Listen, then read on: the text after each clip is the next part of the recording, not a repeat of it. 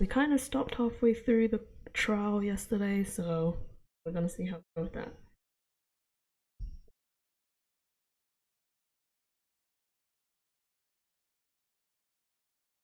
I'm just seeing if my stream is still lagging. Okay, it seems fine. Alright. I already said I want nothing to do with this trial. How juvenile. It's not a matter of what you want, for you will cooperate, Hugh O'Connor. Prosecutor Blackwell, why have you called this witness? You will recall that the day before the mock trial, in short, the day of the murder, the accused testified that she left for home at around 6 p.m. Yes, my notes here do confirm that fact. Right, our client wasn't at school at the estimated time of death, so she couldn't be. Objection! Yes, but that was a fallacious lie, or am I mistaken, golden boy? I've no intention of saying anything more. Now, if you'll excuse me. Hold, I am not through with you yet. It seems the rogue prosecutor has it out for me. Leave, and we just might discuss you know what. No, wait. One little statement and Mr. Cool loses it? What's that all about? I changed my mind. I'll stay and testify. Are you sure, Mr. O'Connor?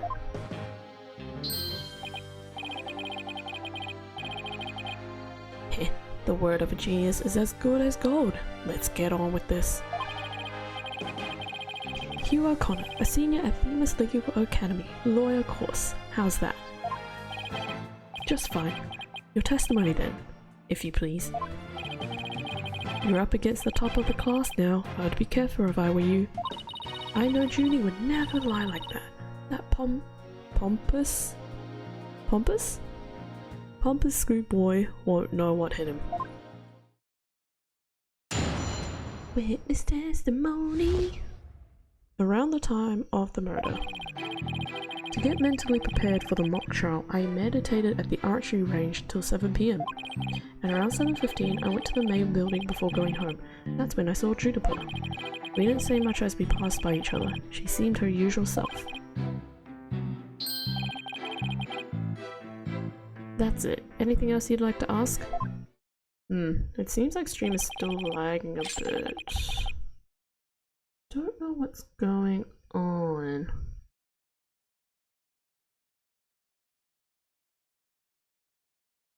Unless it's just me.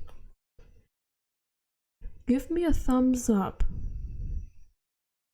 Anyone watching that or lurking, give me a thumbs up if stream is going okay. Because I can't tell from my end.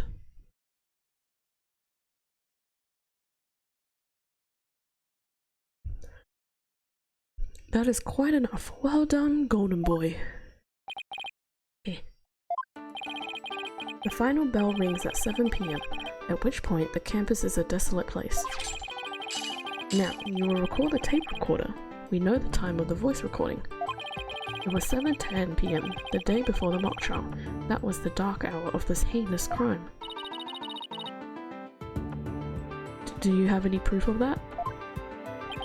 As its final bell, the school plays a special broadcast when the clock strikes 7. The female voice on the tape appears 10 minutes after the broadcast. The killer waited until the school was empty to spring her devious and deadly trap. Tape recorder updated. So when the witness saw the defendant, that would have been... Indeed, it was 5 minutes after the voice was captured on tape in the art room. Ergo, we know that the accused was still in the main building, even after the killing. So the time of the murder and the time of when the body was moved. Great. Another inconvenient testimony.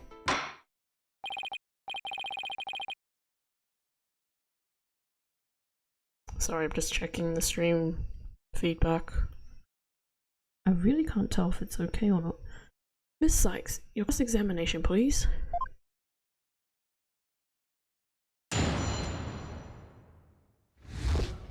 around the time of the murder.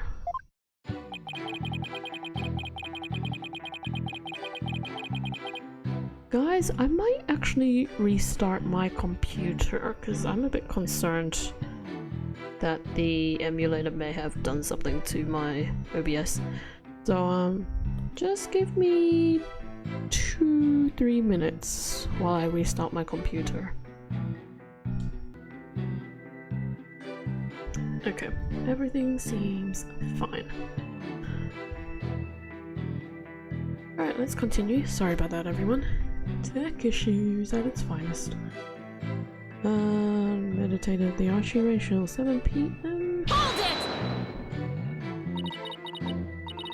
So, do you meditate often? Heh. Don't tell me you're going to start pestering me too. What's that supposed to mean? No need to play dumb with me. All the girls want to know about my private life. What? I will remind the defense this is a court of law, not a pickup spot. Judge, you're talking to the wrong person about this. What? It seems Miss Fancy Pants' lawyer is smitten with the witness. Objection! Objection, objection, objection! I'm just trying to establish the witnesses. If you must know, I never go a day without meditating. Satisfied now, stalker girl? That's it, you better take that. Whoa, whoa there, Tiger. Just take a deep breath and relax. I'll just continue with my testimony now if you don't mind. What a stuck-up, arrogant dude. Hold it! Our client has stated she went home at 6 p.m. You and Professor Court were busy preparing for the mock trial together yesterday, right? Was that the last time you saw her? Yes. I left school at around 6 p.m. No, wrong. I don't know what she was doing, but Juniper was definitely at school after 7 p.m. But I suppose neither side can prove one way or the other. Ugh. But if Judy was there, that means she's lying. Truth be told, I only saw her for the briefest of moments. Hold it! So you just walked past a good friend, barely saying a word? The final bell had already rung. They get mad when you stand around chatting. You need to say chanting. Hip hip hooray! Then again, we're not like you people, talking endlessly in those annoyingly loud voices. Objection! Annoyingly loud voices? I like to if you refrain from insulting my partner like that. Normally I'd shout objection right about now, but I'll take this one for the team. Here. Anyway, I think that's about all I have to say. That's it. Anything else you'd like to ask? Hold it! Alright, I'll take you up on your kind offer. I expected as much, so go ahead, ask away. Mr. O'Connor, I want to ask you, did you go to the art room? Why did you stay past the last bell? How did you prep for the mock trial?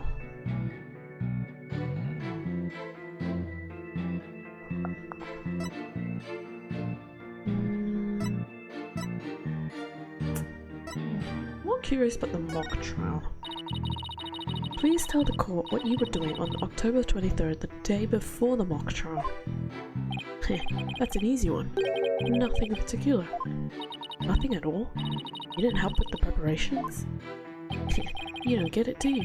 I was merely playing the role assigned to me.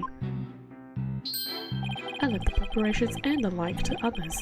My job was to mentally prepare. To be mentally prepared, excuse me. Judy put her heart and soul into getting things ready, while he just sat on his behind. Just to reiterate, I spent most of the 23rd meditating at the archery range. I didn't talk to anyone until the school closed at 7 p.m. I suppose a few archery club members did come and go while I was there. But you didn't talk to anyone? Not a single soul? That's right. I didn't say a word to anyone till the final bell at 7 PM. I see. This is crucial information. Please add it to your testimony. I don't know if you're bluffing, but if you are, you have a pretty good poker face. Poker face. I didn't talk to anyone until the final bow. I've been meditating alone at the archery range. You really didn't talk to anyone? Well, I did exchange a few greetings. What does that matter? So you didn't have any conversations the entire day? He thinks that claim needs a little more scrutiny. Hi, Rain. You came pretty much right on time, more or less. You skipped the whole dilemma of me right at the beginning of stream not getting Pokemon to run because my frames were dropping like crazy. And then I had to come back to this. What should I ask? Is there anything I should ask about in more detail? I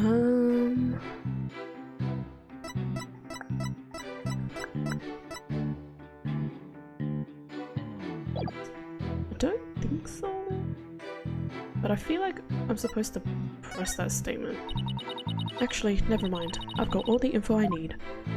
Heh, I don't really seem confident. Okay, so I think...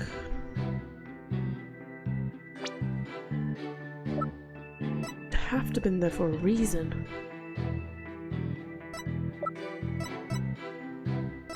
We haven't presented this yet, or this.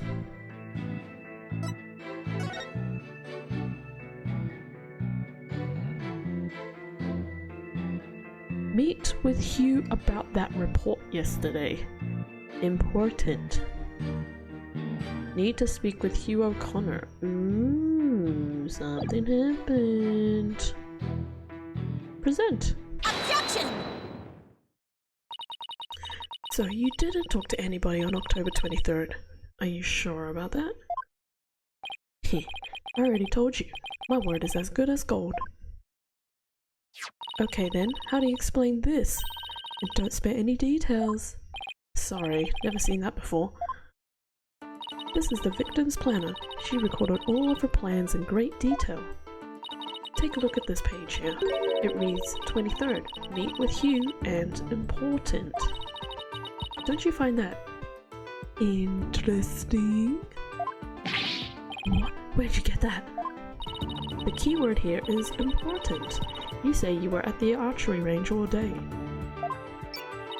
But you also said a few students came and went while you were there. That doesn't sound like a great place for an important talk. But the entire campus was buzzing with activity before the mock trial. Where could they have possibly had a private conversation? I thought about that too. The situation changes after the last bell. What's this now? The witness stayed after the last bell in order to have a private talk with the victim. Am I right, Mr. O'Connor? This is insane. Objection! Must we go through this yet again? I suppose you all have no evidence as usual? No, I don't have any direct evidence. However, the witness was meditating until after the last bell, and he attempted to conceal his private meeting with the victim. Where's Robin? Now me? Who are you going to accuse next? You're just another unscrupulous. That sounds right. Attorney looking to get ahead. Don't let him get to you. He's definitely hiding something. I mean, he was supposed to meet with the victim at around her estimated time of death. I had my suspicions about Robin, but Hugh seems just as guilty. These three are the only possible suspects after all. Mr. O'Connor, answer me this. Did you meet with Professor Court that day? Say yes, say yes. Sorry, Mr. Jailbird Prosecutor. I don't mean to steal your thunder, but I've got something to say. If it will save me some trouble, then by all means, speak away. If you would recall, Miss Sykes, the voice on the tape recorder was female. Knowing that, I'd like you to explain how I could possibly be a suspect. Oh, he has a point. Impressive. Golden boy here does shine gold indeed. Care to take the reins? You're more than capable of prosecuting this case. Sorry, but I'm studying to be a lawyer. What a pity. To think such genius is to be wasted on mere lawyering. Oh, he's twitching. At last, your moment is here, Sykes-Stono. Time to refute Golden Boy's statement and prove that you're the young prodigy worthy of the badge on your lapel. Lapel? Lapel. Your coat. Erg. Could he lay any more pressure on? The voice is unmistakably female, so there's no point arguing about that. Yeah, you're right. In which case, to whom does the voice on the tape really belong to? The witness, the victim, the defendant. Well, it's not the witness. Oh, it's the victim's voice. The voice on the tape belongs to the victim. That's the only thing that makes sense. Objection! Are you mad? The voice on the recording says you're a goner. Oh, I think she's saying Hugh O'Connor. Because it sounds like you're a goner. Oh. That is something a murderer shouts at their victim, not the other way around. Yeah, that is a problem. You're a goner. You're a goner. You're a goner. Athena. You're a goner. You are gonna Hugh O'Connor. Hugh O'Connor? Wait a second. Whoa, Athena, you're scaring me here. You're scared? I'm terrified for even coming up with this. With what? Prosecutor Blackwell, you wanted to know if I am worthy of my badge. Well, I'm about to show you why. Despite my age, I can wear it with pride. Oh, then can I take it? You won't be changing your argument? Still, it stands that it's a bit odd for the victim to be the one yelling, "You're a goner." I agree, if that's what the victim was saying, but it's not. I assume you have something to back up your assertion, Miss Sykes? Not exactly, but you don't have to add fuel to his fire, Your Honor. If it is indeed Professor Court's voice on the tape, then she was shouting because she was...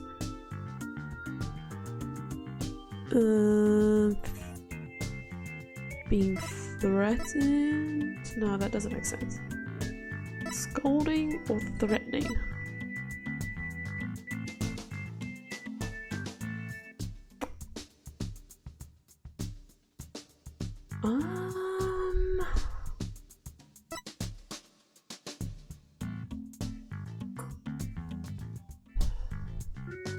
Objection!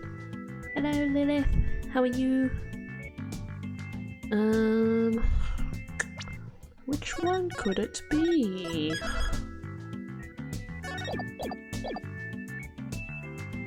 Holding, being threatening.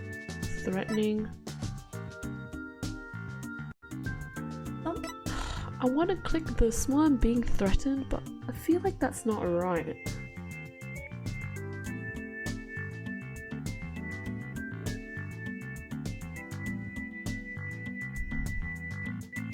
Well, I did save, so worth a shot. Nope.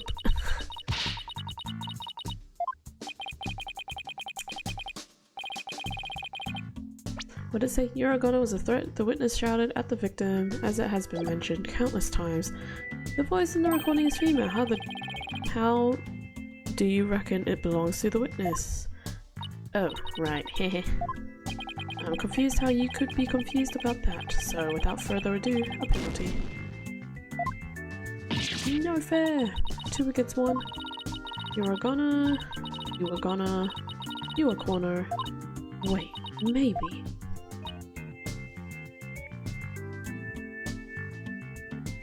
Threatening?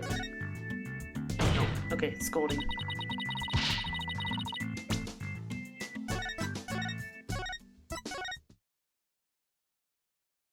I guess you wouldn't really call out their full name when you're threatening them, would you? I mean, I wouldn't know. So, I would like to call one basic fact into question. Is that shout on the tape really saying you're a goner? What are you up to now, Athena? Professor Court's planner says she was supposed to meet with the witness for an important talk. Perhaps our witness, despite being a genius, had done something wrong. And this made Professor Court get angry with him during their private meeting. I don't see how this changes what we heard on the tape. Well, if you want to see how it changes... things, then let's try a little experiment. Your Honor, I want you to yell at the witness as if you're mad at him. But, and this is important, use his full name. Okay, let's see. You are Connor. What did I do to deserve that? Yes, like that. Now try again, but faster. You are Connor. You are Kona? You are Kona? You are Kona? Wait a second. No, this can't be. Objection! You think I'd spend the energy to lead you this far if it wasn't true? But it is, Your Honor. Humans are not perfect. That is a scientific fact. We sometimes mistake shadows for monsters or the wind for voices. Now that you mention it. You can do this, Athena. Just give the old guy one more little push. Oh, your browser crashed. Oh no! Is it back now? Are you back? We're all having tech issues today, seems like. Because in case you guys missed it, I was supposed to play Pokemon today, and then my Macbook said no. So, we're back to Ace Attorney, which I don't mind, because that means I can finish this episode quickly. And also the game. The sound on the tape recorder never was the phrase, "You're a goner." That's only what we thought we heard, when in fact, it was the witness getting yelled at. You blame me because I came and bam, internet stopped working. Oh, yeah, you can 100% blame me. My bad.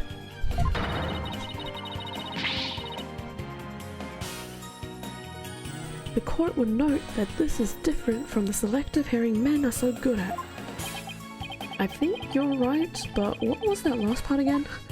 Never mind. The important thing is that the voice that was recorded isn't our client's. And since it was the victim scolding the witness, he must now join the list of suspects. Hi, Shuvi. Objection! How are you? Welcome to the stream. Hope your day's been well. I had thought that testimony would suffice, but it seems it has come to this. I will not allow such fallacious quibbles to append this case. What is with this guy's English? Why?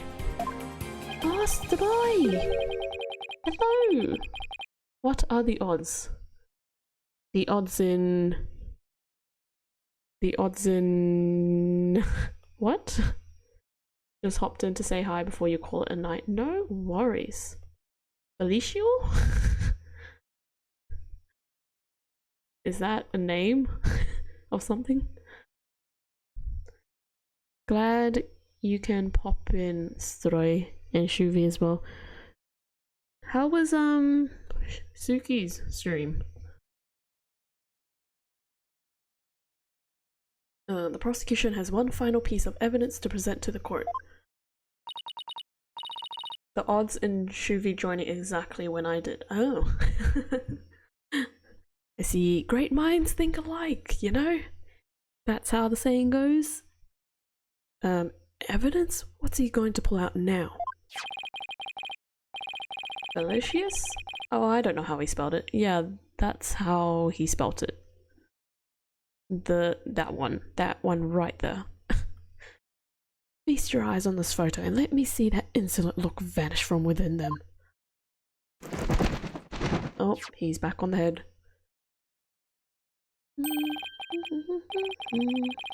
Let's see here. Oh, it's a picture of the defendant and the victim. The photograph shows professor and student preparing for the mock trial together. Wait, was this taken in the art room? The room where the murder occurred? Thanks, Dry. Enjoy your lark. Thanks for popping in again. Indeed it was, but the revelations do not end there. Do you see the clock on the wall? It reads 7:05, a mere 5 minutes before the voice was recorded on the tape. What? The accused brutally stabbed the victim to death 5 minutes after this photo was taken. Oh, great. It seems the defendant's culpability in this crime is quite obvious. Junie was with Professor Court just 5 minutes before she was murdered. What now? Nothing I say can change that fact. Understand now? You can believe in your client all you wish, but try as you might. Such misplaced faith will inevitably be cut down before the cruel, steely blade of truth. Yeah! Listen, Missy, the person you'd like to save more than anyone else in the world? I'd be willing to wager that your defense isn't what they desire. But I became a lawyer so I could... You still fail to understand? After so much pain and defeat? The courts are not the play yards of little children dressed as lawyers. So before you break your back in failure, run along home and grow up! It's a bit of a yikes statement there, Blackwell. But a lot can happen in 5 minutes. Very true. Very true. But they don't know that, do they now? Also, he's saying that to an 18-year-old girl, so, yikes. Grrr. Yeah! If he thinks I'm giving up now, he's got another thing coming. I have to find my inner strength if I ever hope to save him. But I can't think of any way to strike back. The worst of times are when lawyers have to force their biggest smiles. That's impossible. How could I smile under these circumstances, even if I forced it? This is badder than bad. Who knew Blackwell had one? Who knew Blackwell had that one waiting in the wings? Is this guy okay? He's defending the defendant, but he's already in chains. He's the prosecutor. So the backstory for him is he's a convicted prosecutor, so he's technically still serving time, but the chief prosecutor, who we are thinking is Edgeworth, Prosecutor Edgeworth, allowed him to be the prosecutor for all of our cases in this game, so hence why he's in shackles, because he's a convict. Yeah, I know it's a bit weird. Why didn't that twisted samurai just present it at the beginning? Wait, maybe this was his real plan? Was he just trying to show me how weak and powerless I am? Maybe he's right, because I really haven't got a clue. Who's the real killer? Who murdered Professor Constance Court? Why would you want that as your lawyer? I don't know.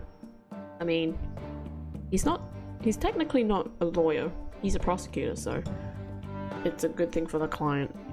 But for the witnesses, it's another thing. Robin Newman, a girl who had been forced to live a lie as a guy. Or was it Hugh O'Connor, the honest student who had met with Professor Court?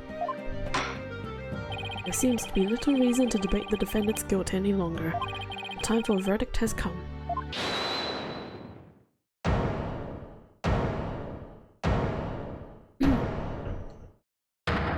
Hello, Robin.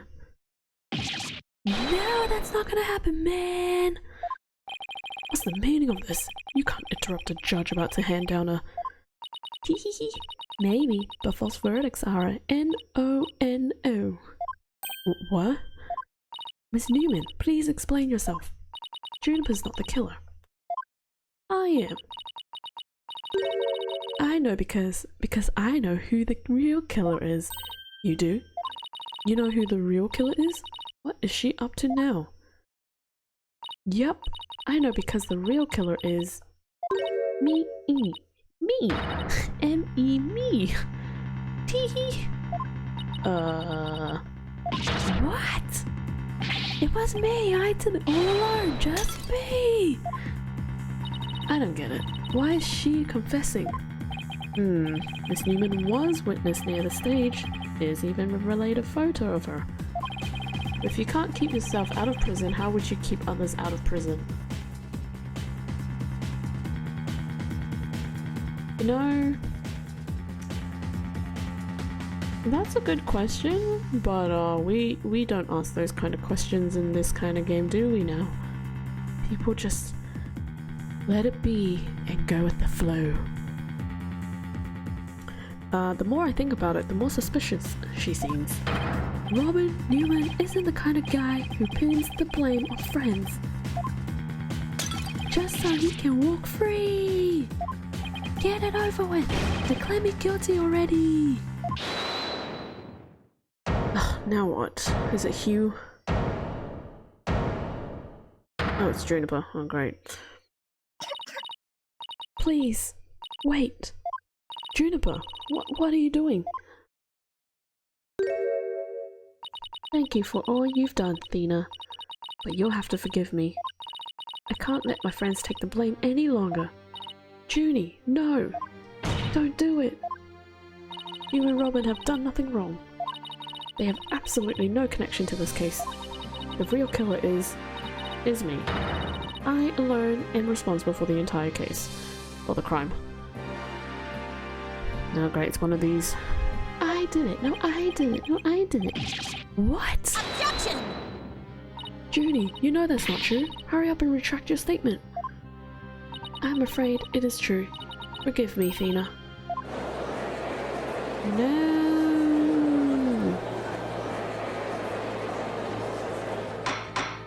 Oh great. Order, will somebody please explain what's going on here? I see right through your cheap ploy. School rules state a prior conviction terminates one eligibility to graduate. A guilty verdict here would make whatever dreams one had to go up in a puff of smoke. Oh, I wasn't aware. The judge wasn't aware of such things. Well, that would have... If that were to be the... Like, you know... If they were just to let that whole thing slide, the whole law system would have been a mess. I mean, it kinda is a mess right now. The judge is bad at its job. Yeah, he's bad. Also, just a heads up, just be careful of some words. I don't know why AutoMod didn't catch that one, but just be careful with that one, please.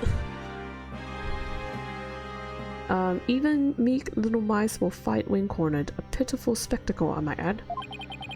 These vermin are trying to protect each other now that there's nowhere else to run. Protect each other? Wait.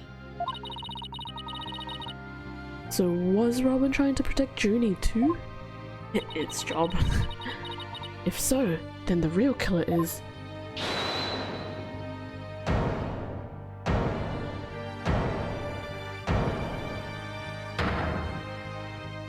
Now what? This whole thing's a joke. Uh-oh, now it's Hugh's turn. What is wrong with kids these days? That's what I want to know. I'm seeing all kinds of stuff now. Kids now in school are real something. They sometimes don't have a filter. They sometimes don't think what they're gonna say, or before they say. They think what they're doing is right, in some cases, or in most cases. They think they can be so uptight and cool in front of everyone and don't understand the effects it has on people. They don't understand the difference between arguing and talking. And I could go on, but it's a long list as it is already now. I know what just crossed your mind, Miss Sykes. Oh jeez. You think I'm the killer, don't you? How are you talking with an bow in your mouth? What's wrong with your other arm?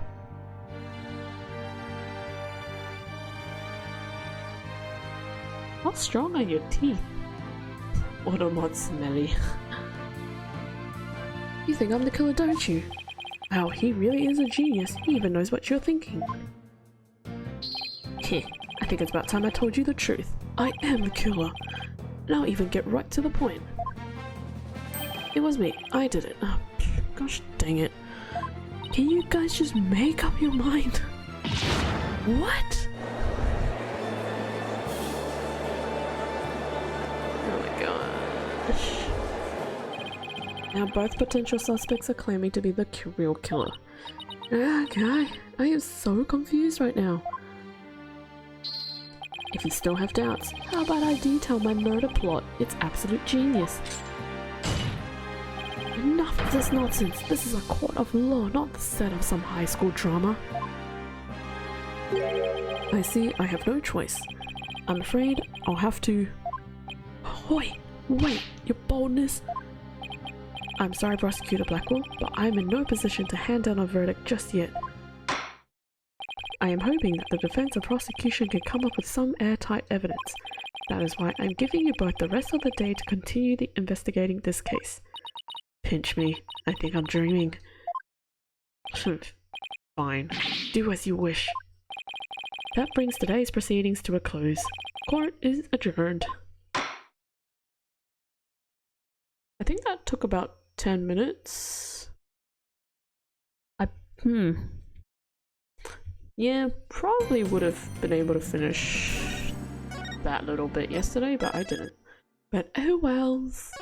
Let's keep trudging to the next thing. We're continuing with our investigation. Where on earth is the main guy? Ace? Oh, you mean Phoenix? He's around. He's not specifically taking this case. You could say he's a supporting person, supporting character, that's the one. Supporting character in this case. Phoenix wrong. Yeah, that one. Oh. Never mind. Hey Shruvy, he's here. Sorry boss, I couldn't do it. You know, that little bit of advice you gave me. The worst of times are when lawyers have to force their biggest smiles. Well, I don't know exactly what you meant. Wright was auto-corrected as wrong. Oh. That is funny because I thought you typed it out intentionally. That is hilarious. But there was no way I could force a smile in that courtroom today. I'm just glad you remembered that. But now how about relaxing a little? Relax! Not gonna happen. Junie, she asked me to defend her because she believes in me. But I felt completely helpless. If it weren't for their confessions, I'd... But if this trial proceeds in the same manner and ends in the same way as the mock trial, would you not lose everything you've worked so hard to gain? Jeez. I'll just have to make sure that doesn't happen then, won't I? You guys like my stream title, by the way? It's literally just the 3 cheesy emojis. Basically highlighting that dude's smile. No, I can't lose it all. Not now. You okay, Athena? You're turning kind of pale. I can't just stand around here. I'm going to finish the investigation. Can't it wait? I just took a batch of freshly baked cookies out of my magic panties. Thanks, but I better get going. Save me one for when I get back. I don't read titles. Fair. Apollo, you wait here. I need to see Junie at the detention center first, right away. No, wait. I'm going with you. Sorry, Mr. Wright, but I'd better go too. No problem. You two be careful. Okay, bye. That was quick. What? Nice. Oh, thanks, Ruby. Cookies from magic panties? What on earth? So, Trucy, she was born into a, what's the word? Into a magician family. Family full of magicians. That's the way of phrasing it. But her parents, well, it's the whole story that you would see in Apollo Justice, so the game before this one. But long story short, she is the adopted daughter of Phoenix Wright. But she was born in a family of magicians. And that is all you're gonna get. If you want more info, go check out my Apollo Justice playthrough. You'll find the rest of the info there. There's so much I need to ask Junie. What happened in court today? Where we go from here? Oh, jeez. Creepy smiley guys here now. Or play the game yourself, or that too. If you really want to go down the rabbit hole. I mean, either way, you'll be going down the rabbit hole. Well, now fancy meeting you here. Like I have to do, but I'ma finish Phoenix Wright first. Oh! I hope I'm not spoiling this game for you then. Spoilers! Oh, Professor Means, what brings you here? I asked him to come. He arrived just a little before you. I wanted to ask him something, but first, Athena. I want to apologize for my sudden confession after you worked so hard to defend me. You spoiled my whole game. I want my $20 back. I'm sorry. You know what? Let's just play. Why don't we play? We can go to Kingdom Hearts. I've been doing some of that lately because I felt like it. Or I don't really feel like going to Paper Mario again. Or we can have a look and see what's in these two. Or we can. I don't know what else is there. Yep. No, continue. She was calling me Thena until just now. No, I should be the one apologizing. The whole thing spiraled out of my control. Nintendo Mario 64? Oh gosh, please. Let me tell you something, Shuvi. I have the All-Stars Mario collection, the game, like the 3 with the 3 games in it. I tried 64 and I went in a rage, so I am not touching that game. Duck Detective, Duck Detective. I've already played that, Lilith. It's on my YouTube VOD. You can go give that a watch too, if you so choose to do so. Don't worry, I'll really bring it tomorrow. I'll find something to prove your innocence. About that, Athena, I've been thinking of asking Professor Means to defend me. Huh? I myself only just heard of this a moment ago. YouTube smelly. Oh, okay. Sorry. Oh, so she thinks Professor Means would be... No, I can't let this happen. Not with the way he wants to do things. Junie. I love those Mario games so much. Professor Means did it. We don't know yet. We don't know yet.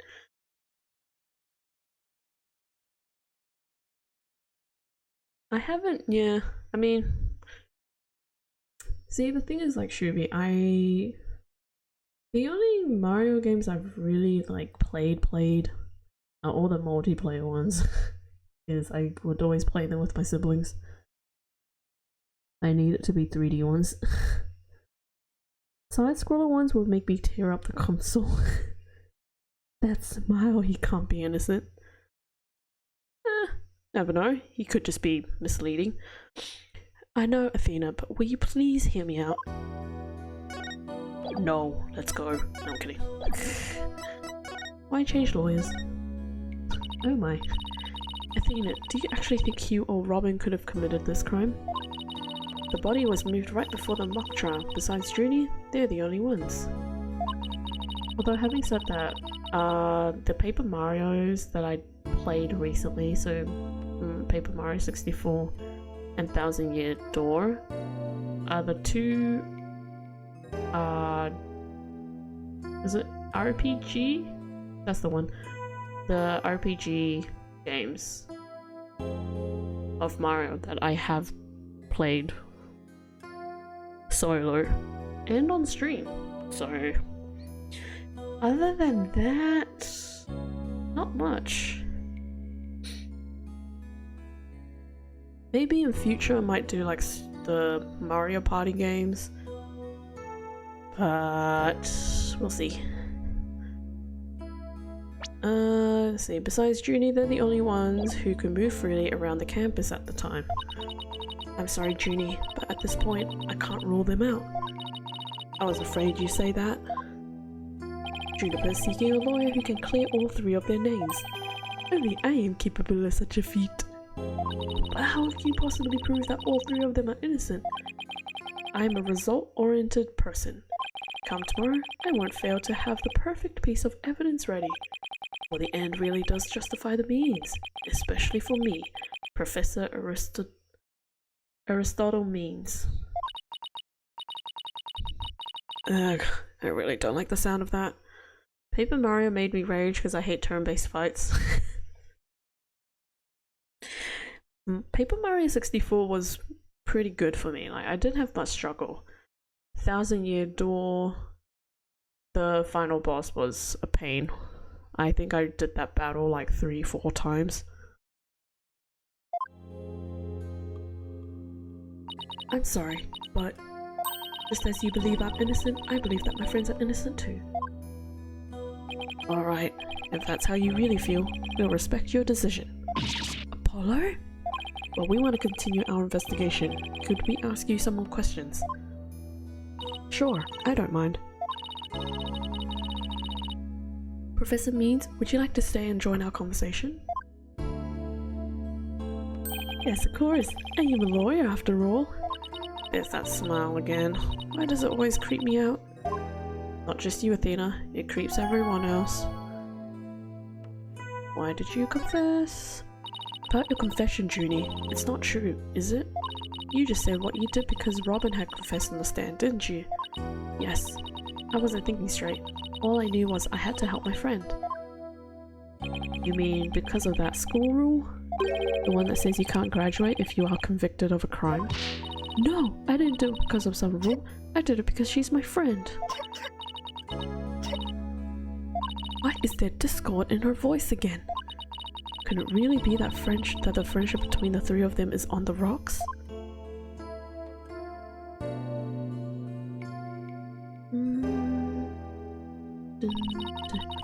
There's more here than meets the eye. The friendship. When did you three first become friends? Well, even though we were in different courses, we really bonded from the first day at school.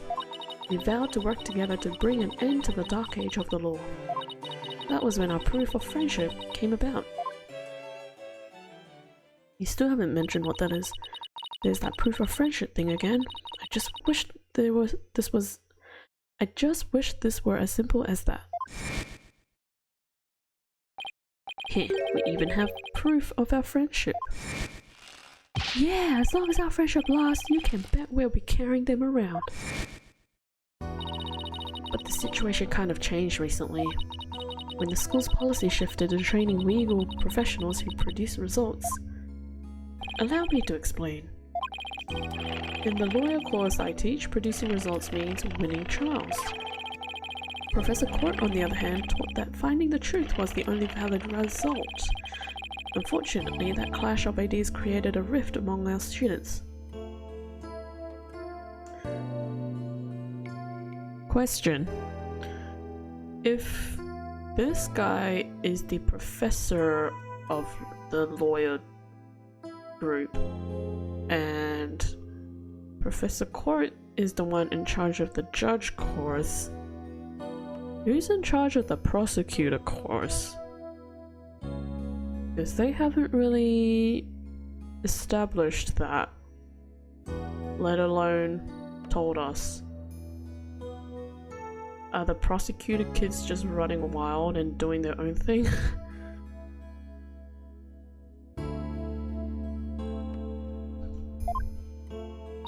At some point, we stopped talking about it. While that meant fewer arguments, it also meant we couldn't be as frank and open with each other as we used to be. I think I understand now. By putting their friendship on a pedestal, they actually did more harm than good. It seems the relationship between the three of them isn't as simple as I thought. Juniper, thank you for talking to us about this difficult subject. Yeah, thanks, Judy. Now, if you could tell us about the day of the murder. There was no budget for a third professor. Yes, for a legal academy that has very high expectations of students. They have no high expectations of prosecutors doing well, I guess. That one grandma Paper Mario's GameCube at the starting area literally forced me to wait for endlessly, to purposely make me step on her glasses and stop me from moving forward. I wanted to smash her face with a frying pan. And Mario, why can't you look where you step when there's glasses on the ground? I hate forced stability. I hate forced BS like that. That could easily been avoided by any human. Are you all good, Shubi? Breathe. No, I see where you're coming at, Shubi. The depth perception for me was something I had to really figure out. And also the timing for the blocks. But after a while I got the hang of it, so it was all good from there. That's where I stopped trying to play that game. Fair enough. Don't blame you. The day of the murder. Judy, you told us yesterday that you went home a little after 6 PM. Was that a lie? I'm sorry I didn't tell you this before, but what actually happened was I left the art room a little after 6 PM and I headed over to my dressing room where I worked on my stage costume until 7. That's it? You didn't go anywhere else? No, nowhere else. If that really were it, then there would be no reason to lie in the first place. She's gotta be hiding something else. Junie, do you remember this photo? Yes, but something's wrong here. Wrong? What's wrong? I took this photo at around 6, which was before I left the art room, but the clock here says it's just after 7. By 7, I'd already been working in my dressing room for some time, so there's definitely something wrong with the time in this picture. Guess we'd better go check the art room. Okay, just one last question about the day of the murder. O'Connor. You've never played Paper Mario? You should give it a try. I was a bit skeptical about it at first, but then when I saw that the 1000 Year Door remake was coming out, I was like, yeah, sure. I'll give it a try. So I played the original GameCube one through the Nintendo Switch Online. And then I was like, oh, this is quite fun. And then I played the remake after that. I think I tried out some Paper Mario Wii game and it got punched further, but never really understood anything that was happening. I heard that the newer Paper Mario games are kinda in regards to the story. I could be wrong though.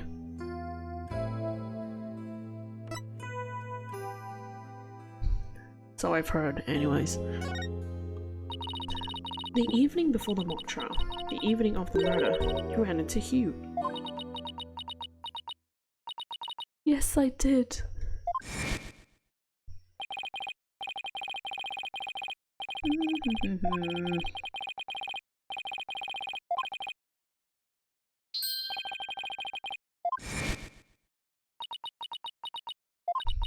suddenly went silent. She always was terrible at hiding things.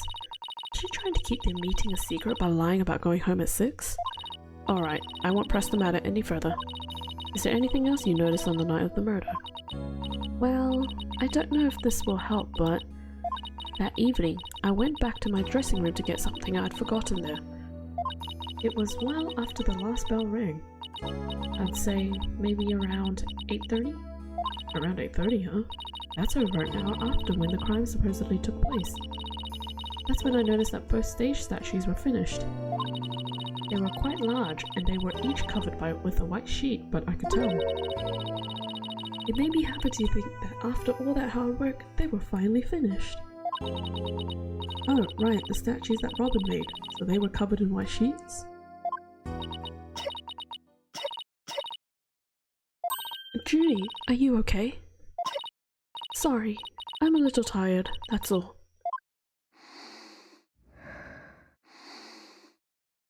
She's averting her eyes way too much. She's lying. She's definitely hiding something. Athena, I think... Bro! Rain, thank you so much for the 200 bits! Corgi bits! You might be one of the first few people to cheer on my channel. I know Thick has, but that was ages ago. Thank you so much for the 200 biddies. Bits. Yeah, I'll take it. That's so kind of you. Thank you so much. The alert didn't really go and play its full thing, but it worked out, I guess. Unless it did play the whole thing for you guys. But thank you so much. That actually kind of scared me. I will use any means possible to get the result I want in Juniper's case. But it will require considerable preparation, so I must be off. Oh, never mind. Junie and Professor Means, I have a proposal. Proposal? Wait, this isn't another one of your crazy... By sundown today! Yes? I, Athena Sykes, along with Apollo Justice... Wait a second, don't drag my name into... We're going to discover the truth behind this murder mystery. What? And we're going to bring you solid evidence showing just what that truth is. I see. Though it has come to this, has it? If we succeed in doing that, I want you to promise that you'll accept it, Junie, no matter how hard it is to hear. Then, you shouldn't need anyone else to defend you except me. Have we got a deal? I trust that's okay with you too, Professor Means? I have no objections as long as Juniper is satisfied with this arrangement. Okay, but only if it's the real truth. I'm sorry to put you through this, Athena, but thank you. I've been thinking only of myself this whole time. Junie, it's way too early to thank me, but you can thank me all you want once I get to the bottom of this. Very well, I will see you back here at sundown. Sorry for all the trouble, Professor. It's just she's new to the agency, so... Oh my gosh, I hate this smile. Don't be silly, I find it all rather thrilling. Now let us meet here again later. If you'll excuse me, I'd better go. Okay, see you later.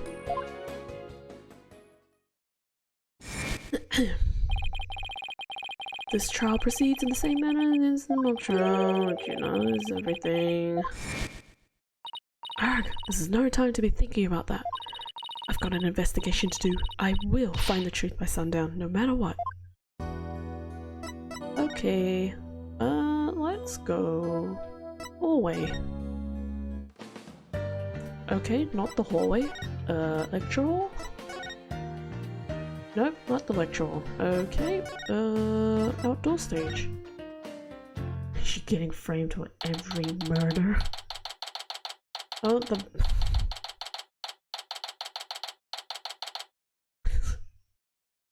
Miriam is just standing there all by herself.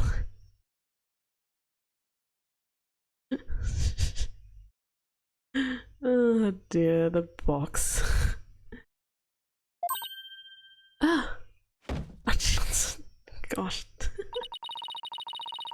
Is it my imagination or did something just move? Oh, he's back. Ah, he's back. Afternoon, you two. Flavia! Prosecutor Gavin, what are you doing here? Don't you think sneaking onto campus like this is just slightly suspicious? I'll have you know I'm continuing my investigation in the strictest of confidence. I don't want to be caught napping again at tomorrow's trial.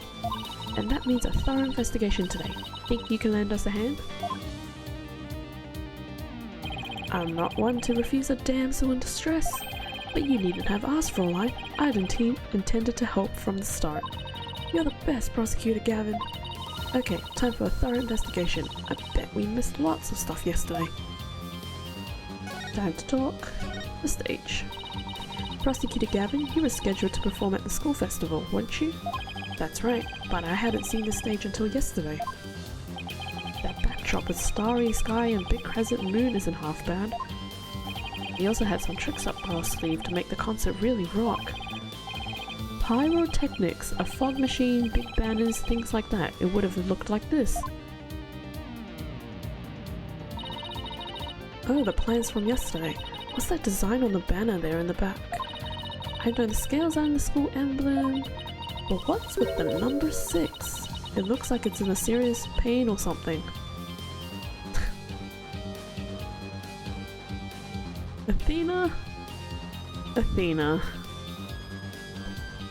Gavin's gonna be offended. Athena? Ixnay on the Ixay. What? I've never seen or heard of that. That's the Gavinese logo, Fraulein. Oh, and nice pig Latin air forward. Real smooth. Oh, I meant it looks like the number 6 rocked me seriously hard. Nine. 9? Nine? Oh my gosh, I'm so sorry for the Germans out there.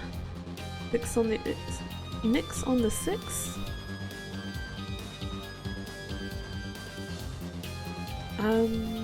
Maybe? I don't know Latin. Name for a line. It's a G for Gabonese, not a 6, but whatever floats your pretty boat. So where is the banner?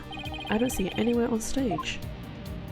It was an important part of the show, but the school managed to misplace it somehow. It's a pity. We had it specially made from heavyweight high-grade cloth. It was pig Latin. Yeah, never really... Yeah. A missing banner and 2 broken statues. There are mysteries aplenty to be solved, yeah? Come to think of it, one of the broken statues was of Prosecutor Gavin. The statues. As you can see here in the stage plans, right here we have the statue of me, and right here, Wright's statue. But little does that matter now, as we both fly in pieces thanks to you. Air forehead. What did I ever do to you? Actually, the statue broke into rather large pieces. Why don't we try to put it back together? Maybe we'll learn something new. Picking up the pieces of a shattered rock star? Achtung! That's one uber cool idea. Why does Uber have 2 dots over it? Is it meant to be pronounced differently? There might even be a song in there somewhere. Yay! Let's do this! Shneew! Is this an investigation or am I interrupting a German language club social event? Same. Same opposed, same. We will get to the box girl later. Okay. So if I click there.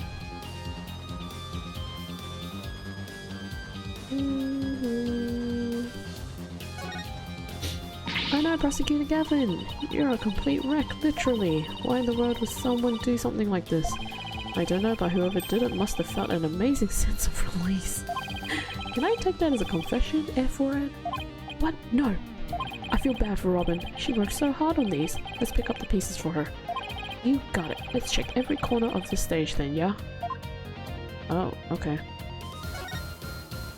Found one! A piece of Prosecutor Gavin's shattered pride. Are you saying my pride is as fragile as plaster of Paris? Clavia's just getting roasted. Beat down. It looks like there are other large pieces scattered about. Okay, let's find what we can. Okay, that's one. Can I pick this up? Found another piece of the statue. But there should still be more. Let's leave no stone unturned.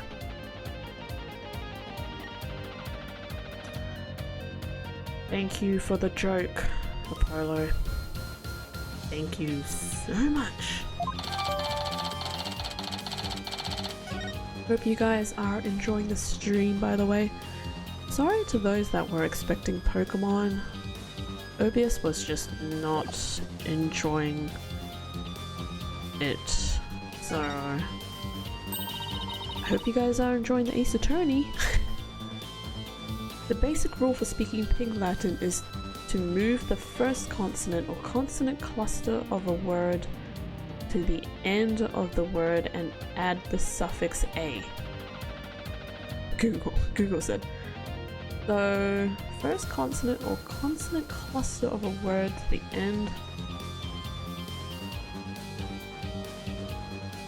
So, ixnay, first consonant or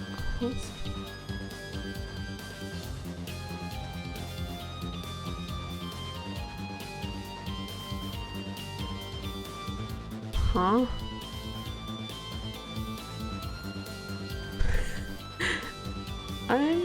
What? I'm confused. I'm trying to like mentally figure it out in my head with the thing that Apollo said, but I can't really understand. He said ixnay to the ixay, yeah. So I know he said that, but I'm just trying to figure out how you would... So I have not a clue. I'm gonna go and play a game. No worries, Lilith, thank you so much for popping in. Enjoy your game. As to all of you out there, feel free to stick around and hang out and lurk, excuse me. But otherwise, thank you so much for hanging around. Nix on the 6. I have no idea what that means. Oh, I see what it... Okay, I understand now. That's so interesting. What is Nix?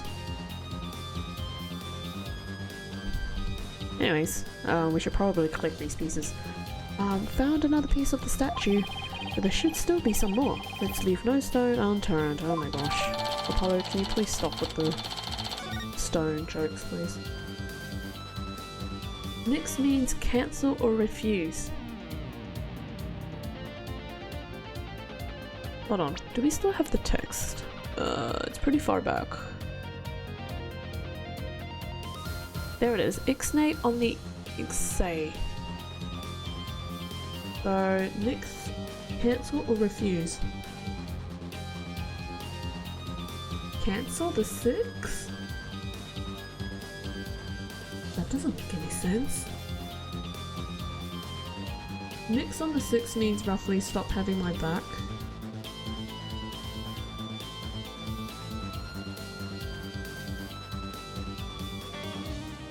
But Apollo didn't really say anything bad.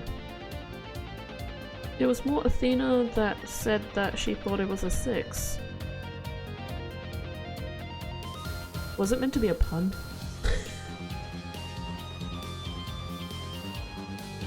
Anyways, I really like Gavin's theme, by the way. One of the best themes, if I should say so myself. The other statue Robin made, it's been smashed to bits. If there were some larger pieces, we might be able to put this one back together too. Yeah, but all I see are itty bitty ones. I wonder what Mr. Wright would think. If you knew we put Prosecutor Gavin's statue back together but left his like this, you could always come back to it after the case is solved. I'll help you fix it. Okay. So is there no other pieces? I don't want to talk to the girl. That may translate to stop with the 6. Yeah, that's what I was thinking as well. Maybe it is stop with the 6.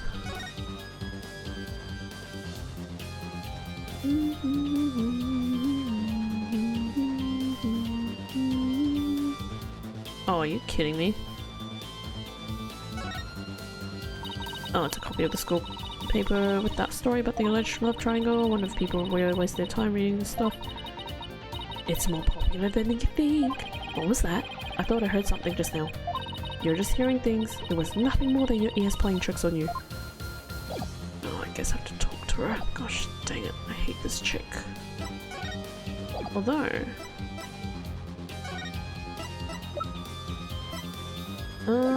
actually... do this. Wait, you don't think this weird box here is... Hands off! I knew it. I'd know that voice anywhere. Let's just ignore it. I mean, it made its wishes loud and clear.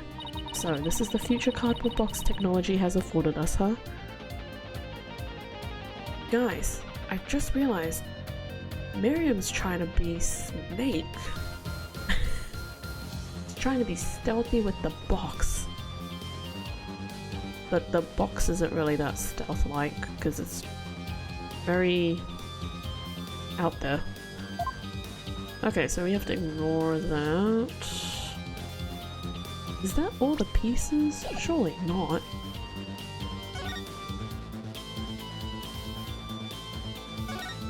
Are there some hidden? Oh, hello. Never mind. Found it. Found another piece of the statue. Is that all the pieces? Nope. Okay, so there's definitely some hiding around somewhere.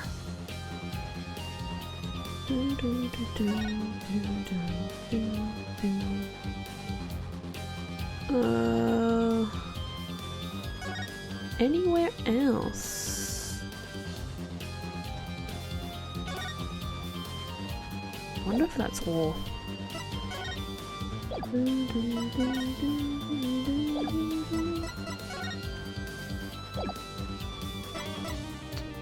I don't think that's all.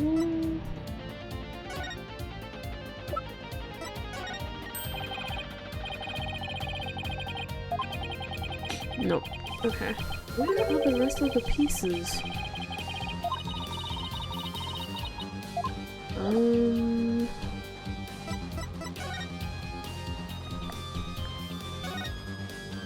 Wow, they built a witness stand too, even though it's just a temporary stage. Oh, but I think they're still working on it. Let's see what this notice says. Caution, pedestal features a high-speed rotation mode. Activate with care. You mean this thing spins?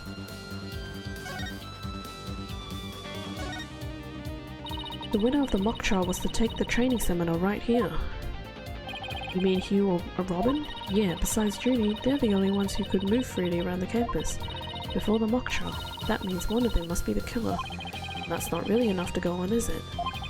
We need to talk with Juniper one more time and persuade her to give us a name. Right, and that means we have to find irrefutable evidence before the day ends. There's no time to lose, but we can't rush it either. Efficiency is key.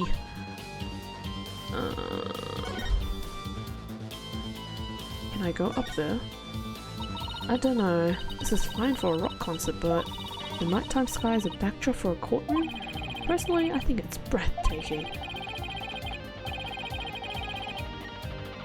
I mean, speaking of the truth under a starry sky, don't you think it's romantic, Fräulein?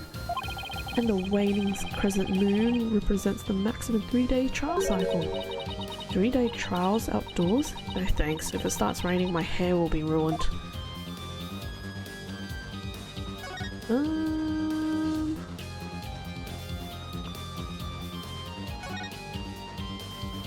Oh, we can go behind! Did not know that. This looks like another piece of the statue. Thanks, Apollo. This makes 5 pieces in all. I think we have all we're going to find. Okay, let's get back to where Prosecutor Gavin was shattered. I think you might want to reword that.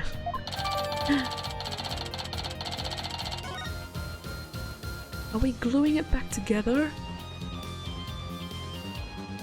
Well, I don't see any other big pieces lying around. Yeah, let's see if we can put the statue back together. Alright Apollo, you come over here, and Prosecutor Gavin, if you could hold this... Oh, we're not gonna do it? Oh, I really wanted to do it.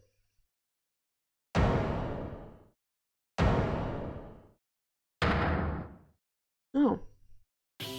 We did it! Not bad if I do say so myself.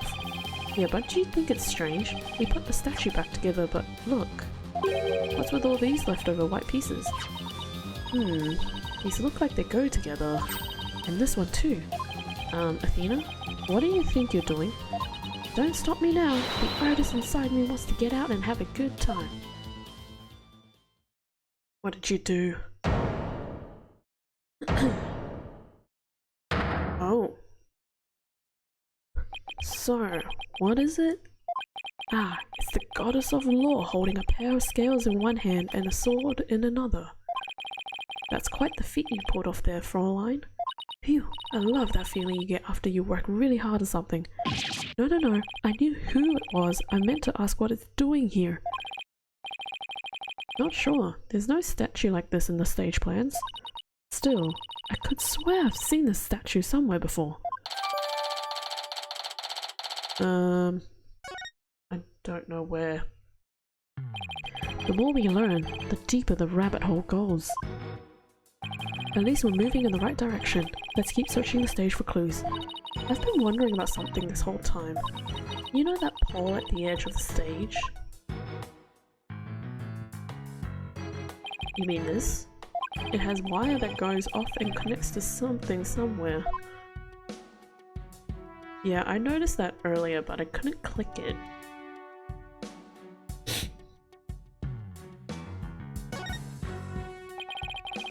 An impressive building fit for an impressive school. Yeah, and these beautiful walls are like a big blank canvas. See? My shoe prints leave really distinct marks. Hey, cut that out before you get us in trouble. Oh, I was wanting to click the cloth, but okay. This wire is for hanging banners over the stage. One of the policemen who was here earlier was checking how it worked. Oh, so that's why the banner looks like it's out of place. The banners are hung and removed from the art room over there. That's the art room over there? As in the scene of the crime? Bingo, Fraulein. It's still crawling with cops though.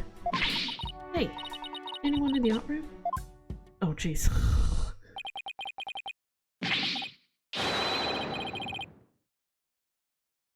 I did not expect that. That gave me a fright. Oh, it's you people! Ha ha ha! In justice we trust! Ah, it's Detective Fulbright! Justice we trust! Is that some kind of greeting between you two? Detective Fulbright, can you lower that banner from there? Of course, just leave it to me. They're really using the 3D animations to their advantage, huh? How's that? Phew! Thanks, Detective. In justice we trust. Hahaha. Always glad to help. In justice we trust. Okay, bye. So, is that some kind of greeting between you two or not? Yeah, you didn't answer the question. Well, looks like the banner's down now. Let's go take a look.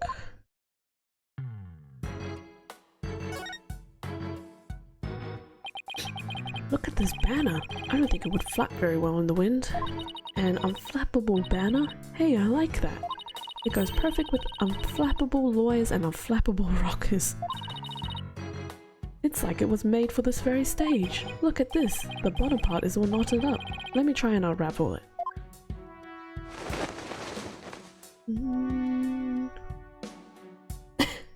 Jeez, did you really have to do? Did you really have to do?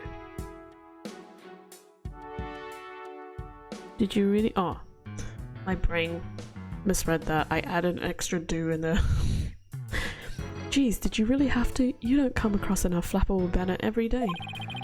Athena, there are some things that have to yield to forces beyond themselves. What a cruel world we live in. Hey, a scrap of paper was caught up inside. It's blowing away. I got it. Yes! Great catch, huh? October. Hue120. Looks like some kind of note. What does it say? October Hue120. What's that supposed to mean? A test score maybe? Pretty impressive when you consider that 100 is a perfect score. I don't see how even Hue can get beyond perfect. Yeah, with that arrogance? Nope. Roland, shall we inspect the banner again now that it has been unraveled? I don't know why I said unraveled like that. Unraveled?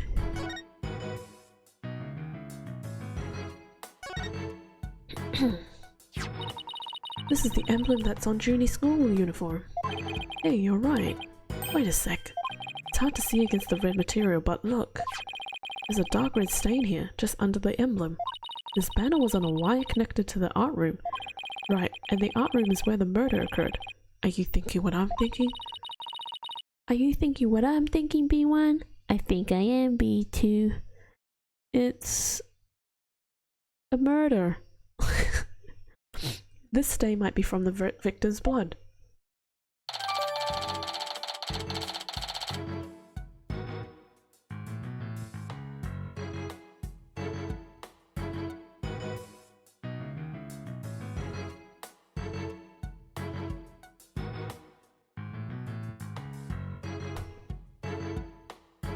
Sorry, I was just finishing off my tea.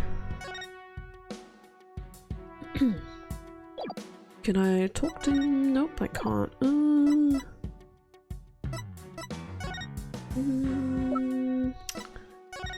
That's all, huh? Okay. So now what? Talk to Juniper, search the art room once the cops are done, search the art room stage. Seek the truth behind the murder. I guess I haven't finished searching the stage then.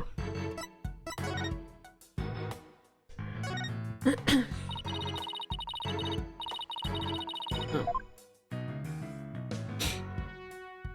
Dun, dun.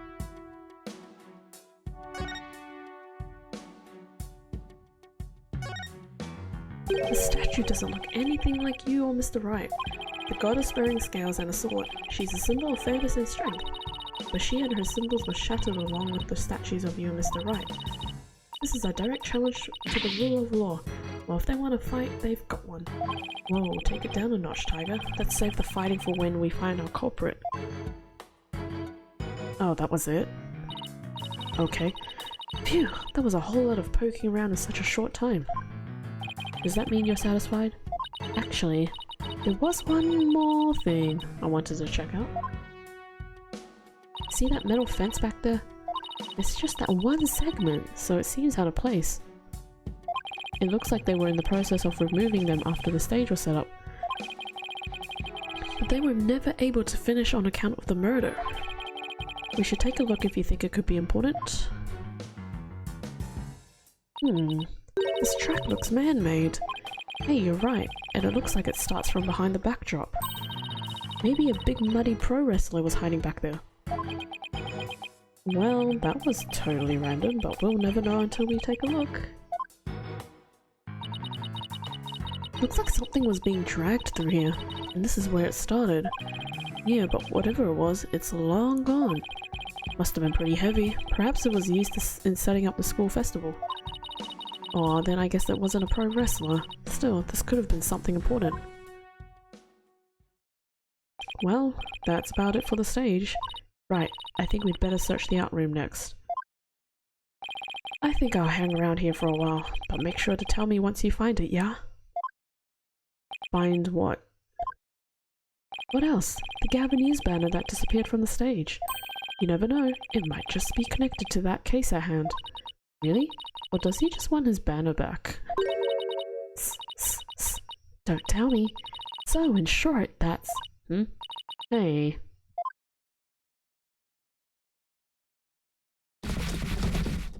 Oh, great. Why do we have to talk to you? that box! It just took off running. I have a pretty good idea who that is, as I suspect you do too. Come on, we can't afford to have any weird articles written about us. The maintenance area's over in that direction, after that box. It's a wild goose chase.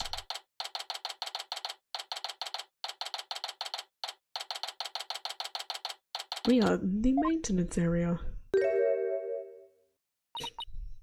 Miriam, you're liable to get tossed in the garbage truck if you hang around here.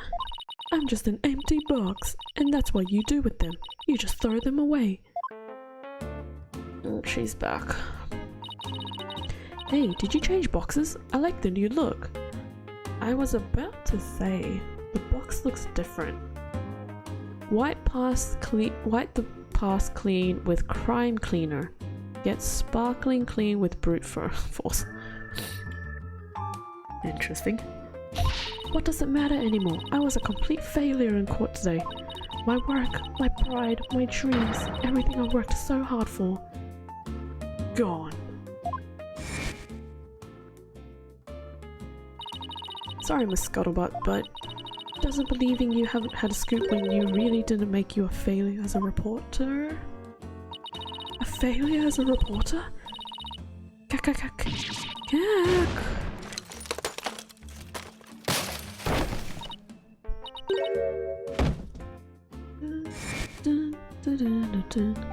Come to think of it, calling her a failure as a reporter might have been a bit extreme.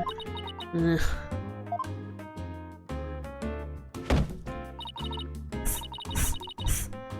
And that's a lot of S's, I'm not gonna do that.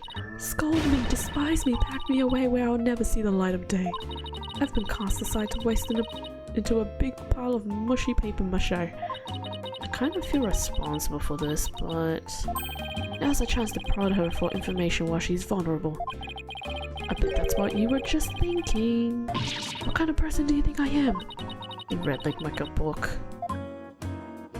Well, good start. Scuttling scuttlebutt. Why scuttlebutt?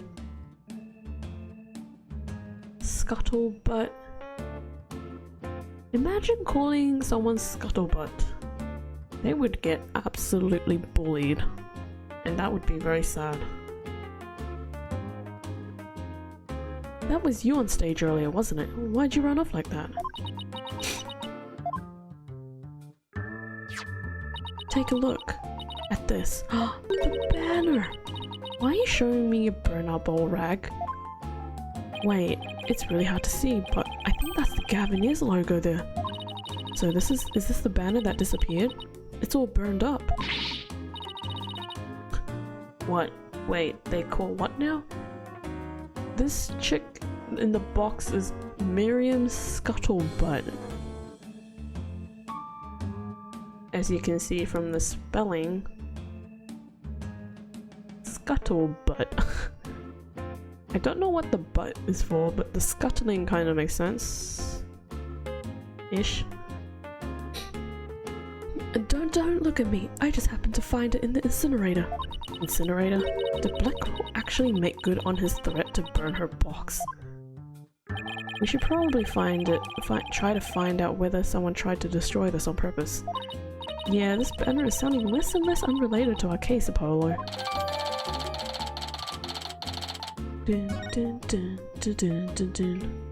Depths of despair. Miriam, I owe you an apology. I shouldn't have said you were a failure as a reporter. Too late. I already decided journalism isn't for me. The last step is to erase all of the photos on my PC. I'm really going to do it. Here it goes. 5%. 10%. Does she have a computer in her box? Huh. How do you move around in the box? 4 years of my life down the drain. Shouldn't we stop her, Athena? Miriam, you should keep publishing your paper. I didn't mean what I said, okay? You didn't mean it? Oh, no, my photos! Stop! Cancel! Abort!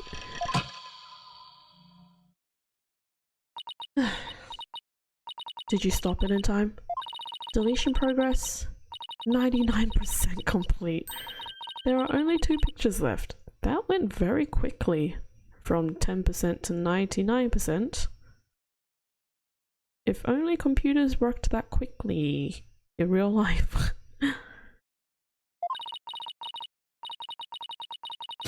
What are you going to do now, Athena? You owe it to her to make this right. I know. Your photo technique. Don't worry, Miriam. Your photos may be gone, but the memory of your photographic genius will live on forever in all of our hearts. Ooh, Athena, that was cringeworthy.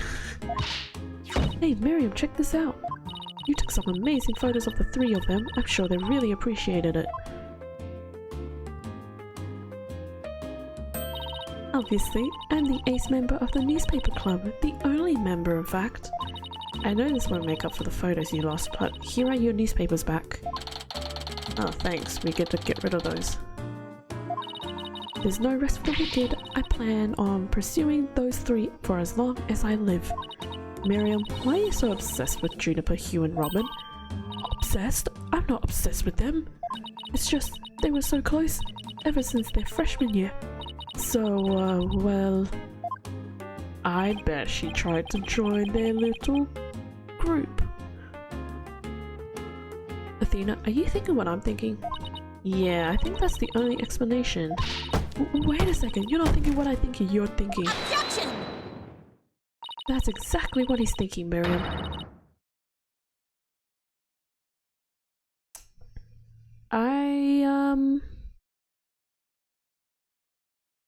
I'm a genius.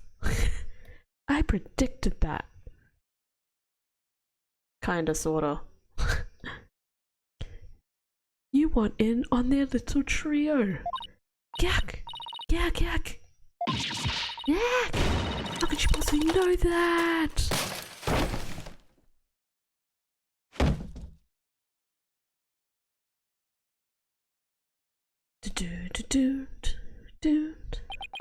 That's one abused laptop. Kak, kak, kak. My laptop won't turn on. Never thought my life would end so soon. A mere 17 years. What's with everyone and being so depressed? Now I really feel bad. Oh, I know. Miriam, we have a laptop at the office. We'd be happy to lend it to you. Huh? You have a laptop I can use? Sure, but on one condition. I want you to ask Judy, Hugh and Robin if you can hang out with them. What? Like I could ever do that. Sorry, but that's the deal if you want to borrow our laptop. You scare me sometimes, Athena. You're like a good cop, bad cop all rolled into one. Kak. Fine, I'll do it, if that's all you want. Yay! I'll be by later to bring you the laptop. Wait! It's not like I owe you anything, but here.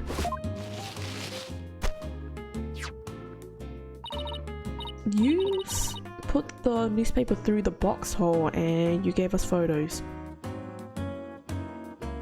What? Thanks. Oh, it's a set of photos. Looks like they're setting up the stage. Yeah, I took them while they were putting the stage drops back into place. Stage's backdrop, excuse me.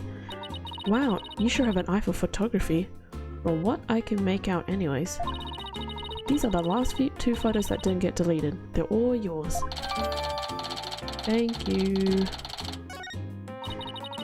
Well, see you around, scary lawyer lady. We have a nickname now. That was really impressive, Athena. What's next? Well, I'd like to talk to Hugh or Robin if possible. Okay, let's walk around and see if we can find them. Okie dokie. Art room is there. We'll go to... I guess we'll go to the hallway and see if they're there.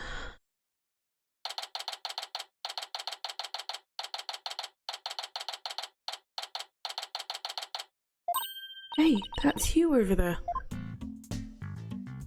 Hugh, we wanted a word with you if you don't mind. If it was Mr. Wright, then sure, but you two? Meh. I knew it. There's a hint of discord in Hugh's voice. You're not getting off that easy.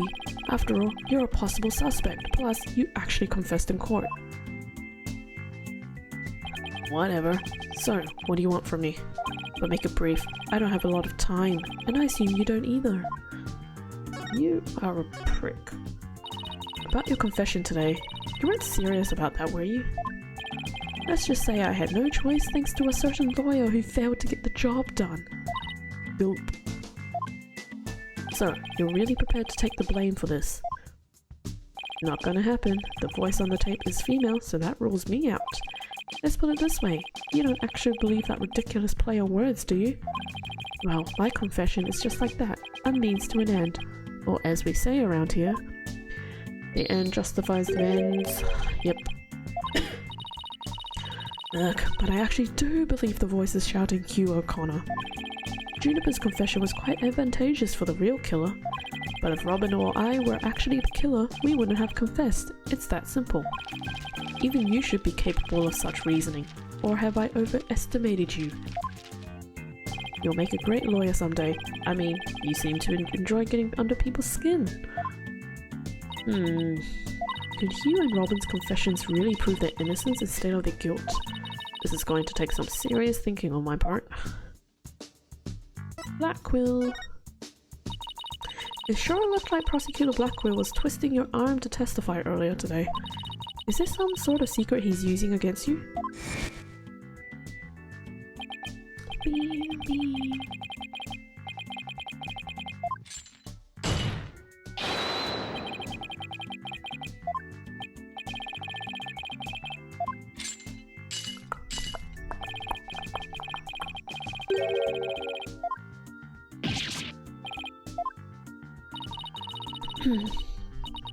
Oh, this is a very long flashback.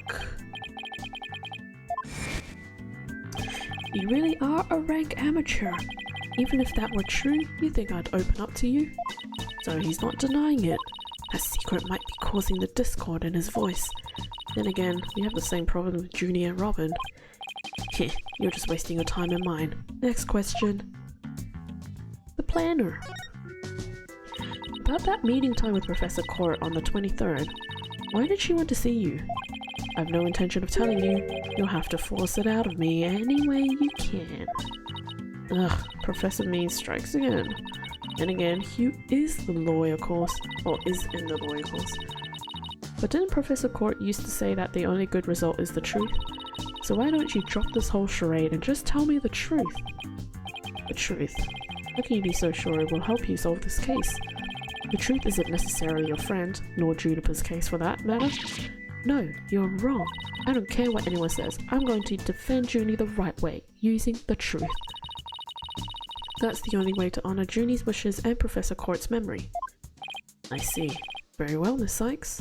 I'll testify tomorrow about the truth you're so interested in. You. But... hehehe. Don't look to me if something happens to Juniper because of it. Understand? What's that supposed to mean? What a terrible thing to say. I thought you guys were friends. Yes, we were. Until just recently, actually. Were? I already told Juniper, so I might as well tell you. I don't really care about her anyway. Oh, anymore, excuse me. What? Why? Just as I have my secrets, she has a side you've never seen. Juniper's not all sunshine and rainbows like you think she is. What are you saying? This conversation is over. I said I don't have a lot of time and I meant it. Okay, bye. But Hugh, wait. He's gone. He doesn't care about her anymore? Why would he say that? That didn't go so well. I guess we'll just have to pin our hopes on his testimony tomorrow. Athena, what do you say we head over to the art room? Might be nice for a change of pace. Hopefully the police have completed their investigation. Alright, we don't really have much time left anyway.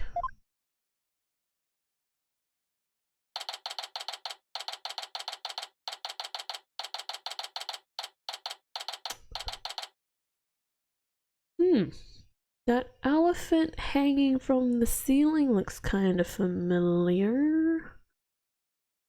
Interesting.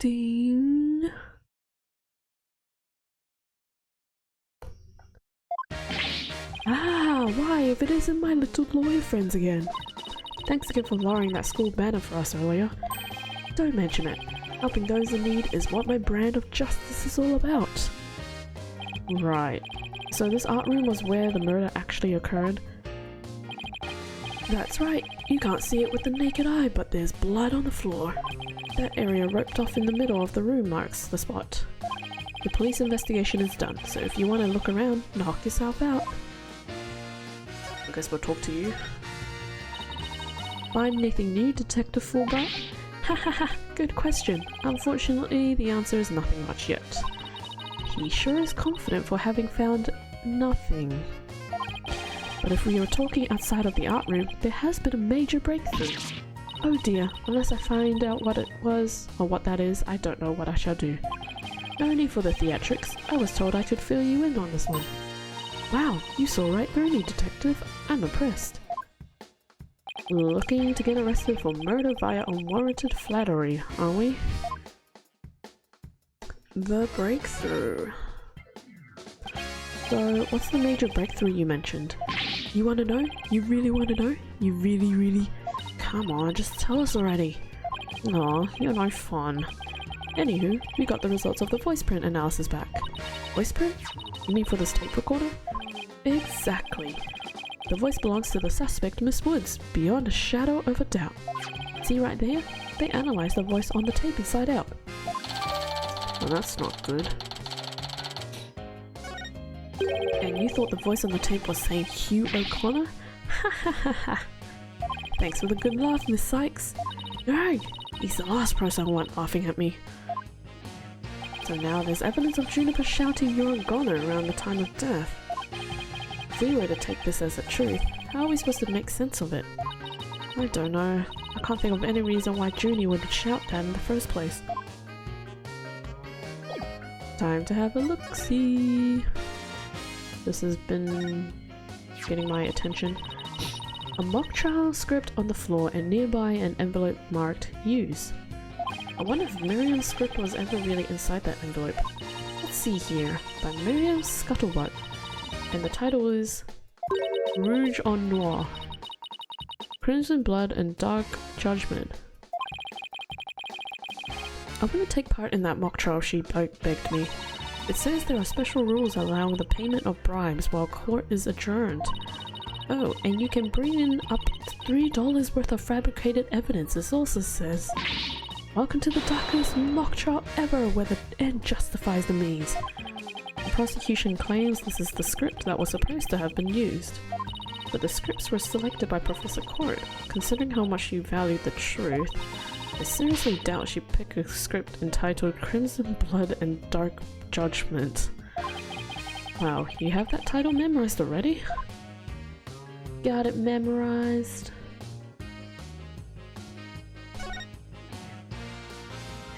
Look, a piece of pottery. Looks like it's already been fired. I bet Robin made it. And I bet it won't last long, not with the way she deals with her own work anyway. Yeah, it seems like such a waste. I mean, this one already has some color on it. It looks just like bloodstains the way the glaze was dribbled onto it. Just like bloodstains? In justice we trust, that does look like bloodstains. We'd better examine it at once. I get it. The victim was stabbed in the middle of the room where the big bloodstain is, and then brought over here, at which point some of her blood dripped onto these pieces. That means the body very well could have been dropped from this the window. In the mock trial script, the body was dropped onto a mat. Then, a ball cart was used to move it over to the stage. The maintenance area is below this room, and the storehouse there has a mat and a ball cart. So, even the moving of the body was carried out just like in the script. The killer sure had a thing for Junie's script. Well, what'd you expect? That's why we suspected the defendant in the first place. Well, you're wrong, and I'm going to prove it in court. Okay, thanks for that. What about this? Isn't that a mock trial script? Actually, there's a whole bunch of them here. Let's see. Looks like everyone from the judge corps submitted one. The victim Constance Court was the Fine Art Club's advisor. so she probably spent a lot of time up here in addition to her other duties. This isn't where I'd keep a bunch of scripts, but I wager that's how they wound up here. Poor stressed out, overworked Professor Court. I know exactly how that feels. You must be, because your desk always looks like a tornado hit it. Thank you, Polo. Tisk, you're the one to talk, Polo. Me? What about Mr. Wright? Maybe we should rename the firm Wright stuff all over the place at Agency. Hey, this area with the rope around it. That's where we detected a large blood stain. In short, the victim was stabbed here or somewhere close by.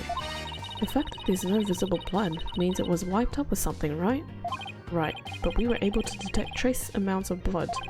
Merely wiping it up does not remove all evidence of wrongdoing, and that, in a nutshell, is justice.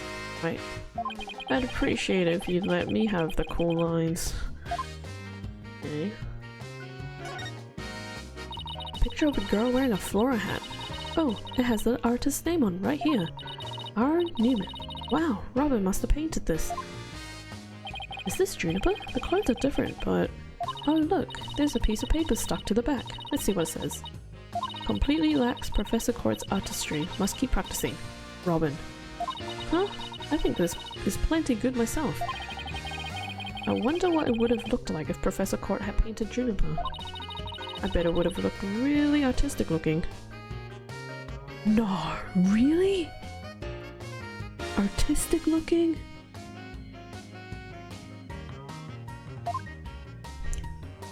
I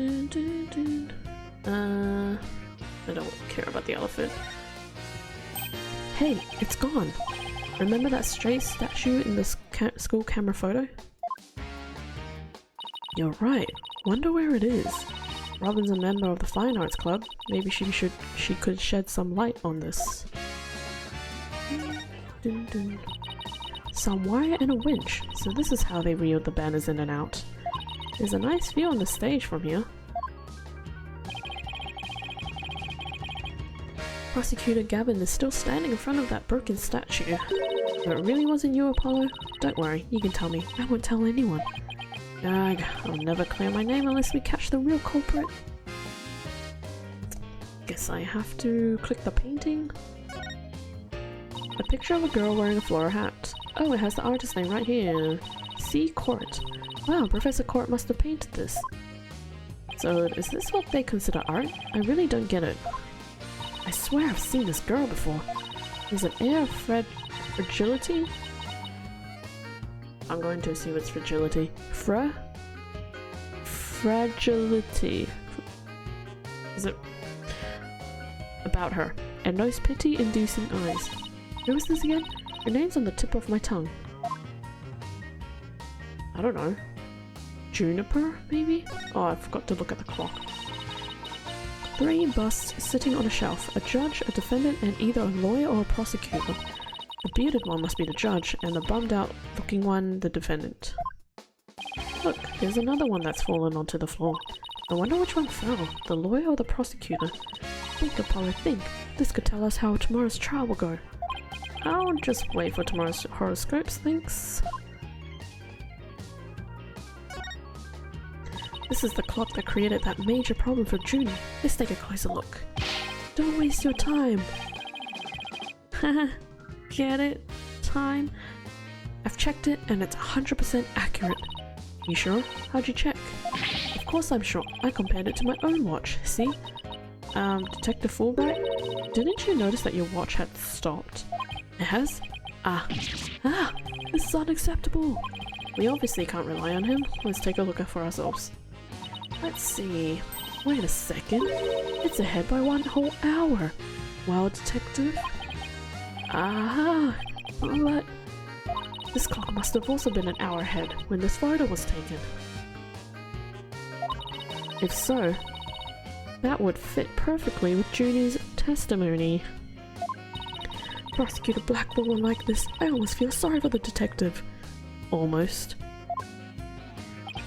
You can at least pretend to feel sorry by wiping off that big grin off your face. Wait, just 1 minute. The clock is an hour ahead right now, sure.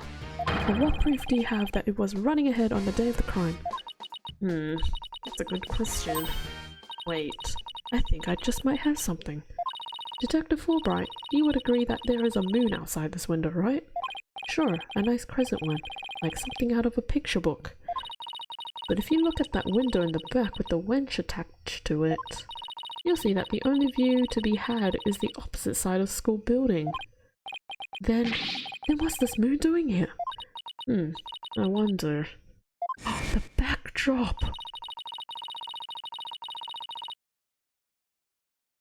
It's the backdrop.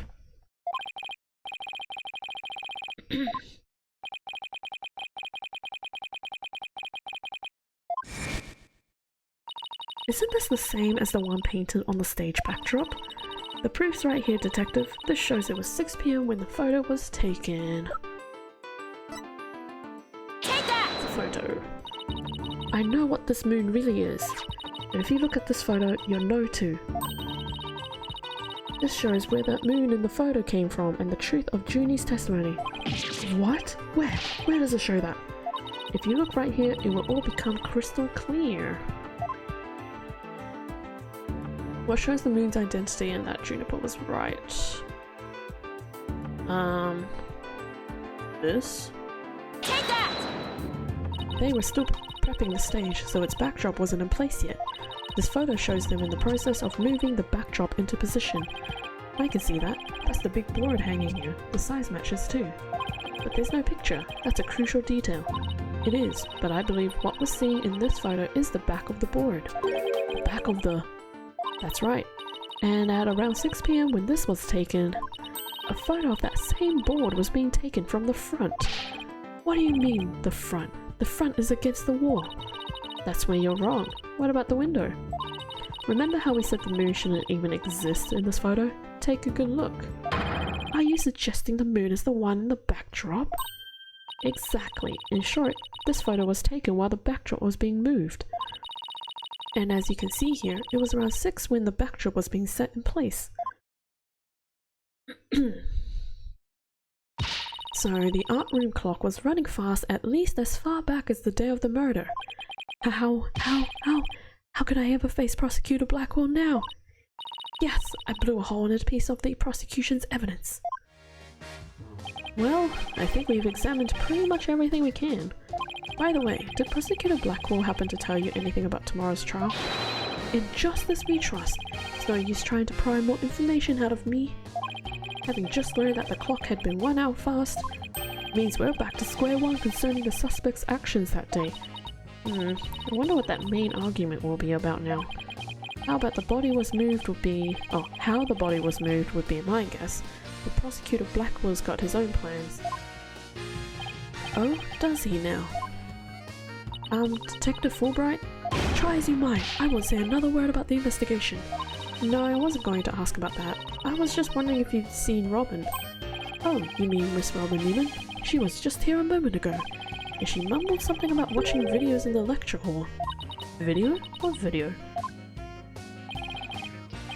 Thanks, Detective. Athena, I think we should stop by the lecture hall.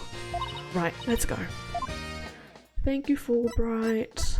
You've been a big help. Robin! Are you in here?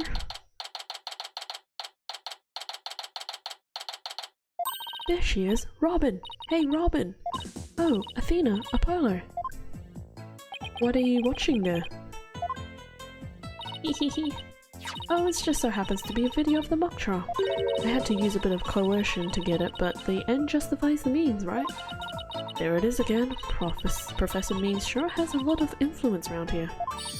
Care to look into the true connection between the murder and the mock trial with me? Sounds great, but do you mind if we ask you some questions first? Sure, I'll tell you anything you W-A-N-T. Okay. Why did you confess? About your confession today.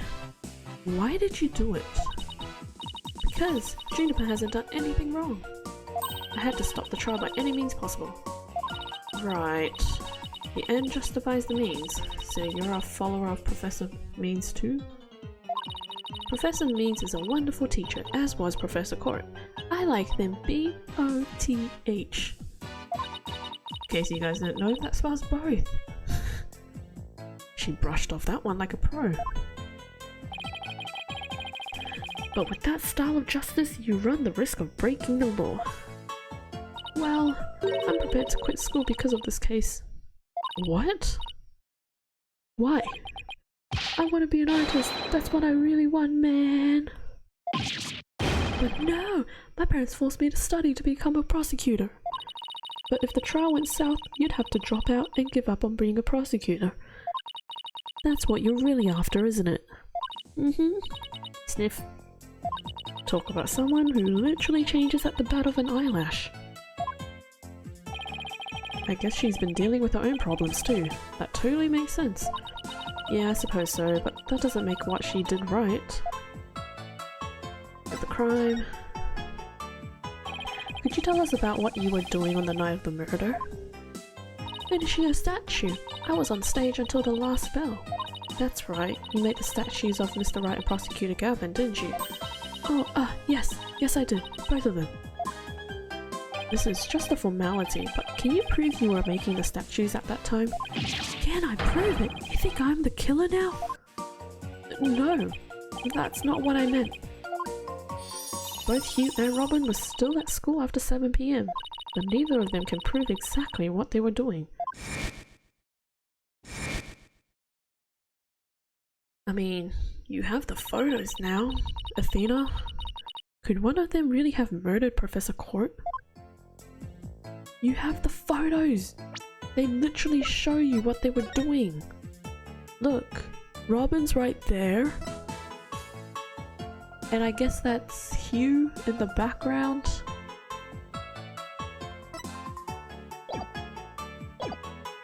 Now that the secret's out, have there been any problems now that everyone here knows you're a girl? Hehe, no worries there. I discussed the matter with Professor Court some time ago. I told her I wanted to let everyone know I was really a girl. And just today I found out that she spoke with the school administration on my behalf. Wow, they must really like you. I know, right? But now I can finally be myself here at the school.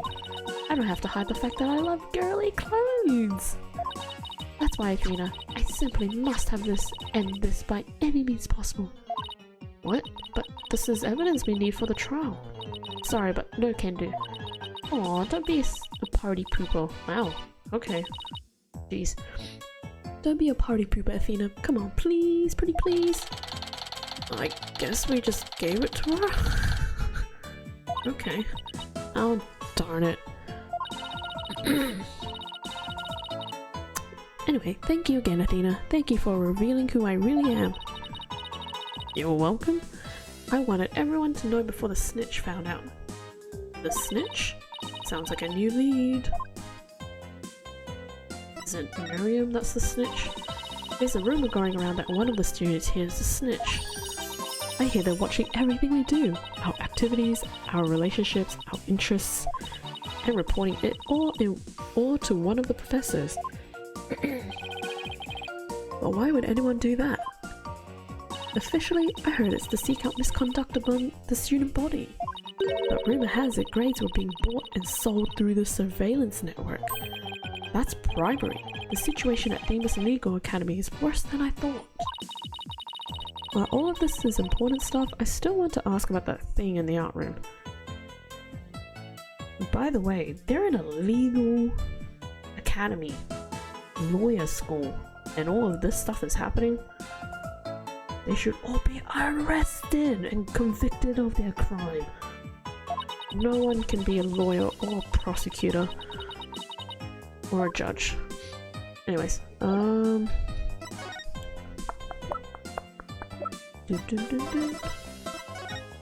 Robin, I just remembered something I wanted to ask you. This photo shows a piece of art on the table. Do you know what it is? Wow! Look at that unique artistic sense. Artistic sense. That has to be one of Professor Court's creations, man. Professor Court's artistic sense? Ew. Professor Court's artistic sense. That's a tough one. I'd say it's an avant-garde avant-garde and very eclectic. No, it's not eccentric. Eclectic? Eclectic? What is that word? In other words, it's weird and all over the place. Come to think of it, that strange looking painting in the art room was one of Professor Court's works, wasn't it? The statue in that photo was originally a statue of Lady Justice. Lady Justice? Professor Court had planned on placing it on the judge's bench in the lecture hall. Hehe. But the day before the mock trial, it broke while she was polishing it. She said she'd take it back to the art room and try to fix it somehow. So this is the statue in its proper state. You bet! Just look at that wild silhouette! Wow, it's so C-U-T-E. Cute. I don't get it. Do you have to be an artist to appreciate stuff like this? Yes and no. You don't necessarily have to. Athena, the Lady of Justice that you put back together on that stage. Oh right, I didn't realize before because it was in pieces, but before it was smashed. Maybe it didn't look like Lady Justice, but more like it does in the photo. But what in the world was it doing on stage?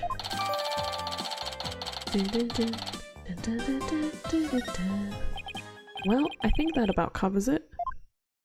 Okay, then how about watching the mock trial video with me? What do you say? Sure, sounds good to me. So how do you want to watch it? Hehehe. All classroom desks at the school have their own built-in computer, you know. Wow, this place is definitely a lot cushier than I thought. Cushier. I know you guys are in a hurry, so I'll just fast forward to the important parts.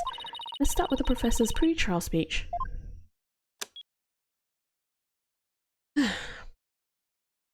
Good afternoon. I would like to start by thanking you for coming here today.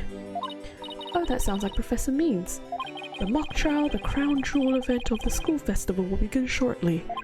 Is the camera like this the whole time? Yeah, it's in a fixed position in front of the stage. When I was a student, I too could hardly wait for this day to come. How come teachers' speeches always make me so sleepy? As a teacher myself, I apologize to all the people out there that had to go through that. The sleepy phase. Let's just skip to the end of his speech. Oh, there's Juniper. Now, let the mock trial begin. Hey, what's the deal here? Why is Junie so large in this shot? Looks to me like she cut right in front of the camera. Juniper was also in charge of the audio. Even though she was already playing a part in the mock trial itself, she had to do it to keep the script details secret. She was all over the place that day. When she wasn't in the trial, she was in the audio control room dealing with the music.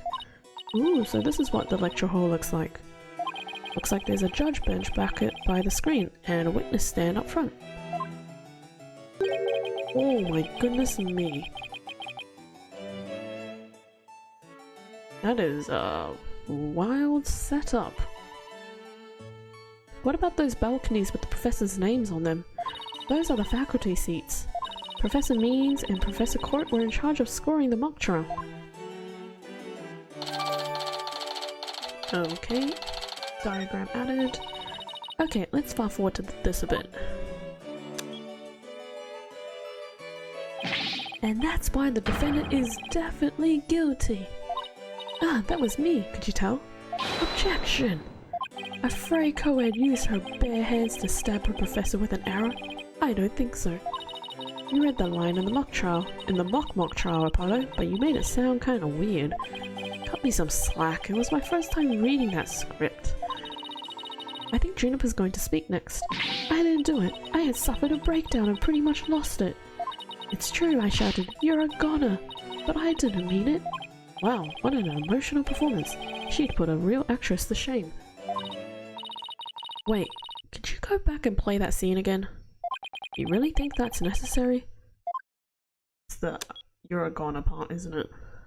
I didn't do it. I had suffered a breakdown and pretty much lost it.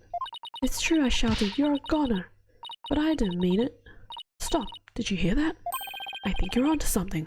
Let's play that last part again, really? Okay.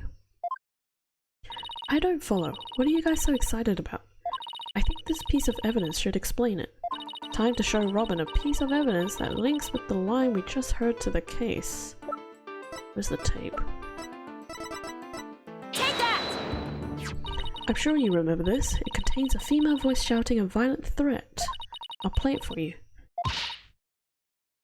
The voices and performance do sound similar, but I can't believe this is happening. It's just a possibility, but if the voice on this tape is really a recording, one made from the mock trial video, then that means this evidence was fabricated. What?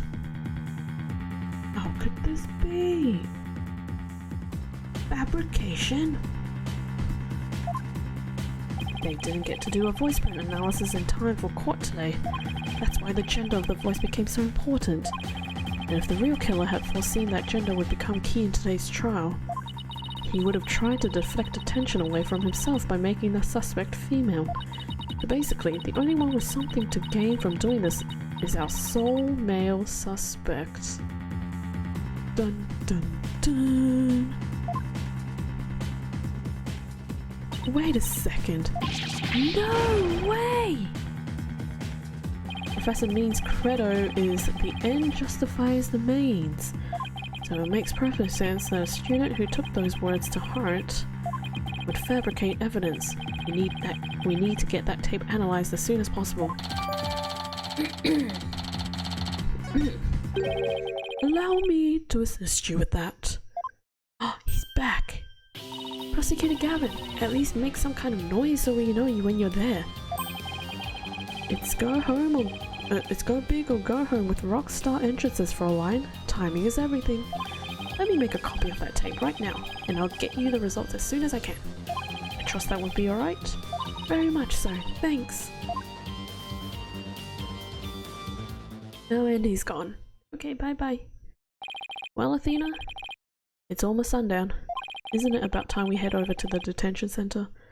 I think Junie will agree that this is something that could prove her innocence, but will her heart really be open to accepting it?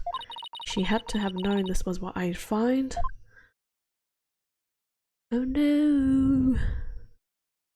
And we're back.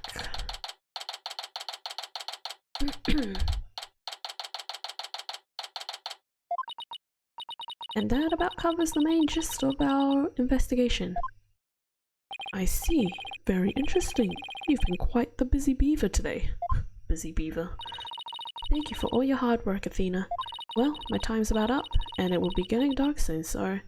Junie, you must be tired after being on your feet all day. You should go home and... No, wait, you have to listen to me.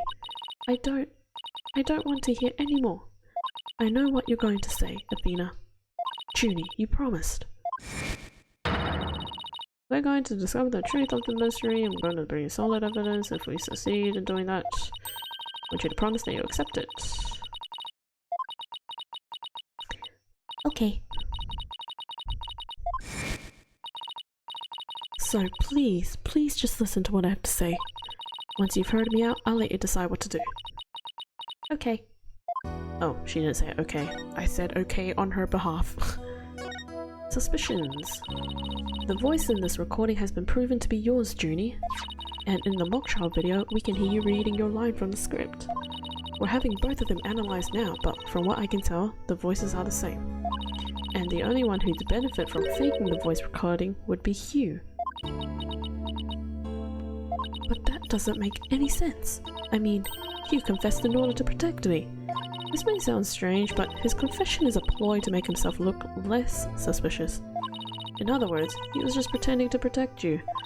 Besides, his confession came after you and Robin had already confessed. If he hadn't confessed right then as well, wouldn't that have seemed a little suspicious? Say what you will, Athena, but none of us would hurt a fly, let alone kill someone. He was a gifted student. He gets outstanding grades and never causes trouble. Oh, Wait, Athena. My bracelet reacted just now. It did? But why? Sorry, just adjusting myself on my seat. Junie, can you look me in the eye and repeat what you just said? Oh, none of us would hurt a fly, let alone kill someone. He was a gifted student.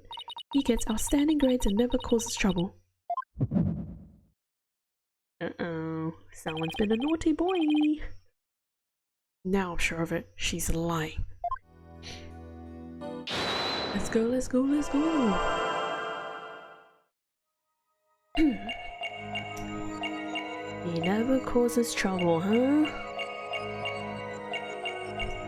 It's definitely the part where she says he never causes trouble. It's just a matter of where. Is it her fingers?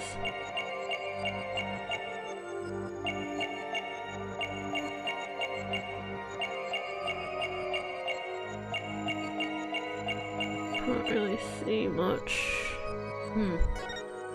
Maybe I'm wrong.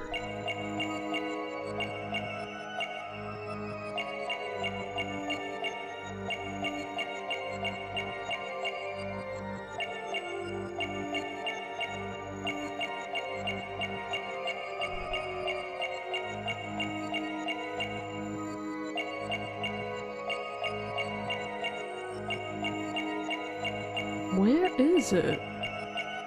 I thought it was our hand. Oh! I think I just saw it.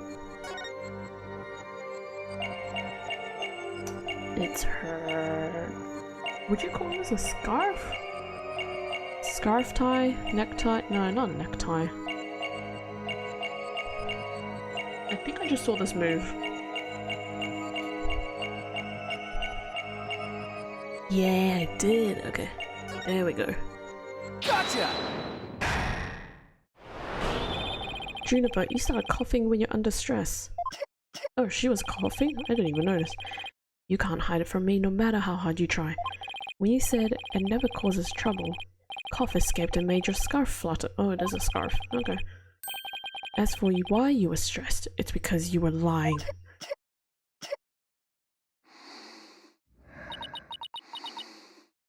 Junie, you're trying to hide Hugh's connection to this case, aren't you?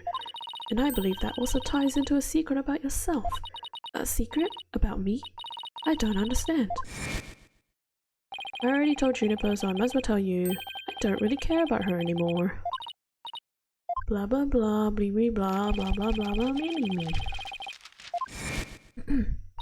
He ended their friendship after he found out about Junie's secret, which means you must have felt betrayed by Junie, making her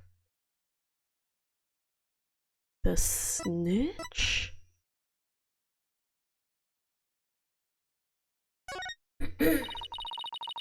You were Professor Court's snitch, weren't you? There's a rumor going around that one of the students here is a snitch. Everything we do, our activities, our relationships, our interests. Excuse me, my voice is going. And while fulfilling that role, you learned something about Hugh you'd rather forget. I don't know what you're talking about. Junie, please, stop hiding things from me. I hate having to force things out of you like this. Looks like we're going to have to do this the hard way. Time to review the evidence and see if I can't prove my hypothesis. I must have something that proves Junie's the snitch and Hugh's connection to the case. I mean, this? That's the only thing I can really think of. Save, it's been a while.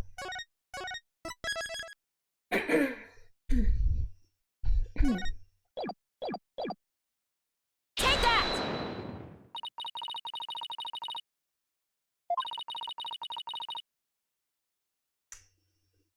Was that actually it?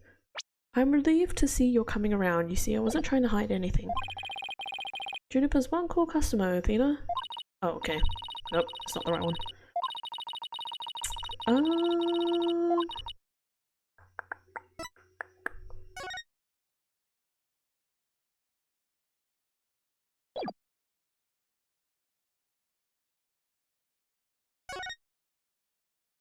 Routine report. This? Take that! Yeah, okay. Right here in Professor Court's planner it says routine report. I believe this is meant to mean when the snitch would report in to Professor Court. I also believe Professor Court planned to meet Hugh in private based on the snitch's info. And from their meeting, Hugh must have put 2 and 2 together and figured out your secret. So you see, it all makes sense only if you're the snitch, Junie. Sniffle. Oh, sad music. Forgive me, Thena. I've been lying to you this whole time. The truth is, I suspected Hugh from the start. You did? Now this is surprising.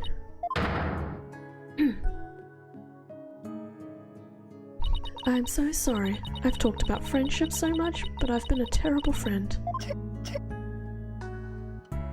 Juniper, I don't have that special kind of hearing that Athena does, but I don't need to sense the pain you're feeling inside, and its intensity is directly proportional to how you feel about your friend. Am I right? Oh, everyone crying, sad. Apollo, please, Junie, tell me why you suspected Hugh. I have a feeling that will be the key to getting to the bottom of this whole case.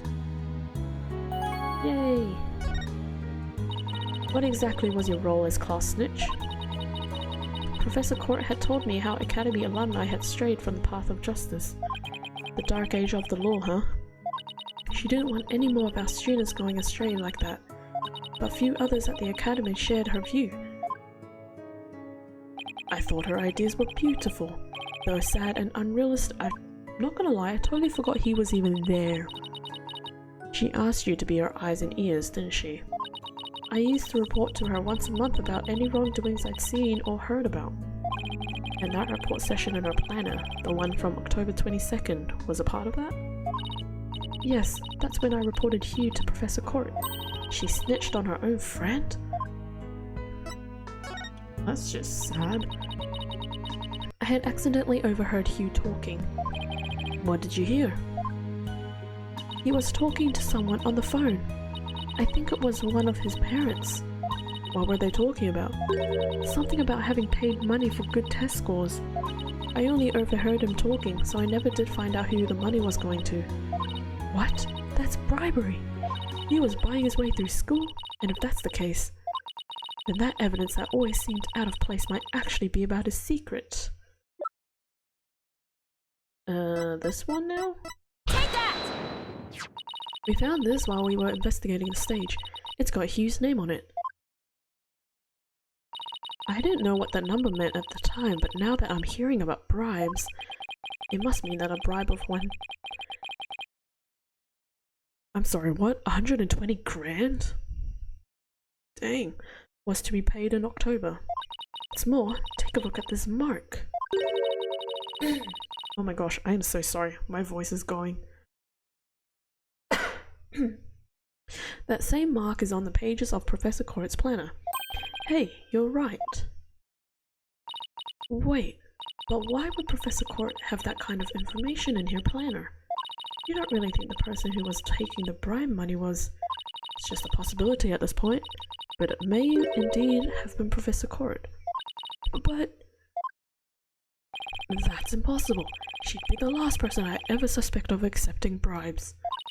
Like I said, it's just a possibility, but a rather good one. Maybe their private talk had to do with the possibility of the bribery being exposed. And what started out as a little argument soon got out of hand. It's not your fault, Junie. Anybody would have suspected Hugh if they knew what you knew. No, I don't believe that alone would have driven him to murder. There's another reason why I suspected Hugh. You've got to be kidding me. There's another reason? Bro, this Hugh is something. I saw Hugh around 7 PM the day before the mock trial. Oh, so she's finally ready to talk about that. When I saw him, his... Oh, Thena. Oh no, she's gonna faint. Junie, are you alright? Just try to relax and tell me what happened. Oh, cutscene. I never wanted to see what I did. But I'll have to live with it, won't I? In that hallway, Hugh's hands... His hands were dripping with blood! Oh, that's great. His hands were dripping with blood! In case you missed that one. What?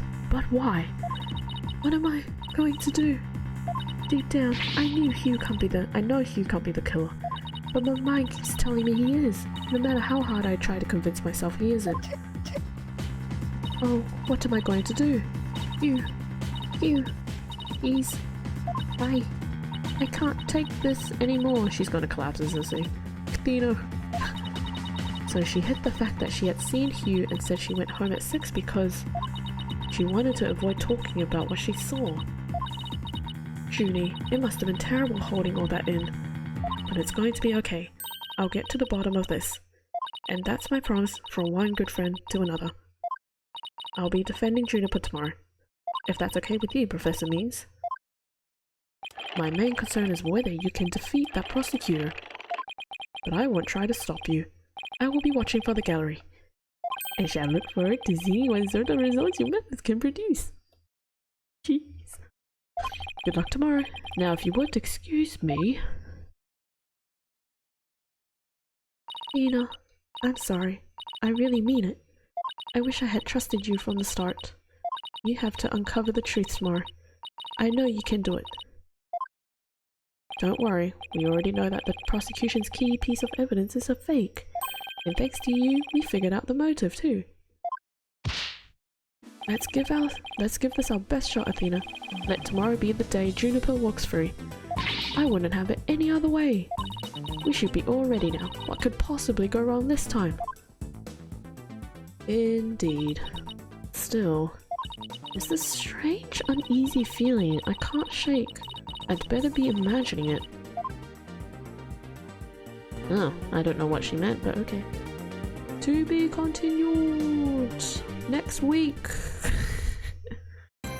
This is getting late for me. It's 10 o'clock right now, and if I start the trial, I can guarantee it's going to be a long trial.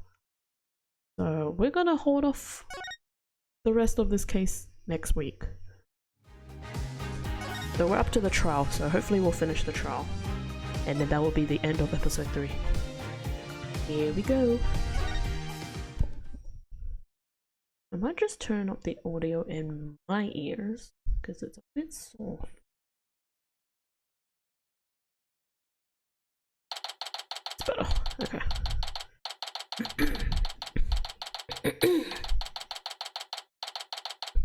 Alrighty. October 26th, 9:45 AM. District Court Defendant Lobby number 3. Were you able to sleep last night? Huh? Oh, sleep. Sure, I slept. For a grand total of 0 hours. I would be dead if that were me. I literally would not be awake at all. I'd be dozing off. Oh, that's right, Gavin's with us. Clavia, Gordon Morgan, you two. You look like you're ready to put on a real show. But before you do, I have a good luck gift for you. The voice print analysis came back, and the results couldn't be more clear. The voice in the mock trial video and the tape recording are one and the same. In other words, the recording's a fabrication. What?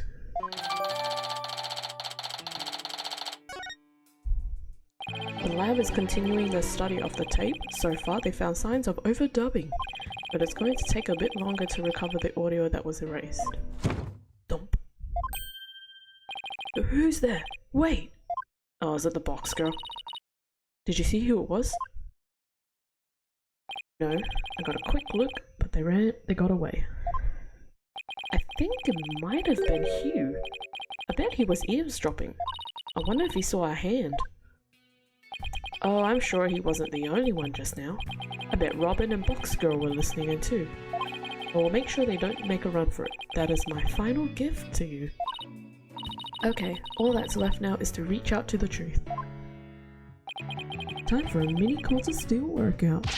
I'm a pile of justice and I'm fine. Your turn. I'm Athena Sykes and I'm fine. Nice. Short and brief. Straight to the point.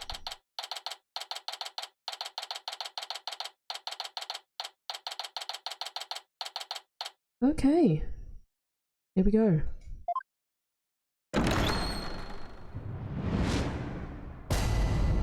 All wise, day 2. Court will now reconvene for the trial of Juniper Woods. The Sykes Brigade is totally psyched. I mean, the defense is ready, Your Honor. Prosecution is ready as well. I mean, isn't that right, Prosecutor Blackwell? Cool. Good start. Yes, well, moving right along, yesterday's adjournment was unexpected yet necessary. But I'll be running a tight ship here today, so no funny business for anyone. Understood? Please, so that I can actually finish this episode.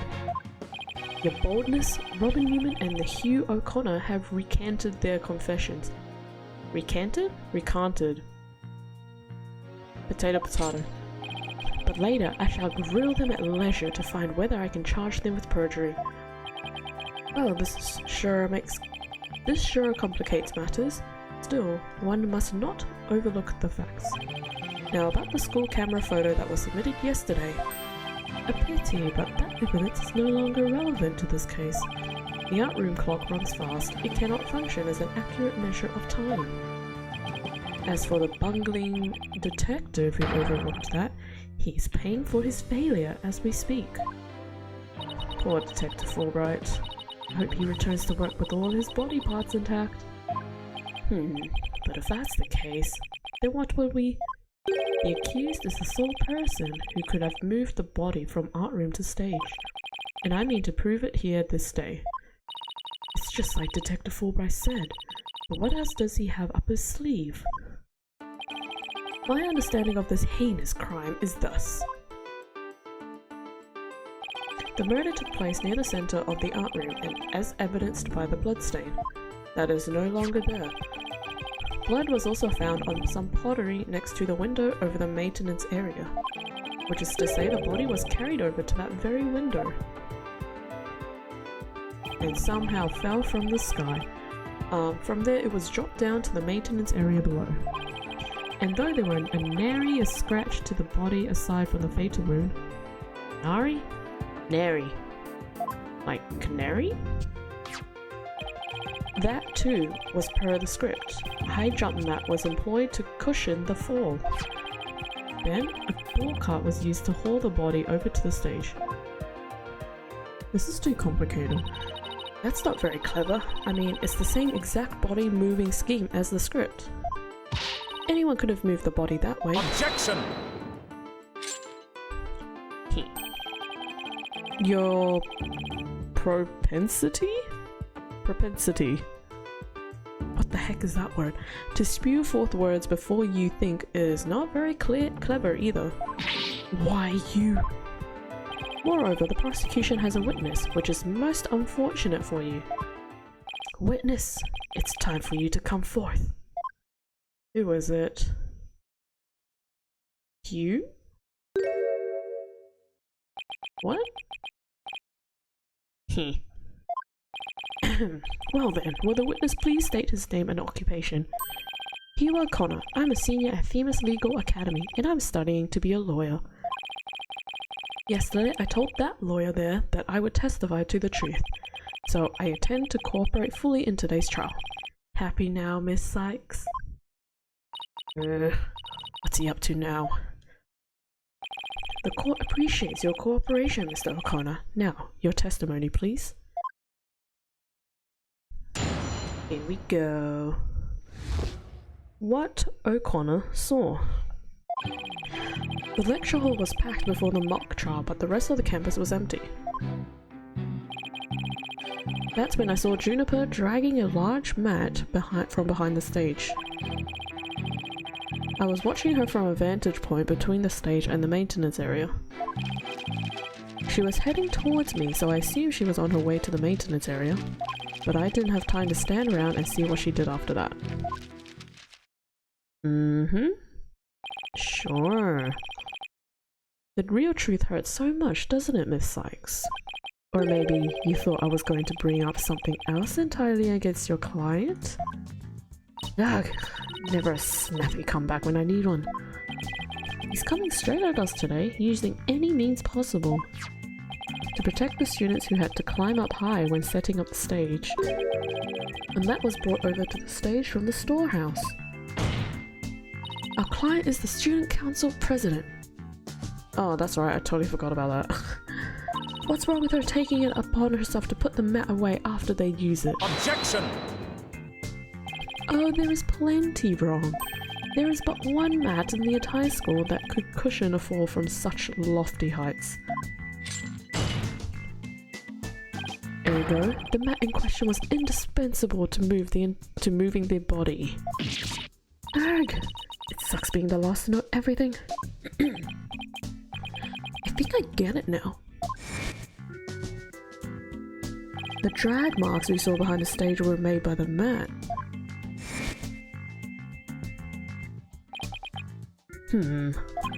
If the only mat of that thickness was where the body is assumed to have been dropped, it would be hard to deny a possible link to this case. We're off to a bad start again. You sure you're okay, Athena? It's game on, Hugh. Game on. I'm gonna turn your arrogant perfect score grin into a teary-eyed frown of failure. That was a lot of words to just say, you're going down. Couldn't you just do that and then put the thumbs down like in front of their face? Like, yeah.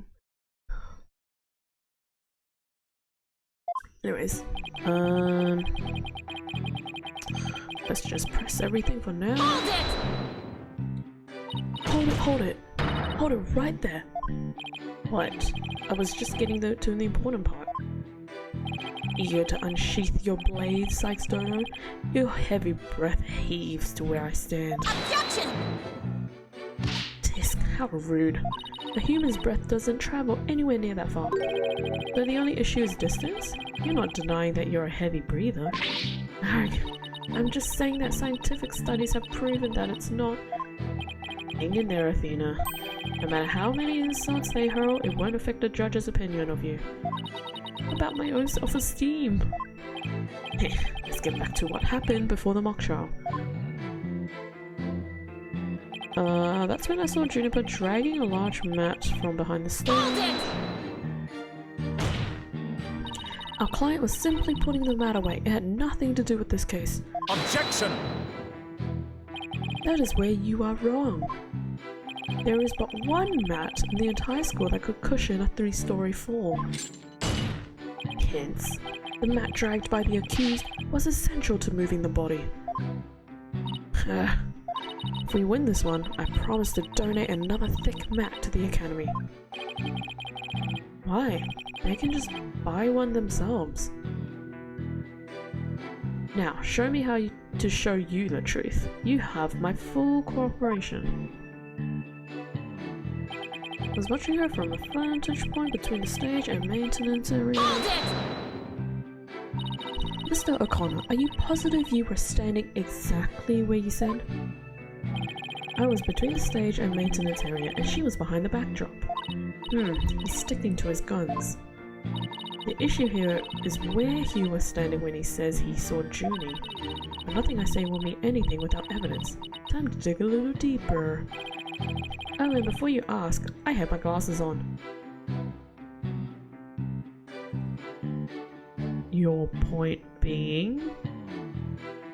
What has that got to do with anything? Therefore, I'm positive it was Juniper. That is not an issue.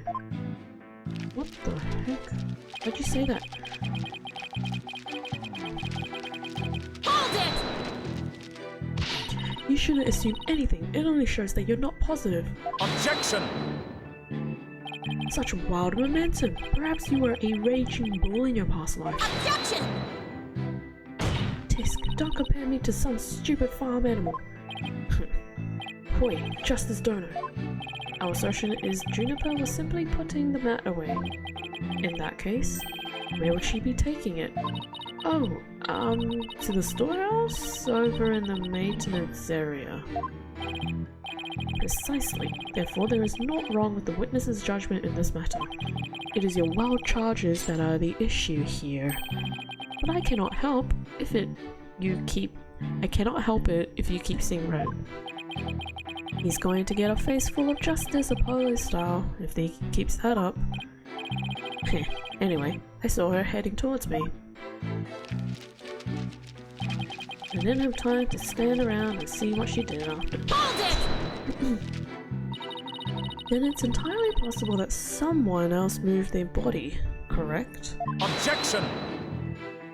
Are you mad or merely delusional? Everyone was in the lecture hall before the mock trial. The rest of the campus was empty. Ergo, the only probable suspects were the 3 trial participants. I know, thank you for stating the obvious. I also know that you, Hugh O'Connor, were one of the participants. Mr. Confidence sure goes all out when he tells the truth. Well, I don't think he meant for any of that to be misleading, but it doesn't make it factual. Careful now, Athena. A genius like you could be leading you right into a trap. I'd be surprised if he wasn't. Well, all I can do is charge forward with both eyes open. No, I just have one closed. You'll be fine. I'm sure you'll figure it out. Okay, so...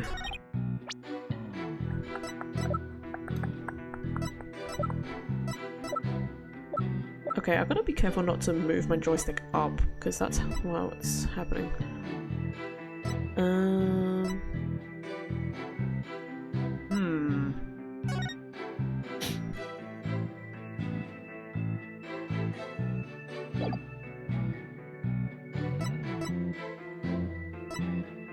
This was the night of the murder.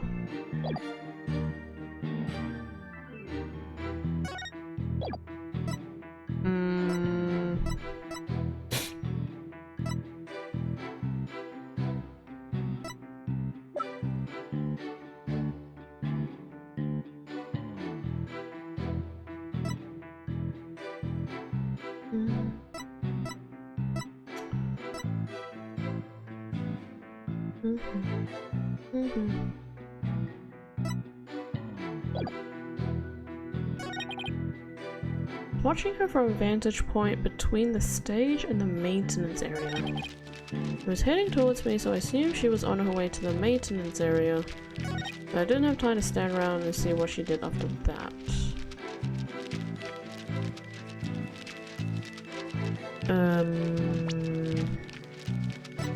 It doesn't help that I can't remember what happened.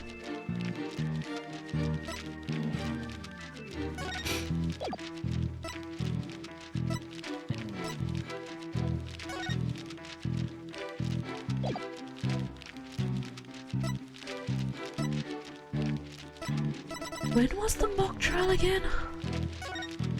What time was the mock trial? 2 p.m. 2 p.m. Wait. The lecture was packed before the mock trial, but the rest of the campus is empty. That's when I saw Juniper dragging a large mat from behind the stage.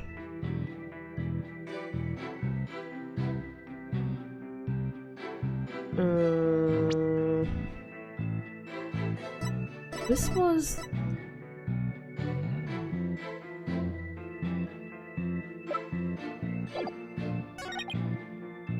Watching it from a vantage point between the stage and maintenance area. She was heading towards me, so I assumed she was on her way to the maintenance area. I didn't have time to stand around and see what she did after that. I feel like it's this statement, but I don't know what it is. My mind is blanking right now.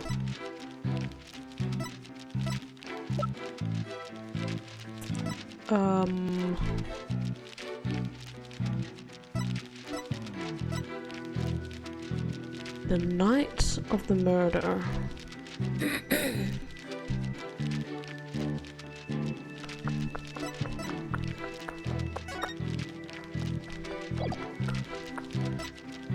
I'm stumped.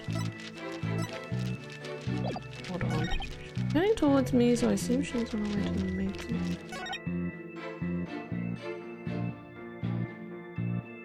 Hold it! Where were you? Standing between, she was behind the backdrop.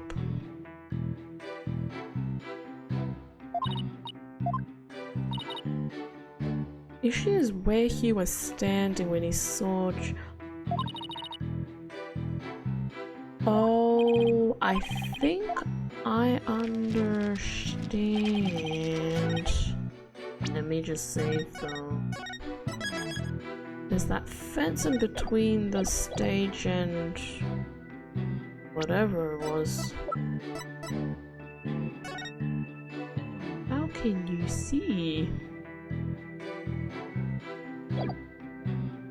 Objection! Yeah. Got it. So, you saw the back of the stage from between the stage and the maintenance area? Well, let's take a look at this photo taken by Miss Scuttlebutt, shall we? This photo shows the students setting up the stage the day before the mock trial.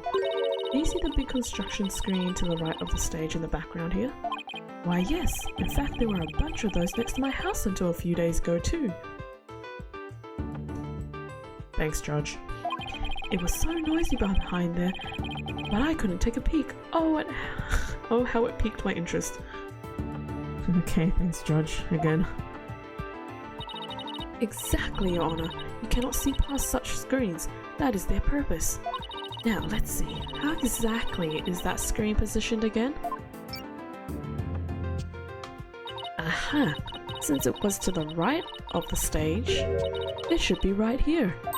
And from this vantage point, the witness claims to have seen our client behind the stage backdrop. Oh my, but the screen would have been completely in the way. That's right. Therefore, the witness couldn't have possibly seen our client from this point. Ugh! Youch!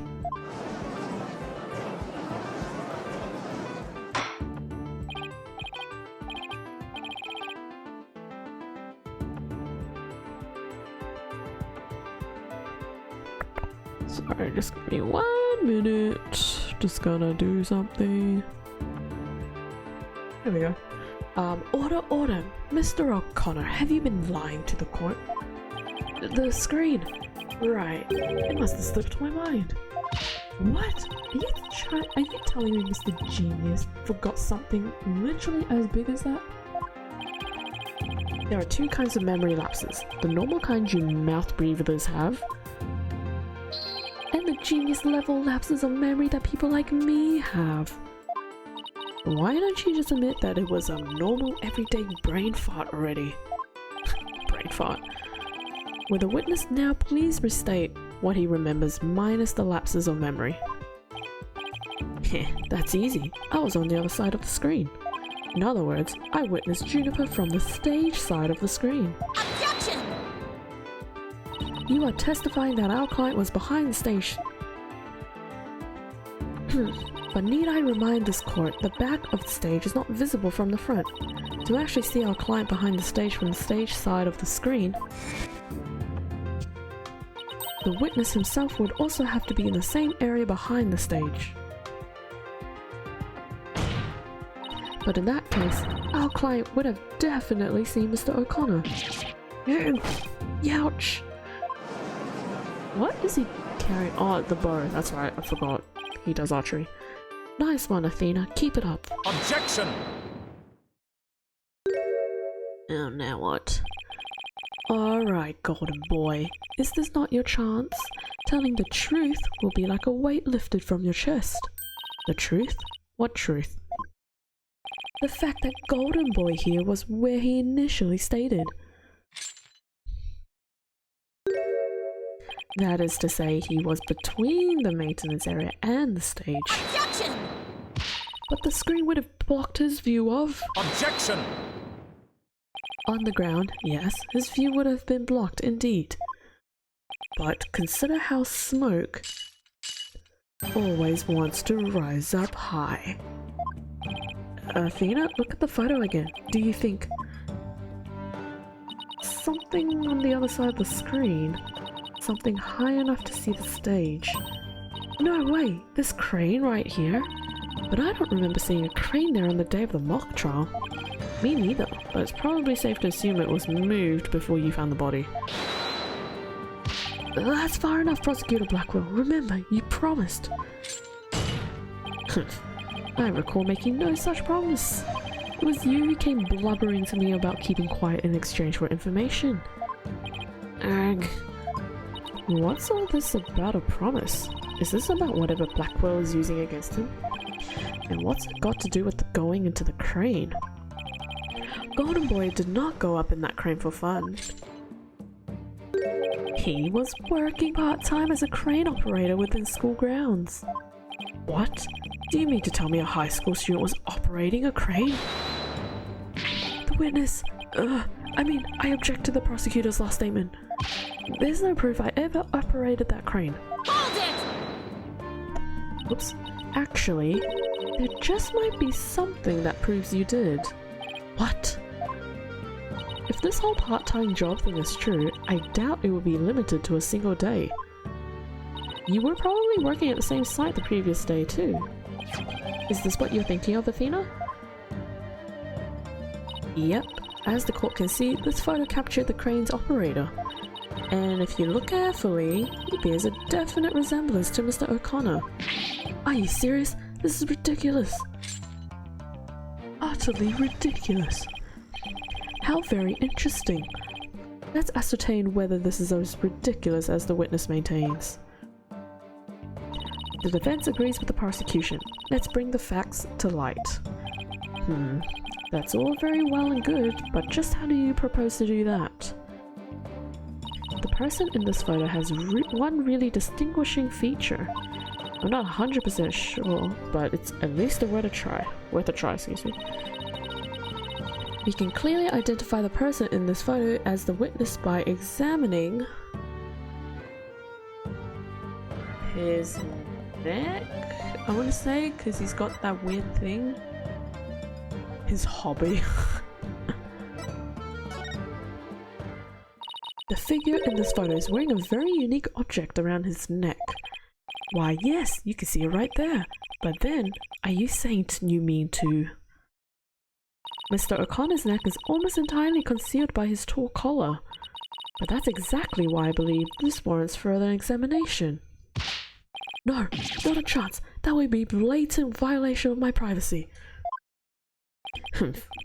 You are a disgrace of a man. Now start unbuttoning that collar before I hack it off. Yeesh. Yeah, what's the big deal?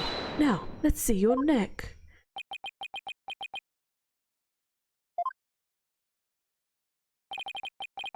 Guess I have no choice.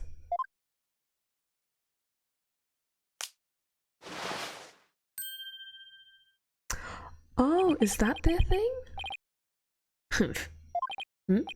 Oh my. So where did you buy that neckband, if I might ask? I didn't buy it. It's handmade, and there's only one like it in the world.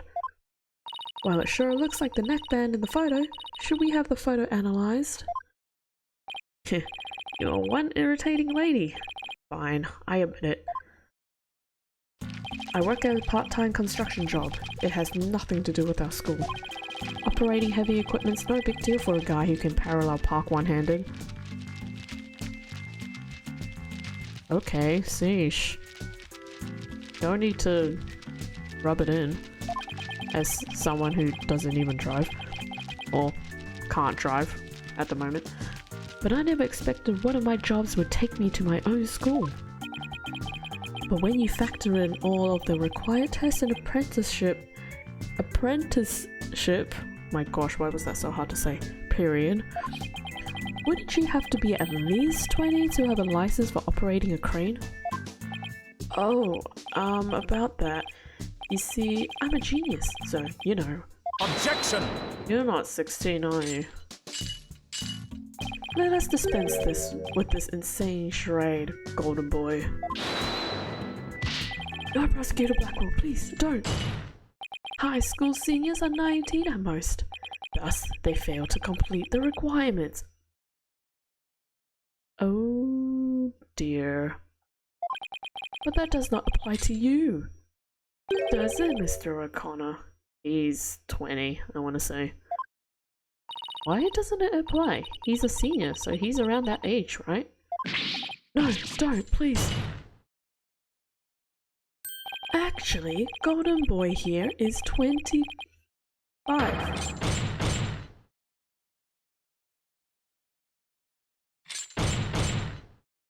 Oh. Yikes. I feel really sorry for him. Also, I'm getting sick and tired of Blackwell banging the table. He took a 7-year break from school. Wait, come again?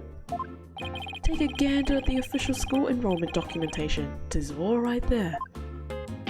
No! Youch! 25? You mean he's older than me? A 25-year-old high school... That went way too quick.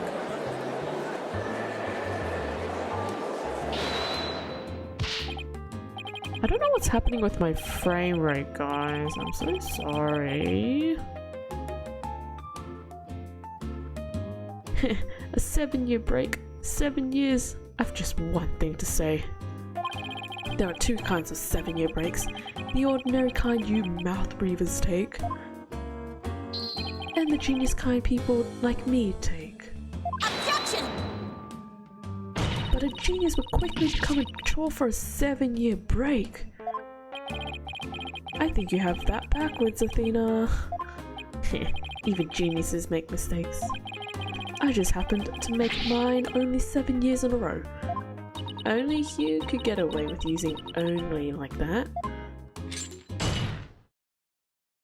Enough of this jibber jabber. Suffice to say, the witness was up in the crane when he saw the accused dragging the mat. The accused readied all she needed to move the body immediately prior to doing so. That much is clear. I see no need to deliberate the matter further. Considering that the body was moved in the same manner as in the script, I find Prosecutor Blackwell's claim to be quite persuasive. Does the defense care to dissuade me? Ugh. As long as the mat was used to move the body, Junie's going to be under suspicion. Athena? I just thought of something. What was he doing in the crane right before the mock trial? Couldn't have been on the job at the time. I mean, he was waiting for the trial to start. Yeah, why was he in the crane? Wait, you don't think... Your Honor? Yes, Miss Sykes? I've got it. I've got an amazing idea that will turn the prosecution's claim on its head. A little conjecture has never stopped us before. Interesting. Mr. O'Connor, you were using the crane to... Move yourself. Move the body? That's... Well, he didn't move the screen because that was the night. That one doesn't seem logical. Move the body. The body was just like it was in the script, so it must have been moved like in the script too. At least that's what the prosecution believes. How simplistic, even foolish. Those are pretty strong words, Athena. You sure about this? The witness is a licensed crane operator, so he could have used it to move the body. Without knowing. Possibly. Objection! Well, Golden Boy, care to chime in? I intend to say no more on the matter. Save that if this does not bode well for you. Wait, he's on my side this time? Or is this another trap? Watch this! How can you use a bow and arrow one-handed? Ho ho ho. Wow, that's a crazy level of dexterity. I can even drive a crane with one hand. That's easy. Don't you need... Aren't there levers in... crane? Yeah, but operating the crane itself is so complex it requires both hands. Now, I would have the court look at this. Oh. Same. Please tell me that's ketchup stain. Nope. You wish. My hand was injured and required surgery. That's the reason I kept my hand in my pocket all this time. I have already verified this with the hospital of treatment. Quite a nasty wound, they say. So how did you hurt it? I see no need to discuss that. It has no relevance to this case. 2 hands are required to operate complex machinery such as a crane. Ergo, on the day of the mock trial, the witness was incapable of moving the body by crane. Now I'm the fool! I planned on moving the crane the night before the mock trial, but then I got injured. Wanting to keep my part-time job a secret, I had to do it just before the mock trial instead. Yarg, here I thought this was the big break we've been waiting for. Now that the defense is sophistry, I'm going to assume is laid bare, I would have the court recall my claim. The body was dropped out of a 3rd floor window to a mat near the maintenance area. Then a ball cart was used to move it to the stage. See, I've been paying attention. I'm so glad you have, Judge. Thank you. Well done, your boldness. Now consider this. The accused was sighted dragging that mat, ergo, it was she who moved the body. I think the stream is only like lagging when it's this movement, the court movement. That's so weird. Well, I think you were on the right track, Athena. You do? Yeah, Juniper remains the prime suspect if we assume the body was moved per her script. So, as the defense, you have to figure out how else the body could have been moved. What? Oh, is he telling me to think of another way besides the crane? Miss Sykes, if you have a counter-argument, this court would love to hear it, and if do not, it's time for the verdict. Isn't that right, your boldness? Excellent. No, not yet. All I have to do is show that the body wasn't moved like it was in the script, right? Well, that would show that the mat had nothing to do with this case. There is a sword of great renown that cuts down I can't pronounce this word. Sophistic. There we go. It came. Sophistic lawyers. Its name is evidence. Tisk, you don't scare me. Force a smile, Athena. You can do it. What's wrong with your face, Athena? It's a weird mix of terror and creepy grin. Just focus on how the body could have been moved without it being dropped. How could anyone lower without just dropping it? It's not like it could fly. Or maybe it could. After all, there is a way to zip between the art room and the stage. The rope? Someone could have easily used that thing. Oh yes, of course. Miss Sykes, the court would like to see what you have for us. All I have to do is show the teeniest shred or tiniest shred of a possibility. The mat and the ball cart weren't used to move the body. This is what was used. Take that! It's in that photo. No, it's not! Uh-oh. Where is it? Wait, what am I showing though? If it's not that... Oh, it's the banner. Whoops. I was thinking too far ahead. By using this just right there, the banner is up that. Really, I would have loved to hear that would have been hospital. Yeah, I'd love to hear too. This sucks. That would be your job in the case you've forgotten. Oh right. I know there's something that connects the art room and the stage. I just have to show it. Just quickly save.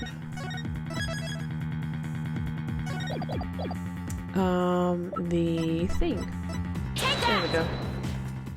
I was thinking a little bit too far ahead. The key here is the thing that ties the art room and the stage together. Might I propose an idea? It might do you well to tie your lips together lest you further expose your ignorance. This isn't exactly the time for black comedy, Prosecutor Blackwell. Anyway, the court will recall the wire on which the school banner was hung. That wire was strung between the art room and the stage, which allowed students to run or reel in the school banner from the art room. The body could have easily been lowered down to the stage via this wire. Objection! Spare me your armchair theories. This wasn't some kind of high wire act. The body surely would have fallen. Yet there are no signs of blunt force trauma. Objection! Oh, you surprised me, Prosecutor Blackwell. You didn't actually think I'd fail to account for that? I'm sure that's exactly what he thought. When we investigated the stage yesterday, the bottom part of the school banner had been tied to a pouch-like shape. And pouches are useful for carrying things. What do you think this one could have carried? Well, go on, please explain. The body was bundled into the pouch-like section of the banner and sent down the wire. Whee! The body would have been down on that stage in a flash, and there'd be no need for a mat.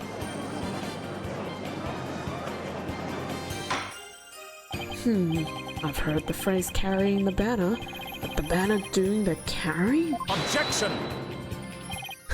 I've no patience for you and your cheap parlor tricks.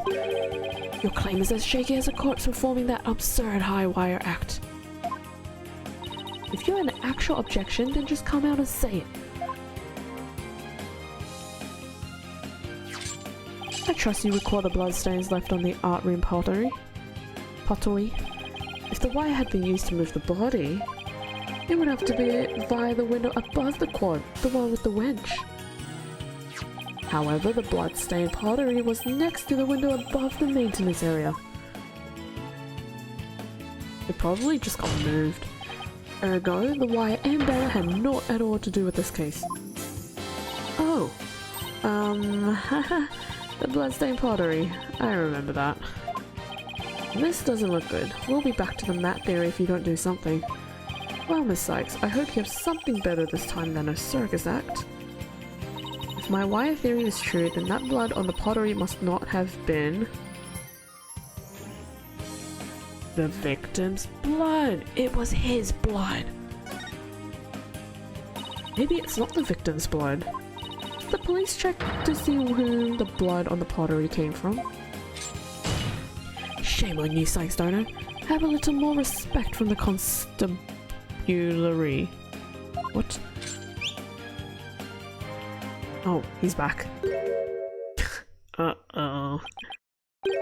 All bright. Looks like they didn't check it. Aha!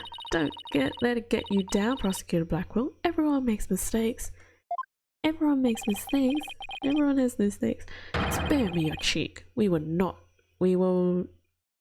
not either way till the tests are run. True, but in the meantime, I'm going to press my claim as far as I can. Your boldness? I demand that the blood on the pottery be analyzed this instant. Of course, it shouldn't take long to get the results back. And for me to take a quick sip of water.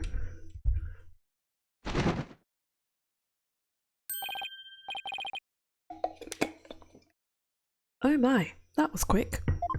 Oh me, oh my. We're history if it turns out to be the victim's blood. Please, please let it be someone else's blood. It seems the blood was not from the victim. What? Furthermore, a comparison with other parties involved with this case reveals that the blood belongs to one Hugh O'Connor. Score.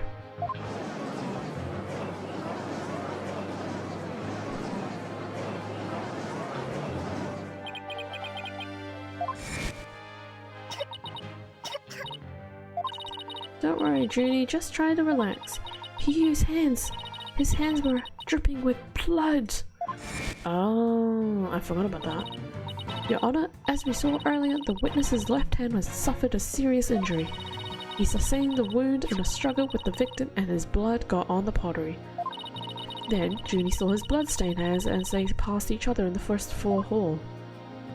It's the only explanation that covers everything. Everything. Objection! There is but one way now to turn aside her blade, but do not cast the blame on me. Your grudge is with Sykes Donor, for it is she who forces me to expose your secret. Fine, whatever. Wow, how much dirt does he have on Hugh? The court will observe this odd-looking envelope. Oh my goodness me. It was inside this that Miriam Scuttlebutt's script was found. Miss Scuttlebutts? But didn't the prosecution already claim that this envelope is the one that contained her script? Circumstances have changed. You see, Golden Boy had hidden this from all of us. Oops, sorry, I banged my hand on the table. Let's see here. My word! Talk about the world's most painful paper cut. Indeed, you can clearly see that if this envelope is not opened correctly, a powerful spring-loaded blade will shoot forth, leaving a horrible gash upon the hand. Why? Why would you do that? That's just evil. The only one who had been told of the correct way to open it was Constance Court.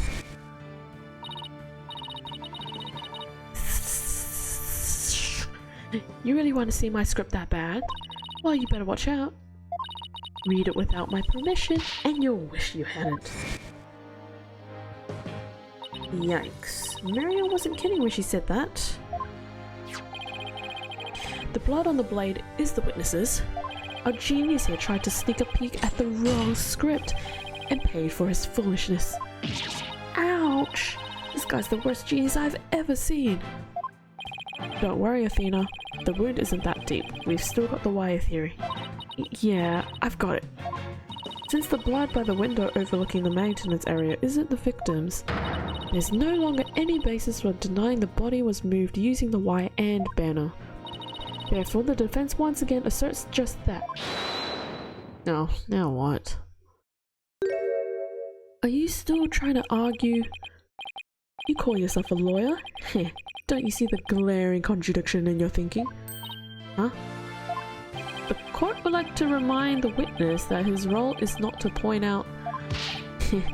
And you, how could you adhere to such outdated beliefs? Well, whatever. It seems you've forgotten the two stages that were on statues, that were on stage directly below the wire. A body sent sliding down that wire would have crashed into them. Care to explain that away? Why, I believe he's right. The statues and the wire are extremely close together. So the body would have collided with the statues? What if they did collide? Wait, that's it.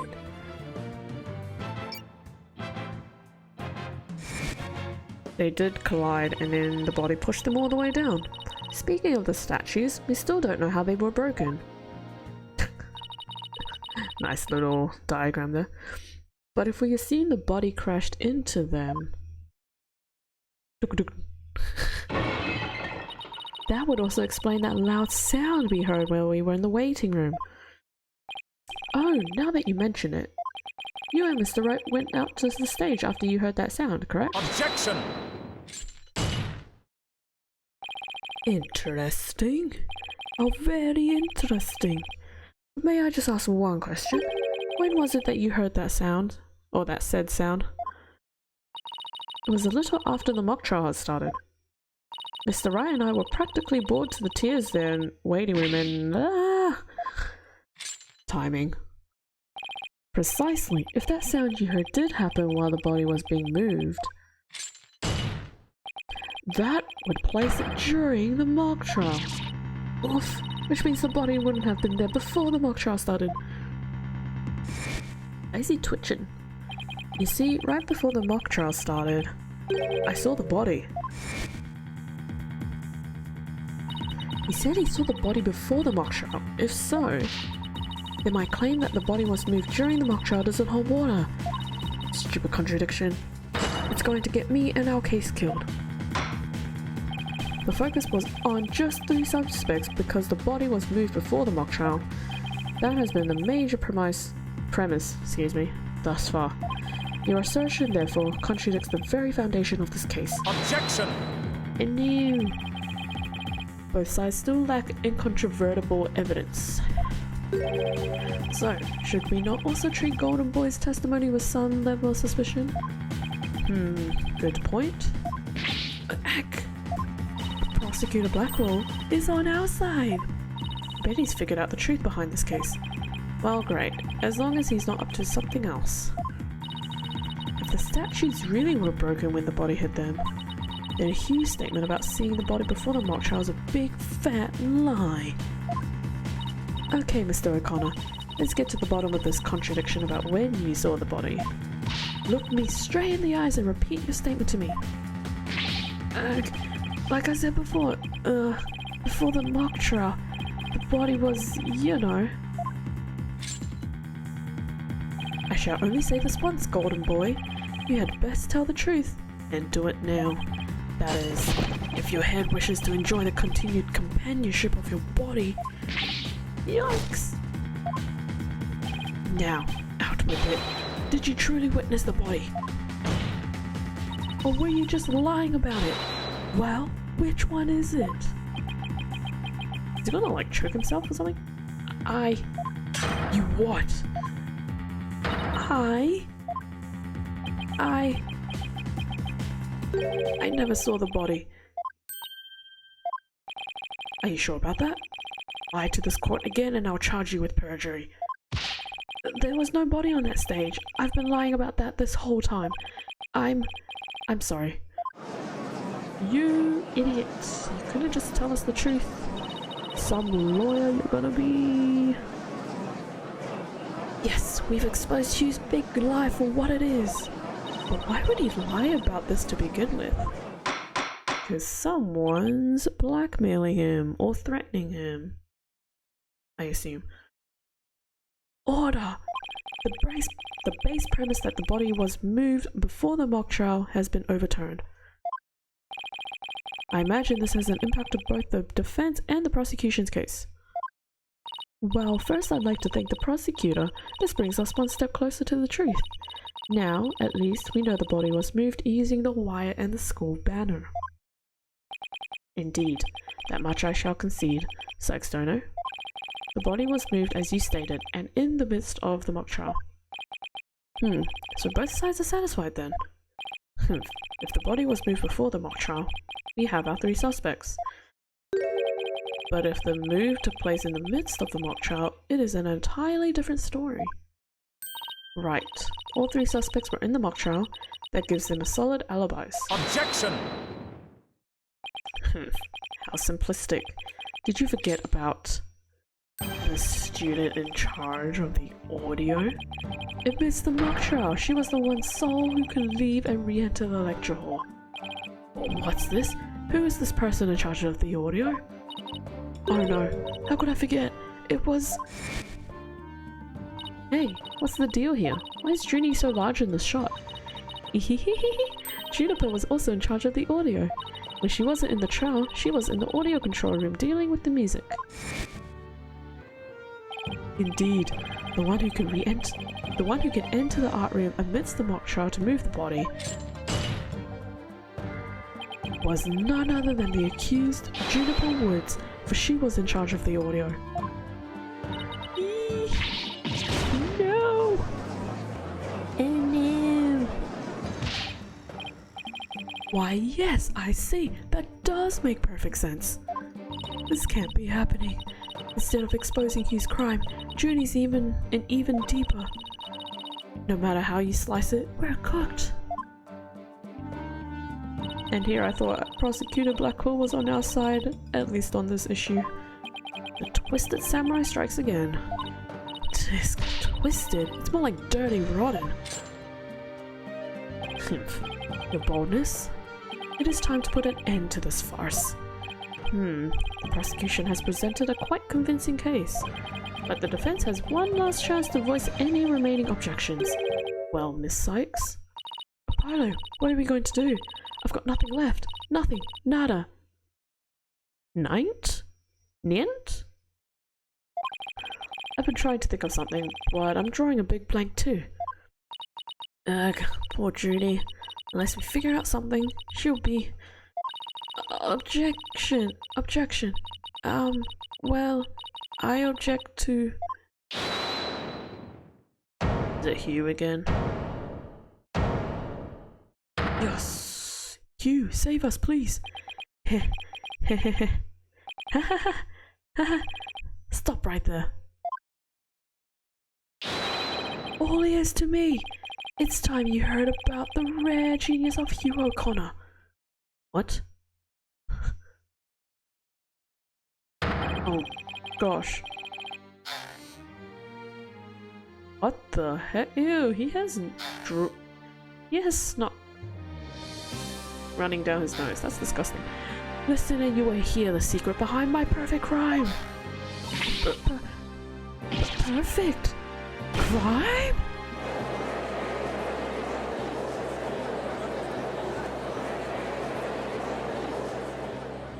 Wait, this is some serious deja vu. Didn't we go through something like this yesterday? Yes. Yes, we did. This had better not be another one of his enraging traps. The murder, the moving body, the cover-up, it all sprung from my brilliant mind. Well, go ahead, arrest me. The real killer is right before you. He's definitely being threatened. Order, order, I say. Mr. O'Connor, you already confessed yesterday, then earlier today recanted your confession. As if your mouth breathers could comprehend my genius, the end justifies the means. Now, bow down and kneel. Kneel before my great and maddening intellect. Objection! Enough! The only thing maddening is the ignominy. I think that's how you say it.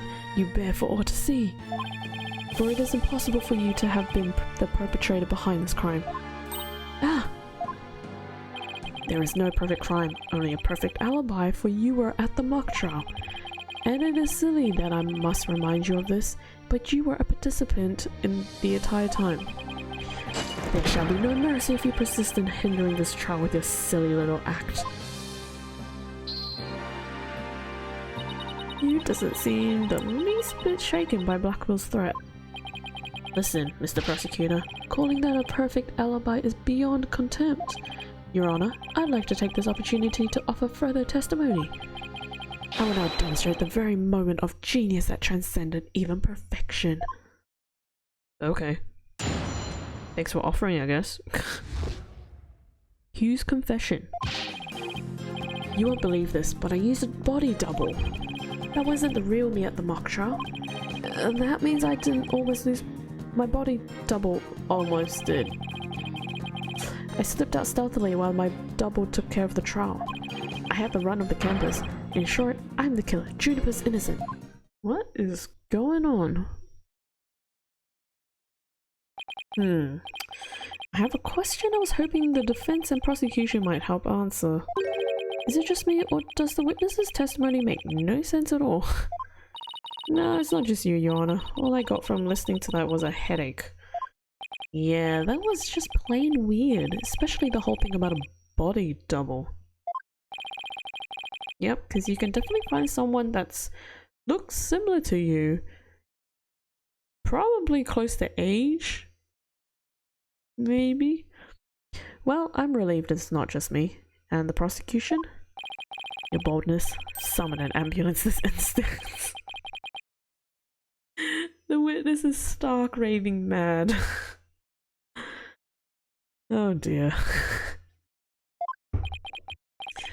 Yes, I think that would be for the best. Get an ambulance. Call 000 or 911 for American viewers. Now then, let's pretend that never happened and move on to my verdict. You people don't believe me? It's not a matter of not believing you.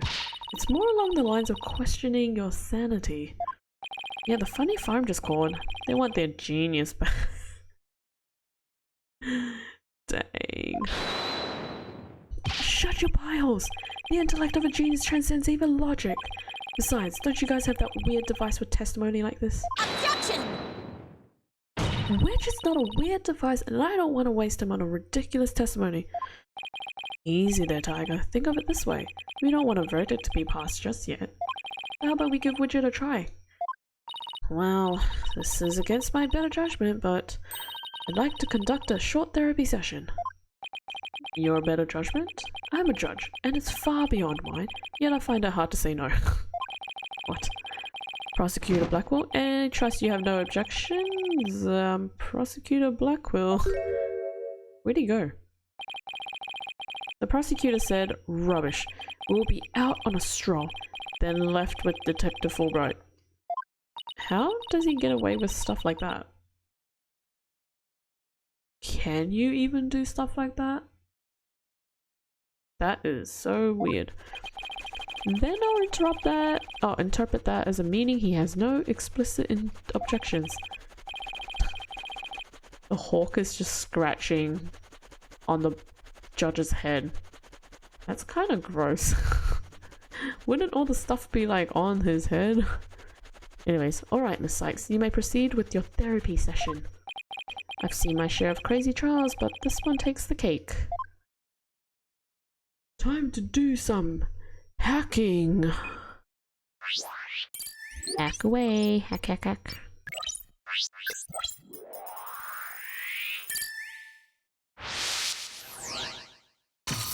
Oh no, noise.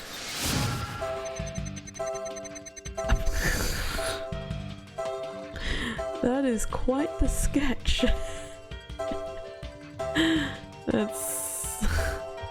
That is something. Oh my goodness me, that is interesting. You won't believe this, but I used a body double. That wasn't the real me at the mock trial. That means I didn't almost lose, my body double did.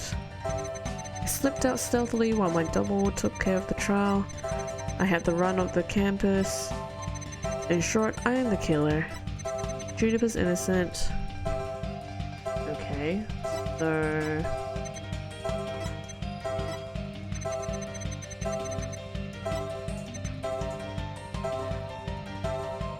where would you be not happy? That's the real question.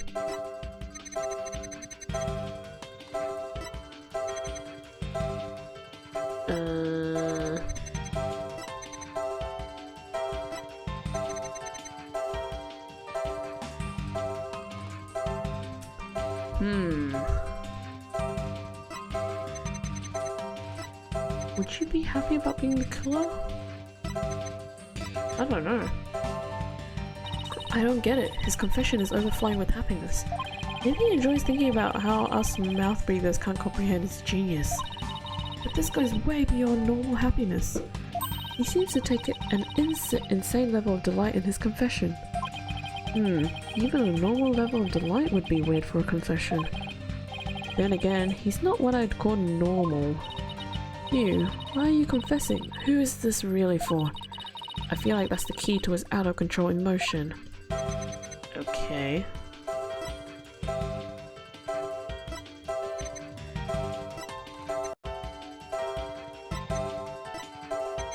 Wait, what did he say? Or she say? Who is this really for? I feel like that's the key. Oh, it's this kind of probing. Oh dear. Well, this is a problem. I don't really know who.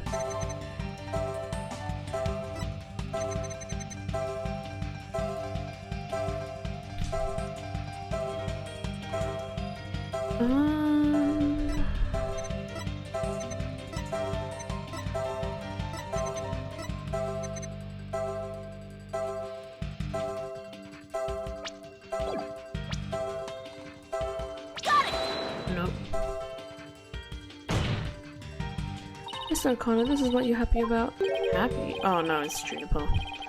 This is never here to call the grave of your severity of occurrence. I think it's probably pointed to Juniper, but I feel like it's too obvious. Unless it really is for Juniper. Oh, it is. Whoops, overthought that. Mr. O'Connor, yesterday you said that you didn't really care about Miss Woods anymore. I already told Juniper, so I might as well tell you. I don't really care about her anymore. What? Why? Yeah, well, Juniper reported my secret to Professor Court. The secret? Oh, the bribe. She wanted nothing to do with me because I had disappointed her. That's why I don't care about her anymore. I was never trying to protect her. My confession was always about one thing and one thing only. The truth. Objection! Mr. O'Connor, you feel great happiness in the fact that you might help set Miss Woods free.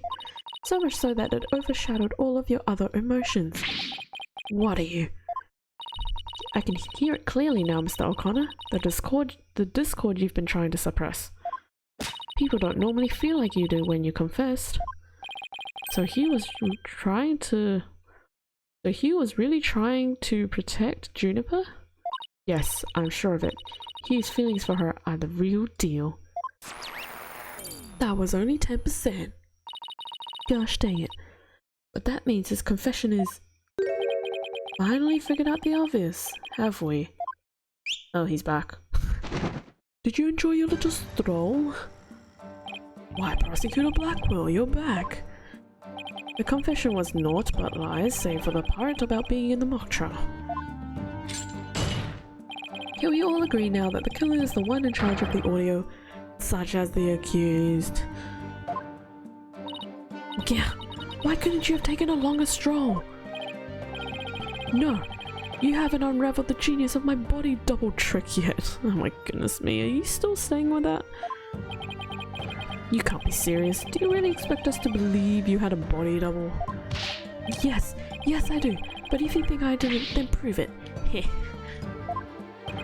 Either we quit here and Juniper is found guilty, or we play along with Hughes' delusion. Let's go with the least worst choice. But first, let me update his testimony. Okay. So that's surprise now. That wasn't me. That means I didn't lose it. Why is he not happy here?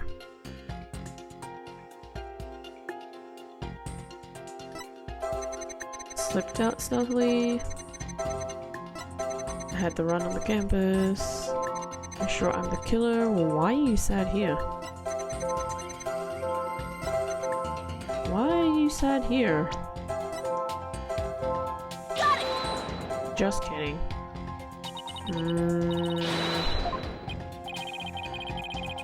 Oh wait, now that I think about it, the crying kind does make sense. Never mind. Never mind.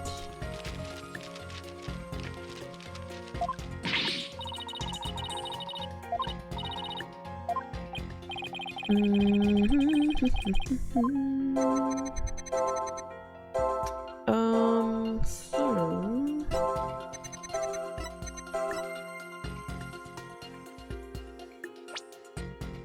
Got it! Here we go. That's the one. I didn't almost lose, you say? Very odd. You exhibited happiness the entire time, except during the statement. Arg, you don't know when to give up. Wait, now that I think about it. No, stop. Don't. Wait, no, don't. Stop making stuff up. When I left the lecture hall, it was during Professor Mean's pre-trial speech. That's when I moved the body. I then slipped back in just before the verdict. Are you saying you were there the moment your double was about to lose? Yes, I was. Naturally, I wasn't happy when I saw that. In any case, I was at the far end of the lecture hall behind the screen.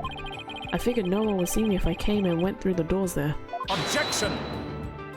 Sykes Dono, how much longer will you indulge him in this charade?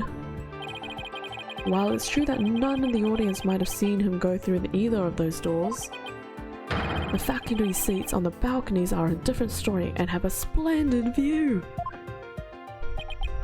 I thought you could do better than that. The lawyer's bench is on the right side when facing the front of the hall. That was a really weird pause in between those two texts. I used the door on the right side near the lawyer's bench. That means my movements were only visible to someone in the left balcony side. But that seat was empty at the time, which is only natural. After all, it belonged to Professor Court, and as we all know, she was already dead by then. That can't be right.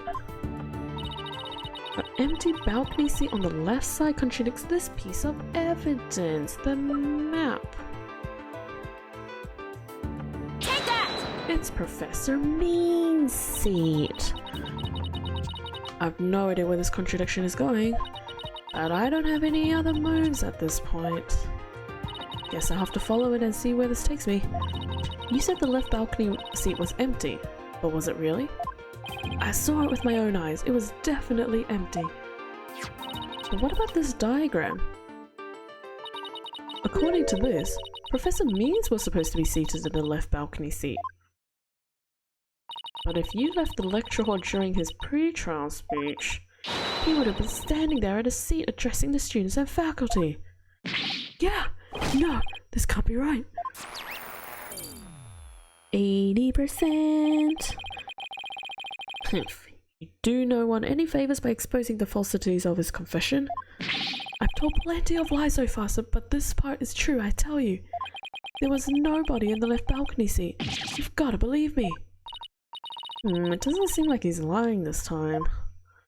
Okay, Mr. O'Connor, let's have you testify again, but this time don't spare any details. You got it. I'll repeat it as many times as you'd like. I mean, my ingenious escape act warrants repeating, considering I'm the real killer. All I really care about is whether that seat was empty or not.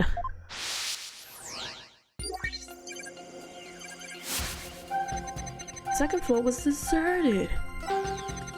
Why won't you believe me? It's true, I tell you. Okay. I'm noticing. And all I had to do was go through the empty audio control room. It leads into the hallway, so I was perfectly capable of moving the body. Why are you so sad here? Got it! I detected powerful sadness and fear right after you said this part. It's as if you said something you shouldn't have. What's wrong with you? You shouldn't reveal a person's inner feelings for all to see. First of all, you actually told us to use our power, so that's on you. And second of all, sucks to be you. Mr. O'Connor, it is you who's revealing your inner emotions by the way you speak. Plus, I have a good idea about why you're feeling sad. Eric, you're a horrible person. Can't you just leave me be? You said that you went through the empty audio control room, but that's not true. Is it? There was someone who returned from there once Professor Means finished his speech. And that someone who was in the audio control room was... the Juniper? Since she's the only one that goes in there. Take that! I know you realized there was a problem with your statement as you were saying it. That's why you felt so uneasy. If the audio control room really was empty, that would mean Miss Woods was roaming around the campus. Lag! Mr. O'Connor, if you really want to protect Miss Woods, just tell the truth. If you believe in her, revealing the truth is the same as protecting her. Juniper's innocent. That's the truth. But in this dark age of the law, the truth can be easily twisted to serve anyone's needs. When the end justifies the means, your only choice is to fight back with the lies. Use heart, won't hold out under this battle between truth and lies. There's something I can do to make him recate. I don't know that word. His false testimony. I fear nothing now that I have lost everything. Go ahead, Prosecutor Blackwell. Cut me down if you wish. I thought you'd never ask. With you gone, we may swiftly proceed to a verdict. Oh, he broke his shackles. Yeah! He broke out of his shackles again! Oh no! I don't want to be the poor accountant down at the detention center. You are Connor. In deference to your valor, I will limit your suffering with one clean blow. Hold it! Could you just wait a moment before you cut him down? Silence! Do not come between something and something. Was it do not come between a samurai and his foe, Stoner? Eek! I never learned about this in law school. Careful, prosecutor. Remember that shocking experience you had last time?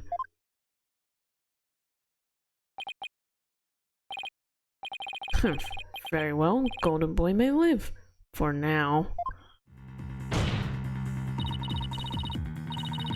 Enough already, Mr. O'Connor. Miss Woods would never want you to protect her this way. She values the friendship between the three of you more than anything. That's where you're wrong. She doesn't feel anything for me now.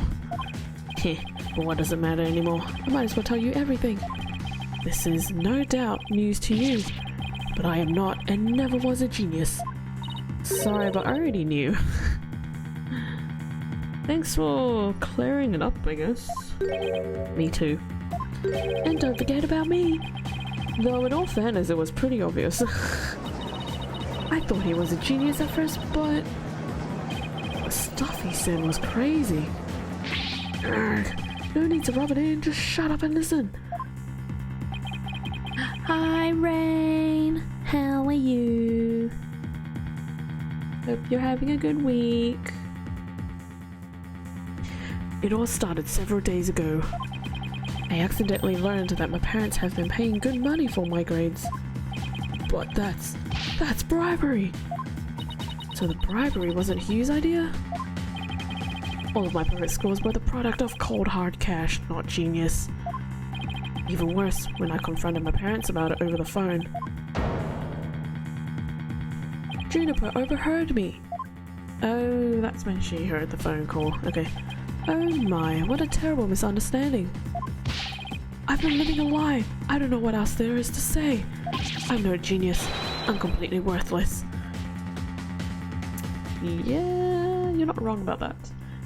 It's been a rough week, but it's your weekend off from work, so it's good now. Oh, glad to hear that you're finally getting a chance to relax. But yeah, sorry about your week.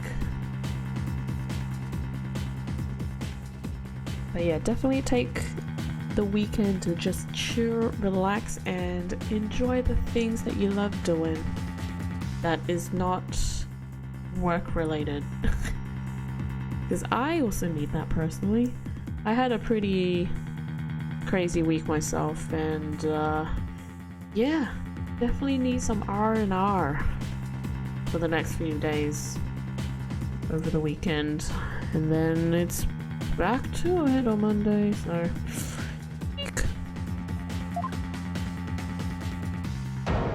and hopefully streaming will help with that. Well, a perfect 0. Yeah, guys, I really don't know why my stream is lagging every time it does the whole full back frame. It's a bit weird. And it's still lagging a bit for some weird reason. My frames. Hello, frames?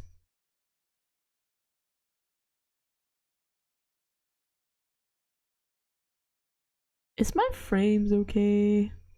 I'm wondering if I need to reset my stream just to see if it fixes it. Hugh. Even so, I still wanted to make it up for Juniper for disappointing her like that. That's why I wanted to clear her name by putting the blame on me.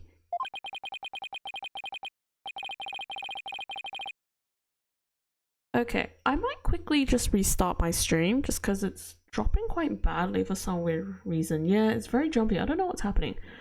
Give me like 2 minutes. I might just have to restart my computer and then hopefully that does something. So just give me like a few minutes. I'll be back in like a bit. Okay, Anyways, back to this. I mean, she probably hates me now, so it'd be a relief for her to see me locked away. And I have no audio. Why is that? Hold on.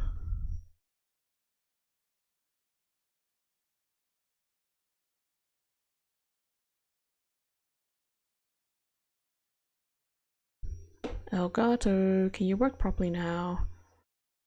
If you were trying to help her, then why did you testify against her? You were the ones who told me to tell the truth yesterday. So I thought if I did, it would help her. He wasn't trying to provoke us? It looks like we seriously misunderstood him in more ways than one. It's fine now? Okay, yeah, it's looking like it's fine. That is so weird. I honestly don't know what's happening. Oh, nope, it's not fine now. Great. At the detention center yesterday, Junie was in tears when she opened up to me. But the truth is, the friendship between the three of them is still rock solid. Oh, it's just going back and forth. This is weird. If there was something that could help me prove that to Hugh... We even have proof of our friendship. Yeah, as long as our friendship lasts, you can bet we'll carry them all around. I know. What about that proof of friendship they mentioned? I wonder where or what it is. My game just froze. Cool.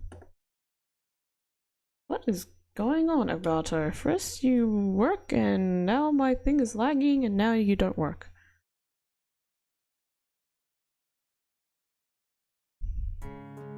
I kind of missed the previous text. Hold on.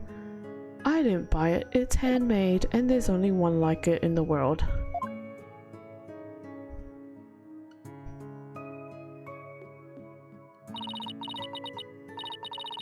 Maybe it's... No, that's definitely it. That band around his neck. Mr. O'Connor, that band around your neck. That's your proof of friendship, isn't it? Proof of friendship? Is that anything like a proof of purchase barcode? Really, Judge? In court, evidence is everything. That's why the three friends created friendship bands. It's the evidence that proves their friendship. Wow, really? Oh, how very interesting. And chic. Okay, Judge, didn't know you can talk in that lingo. If they had doubts about their friendship, they can look to the proof they have on their hand. Or on hand, rather. That's why Mr. O'Connor's hand always goes to his neck when he's pressured. It proves he still has feelings of friendship towards the other two. It doesn't matter if I wear it, those two... Objection! Oh, whoa, that was super laggy.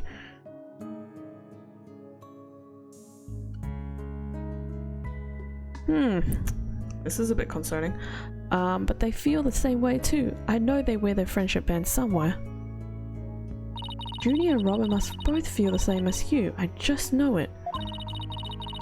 Everything Hugh has said leads me to believe that. In fact, he may have also just told me the others wear their proof of friendship. Where they're easy to touch, where they're hard to spot. I want to say where it's easy to touch. All we have to do is think back to their testimonies. Ready? Miss Newman holds her arm when pressured. And Miss Woods holds her wrist. I know Miss Woods very well. She would never abandon her friendship with you over something like this. And taking the blame for her will only succeed in making her feel terribly sad. Arg. Ugh. No. Eh.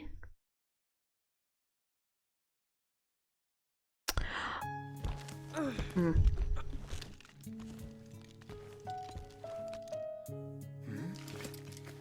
Oh. Robin, those bands of friendship that you made, just for the three of us. You may have forgotten about them, but not me.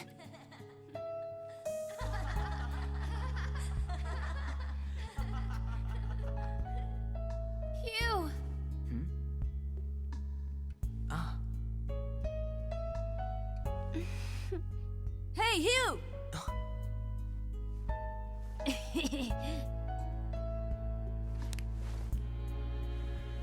And to think, I should have known better than to doubt my best friends.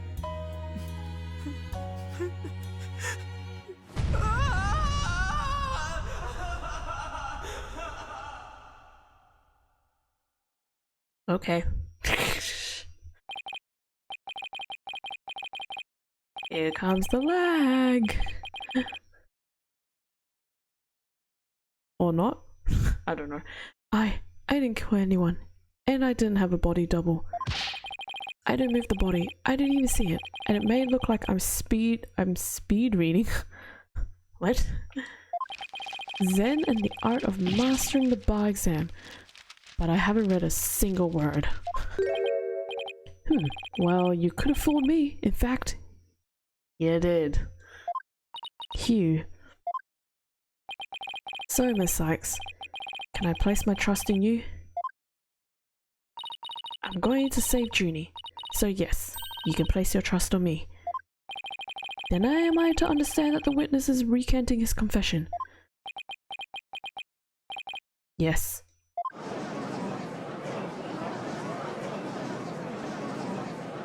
Is stream somewhat better right now, or is it still pretty bad, jumpy wise? Because it's definitely going back and forth. A most roundabout trial. I much prefer the turnabout variant. I much prefer the turnabout variety myself. Now we are back to the fact that there was but one suspect who lacked an alibi, which is in the end the truth you've been seeking this entire time. So we're back to square one. Now I'm exhausted and depressed. It probably doesn't matter at this point, but I might as well update the mood matrix. Oh, right, we're still using this. Right. What does that mean? Further resistance is futile. The time for a verdict is nigh. Objection! Please, wait. What sort of devilry are you up to?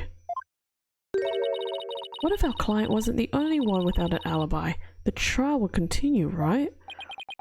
Well, yes, I suppose it would. But after such a thorough investigation, does such a person really exist? Yes, we found someone. It may have seemed like a major roundabout, but Mr. O'Connor's testimony has cracked this case. There's no more noise. Hugh is telling the truth now. During the mock trial, the balcony seat opposite him really was empty, which now means there's only one person accounted for. Oh my gosh, guys, guess who it is? Besides Junie, the only other person without an alibi during the mock trial is Felix Wright. No, it's Professor Means. Oh my gosh, it's the creepy, cheesy, smiley guy. The balcony seat was empty. That much is true, isn't it, Mr. O'Connor? That's right. How many more times do I have to say it? So basically, Professor Means wasn't where he was supposed to be during the mock trial. Silence! Need I remind you, every last soul in the lecture who heard him deliver his speech? Oh, I bet it's a recording. I know, and that's not in dispute here. Now let me explain how the speech could be given from an empty seat. It was pre-recorded. What if the speech was pre-recorded? That's the only way the speech could have been delivered from an empty balcony seat. Lag.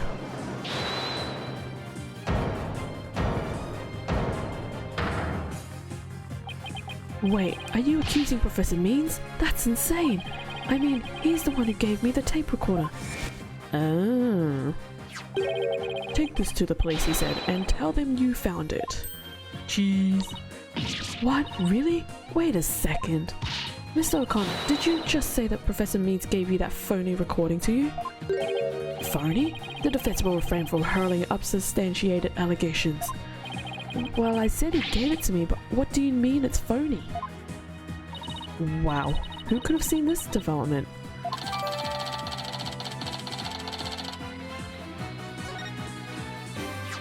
The voice shouting, "You're a goner," as recorded on this tape, was dubbed onto it using a line our client said in the mock trial video. Why this? This is an extremely crucial piece of evidence.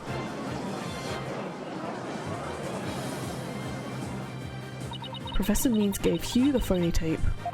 If that's really true, then Professor Means has guilt written all over him. Your Honor, the defense moves to call Professor Aristotle Means to the stand. Silence! The seat was never empty. 'Twas but an oversight by our dullard of a witness. Dullard? Dullard. An inmate who was formerly a surgeon once told me something. He said it's often all too easy to overlook critical symptoms. Objection! Well, we're not going to overlook this oversight. If the speech was pre-recorded, the basis for suspecting our client would be shattered. Let's check with Professor Means and see whether the empty seat was a witness oversight. A verdict without first looking into that would be inconceivable. That's enough, both of you. Now here's my opinion on the matter.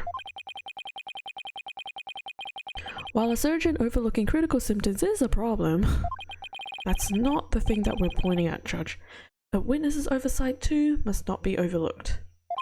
Thus, as to the matter of whether Professor Means was or was not in his faculty seat, I believe we must ask the professor himself. I agree. Professor Means should be here in the gallery today. Do as you please. Lag!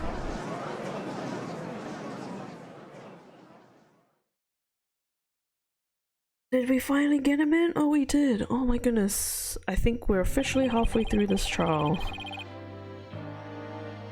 Oh my goodness. 9:43. Oh my goodness. I can feel the end, but also I'm just like...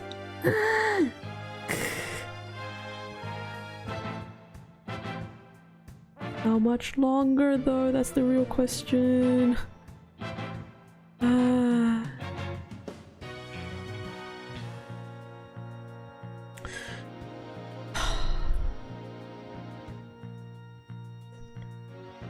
I really don't know how bad the lag is right now. I can kind of see it on my phone because I have the stream up on my phone.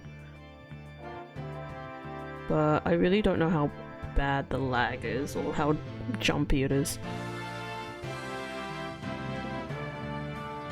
Anyways, we'll just keep going for now. Will you please state your name and occupation for the record? Certainly, I am Aristotle Means. I teach the lawyer course at Themis Legal Academy, and let me add while I welcome any opportunity to assist with the trial. I don't care for this undue suspicion. Don't worry, Professor. We're just interested in the mock trial video right now. We just need to take another look at that speech you gave. Can we count on your cooperation in this? Very well, if that's all you're interested in, please proceed, Miss Sykes. Jeez. We need to find some sort of evidence that shows the speech was pre-recorded. Alright, I believe we're ready. Let's roll the video.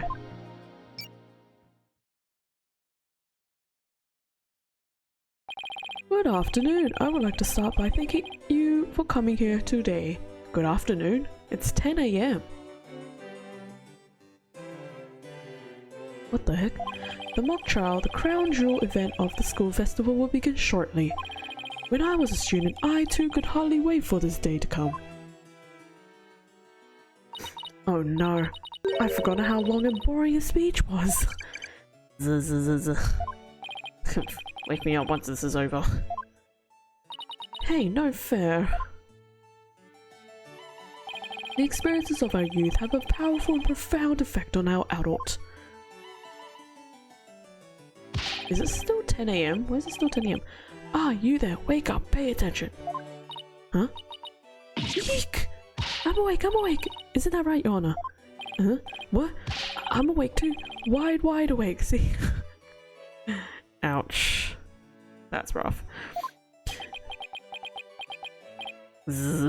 He's asleep. Once again, our pure white Lady Justice will be watching over all of you today. White? That looks gold. Pay attention, you may make a difference one day. Now, let the mock trial begin.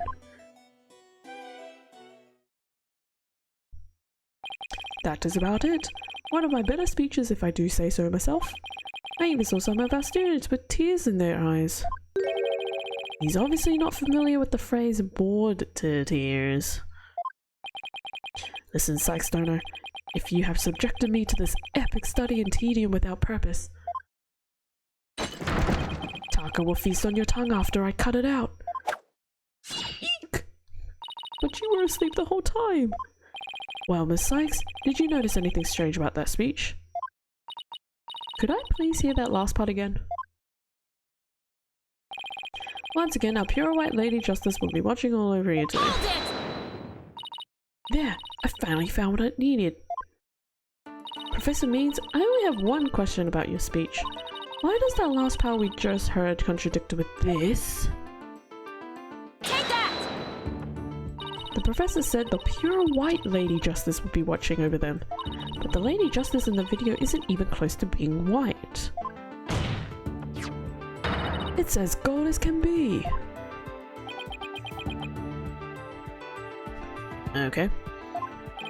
I'm not sure I can wrap my jaw around that to test its authenticity. I didn't say it was made of gold, Your Honor. Now it's true that the statue is pure white, but it broke before the mock trial began. The one you see here is its replacement.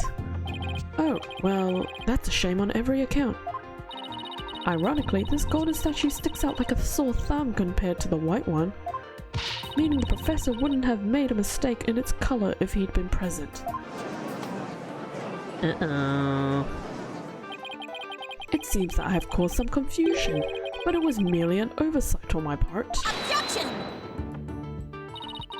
The statue was in the middle of the room. How could you not know what it looked like? Well, I was in a balcony seat. Furthermore, the statue had previously been white. I'm afraid this isn't sufficient evidence of the speech being pre-recorded. We had our answer long ago. The accused was the only one to leave the lecture hall. No, wait. There's got to be something that can prove that the speech was pre-recorded. The part where he says wake up? Because that's a bit weird. According to the mock trial video, the speech started here and ended here. Why is it 8:35?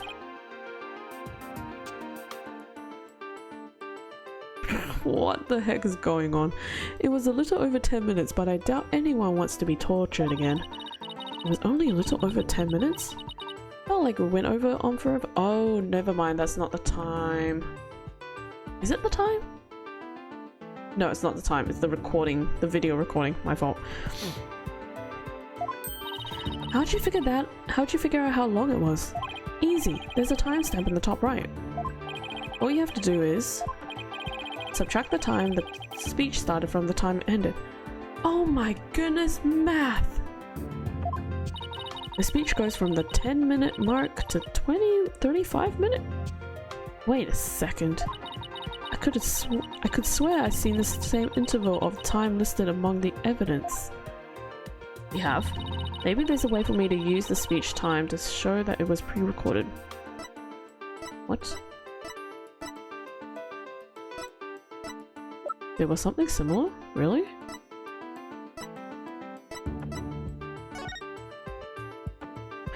Oh. The tape has about 10 minutes and 35 seconds. Take that! I would like the court to take a look at this. And this is the voice print analysis that proves the voice on the tape recorder belongs to our client. Yes, but didn't we just establish that the voice on the tape recorder was a fabrication? We did, but what I'd like to focus on is the noise that is also there.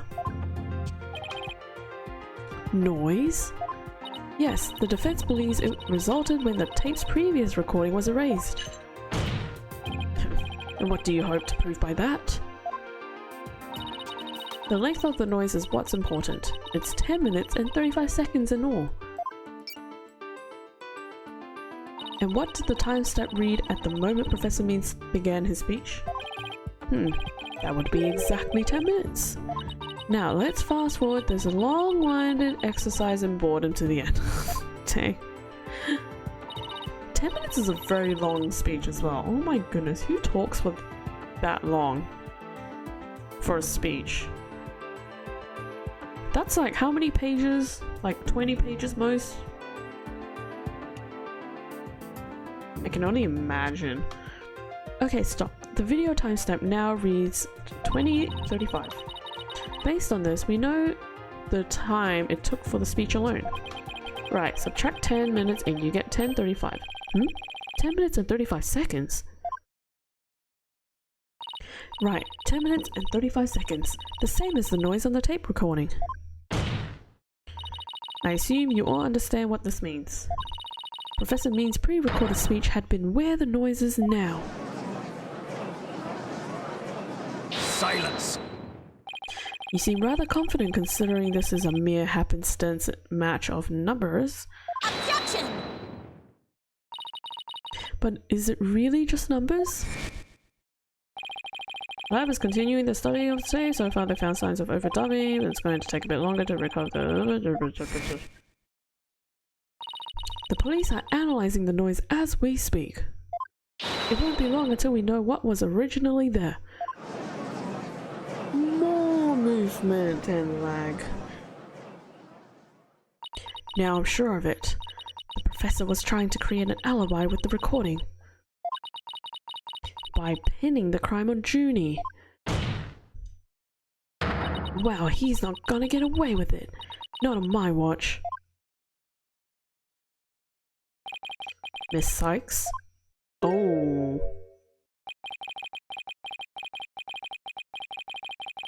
Uh-oh. I believe you are well aware of my methodology. Even if Juniper were the perpetrator, I would vigorously defend her as per my word. And to that purpose, I offered to be her lawyer. Alas, look what's happened.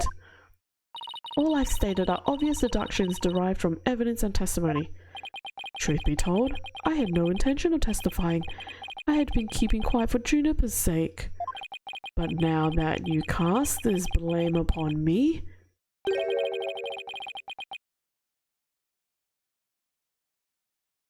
This is creepy. I have no choice but to reveal the truth. Uh-oh, this doesn't sound good. I would now reveal the truth behind why I had to pre-record my speech before the mock trial. I, Professor Means, always say what I mean and mean what I say by all means. Is that is not confusing at all. Okay. Let me just drink some water. I'm so sorry about the lag. I don't know what is going on with my frames.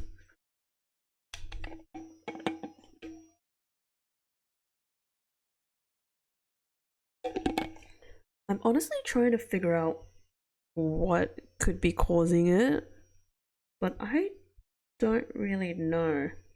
Well, actually, I might know now. My MacBook wants an update. Oh dear. Well, guess I have to do that later. Anyways, we're gonna do the testimony and see how far we get. We are so close, guys. We are so close. Professor means testimony. The defendant came to me with what she said was very important and by necessity secret. She asked me to pre-record my speech and come to the audio room during the mock trial. Juniper confessed to the murder and asked that I get her declared innocent in court. No lag for you? Oh, good. Thank you. It's probably on... Is it on my end? That can't be right. I'm so confused. Anyways, she also said I'd become an accomplice after losing my alibi due to the pre-recording. But when I said I would protect Juniper, I meant it because it's the humane thing to do. Oh my, so you're saying the defendant threatened you? This has to be a lie. I mean, everything about it lines up too perfectly to be true. On this most consequential of occasions, let me be completely frank with you. Juniper has truly taken to heart my teaching that states the end justifies the means. I don't believe you. When she asked me to defend her, she said I must also prove her two friends innocent. Her two friends? The witnesses? Correct. Hugh O'Connor and Robin Newman. I was to ensure all three walked free. All three were to achieve their dream. That was the result Juniper was seeking. And she was even willing to threaten me, her own professor, to that end. You, no doubt, has high praise for her ruthless tactics. Yes, well, that is why I vowed to vigorously defend her despite her threatening me. Why would she threaten you, you weirdo? There was a time when lawyers merely sought the truth if they wished for victory in court. But alas, those days are over. Now, in the defense of justice, order and all that is good, the end justifies the means. I am so sick of hearing that phrase. Same! If anyone comes up to me and says the end justifies the means, I'm just gonna punch them. Because that phrase has no purpose or meaning to it. Though it truly grieves me so, I must tell you this. Forsake the truth if it's victory you seek. Steel yourself for this new courtroom reality. That does it. He's gonna regret dragging those dismal, depressing ideas in here. Since he's already surrendered to the dark age of the law, it's up to me to fight it.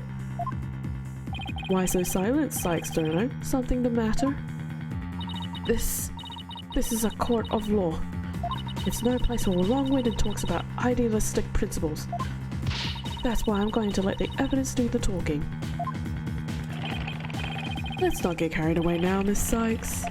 It will not do to have you attempting to discredit my doctrine. I don't know why I struggled with that. Do not force me to rectify the situation. No, go ahead and rectify. Only if I lose and you win, that is. Oh, damn.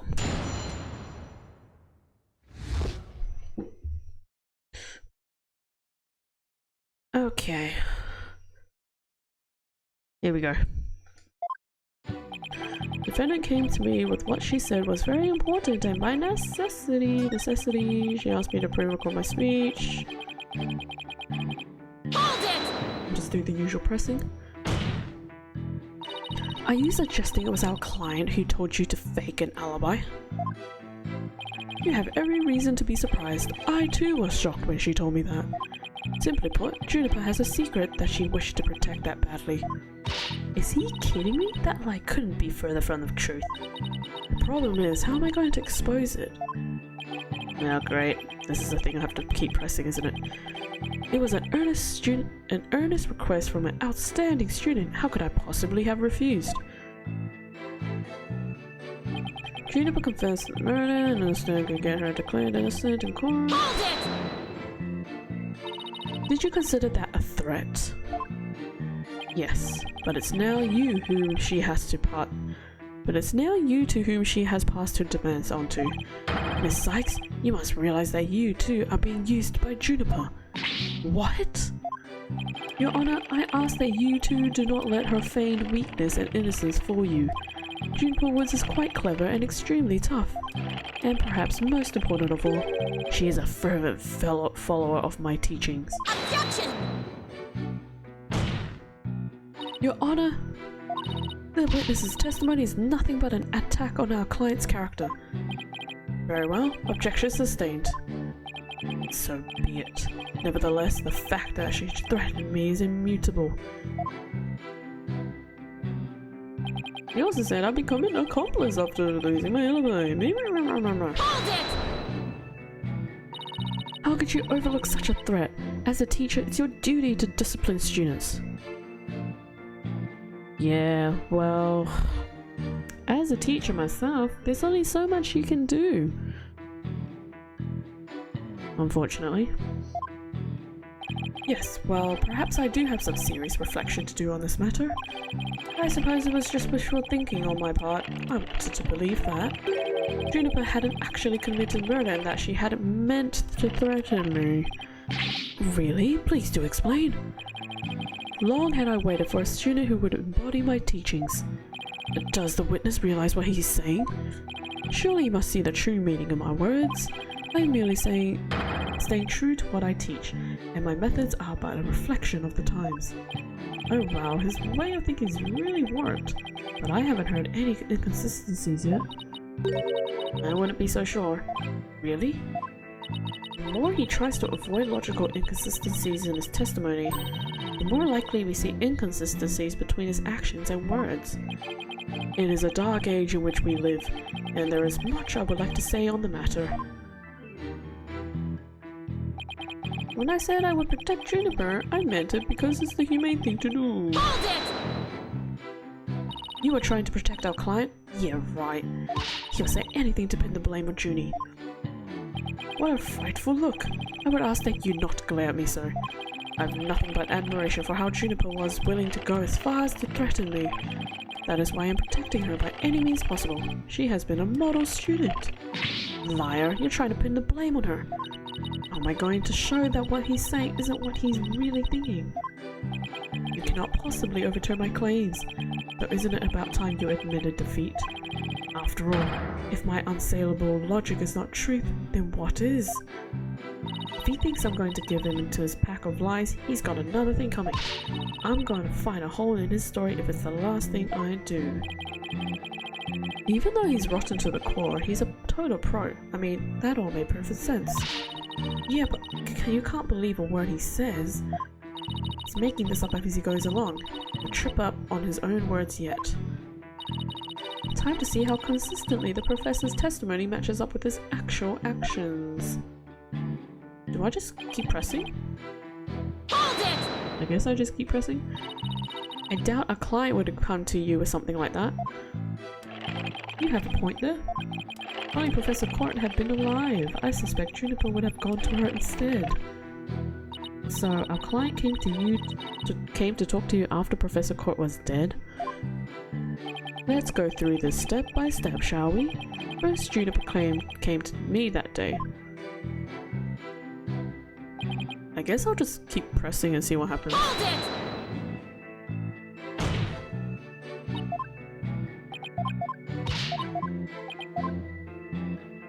Boop, boop, boop, boop. Hold it!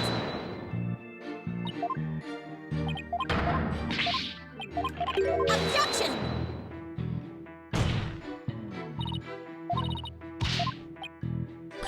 Dun, dun, dun, dun, dun, dun, Hold it!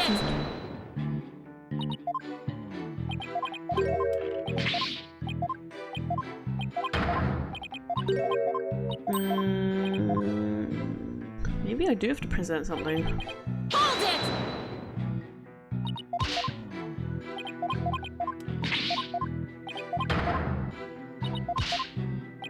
Okay, I have to present something. Okay. What do I have?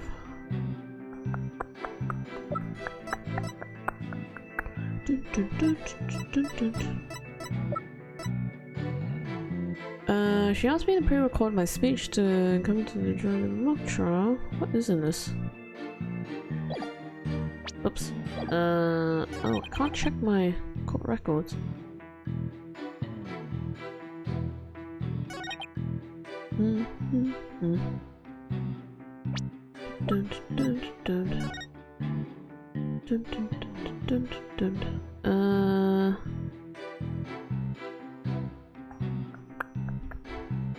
Testing is underway. She also said to become an accomplice after.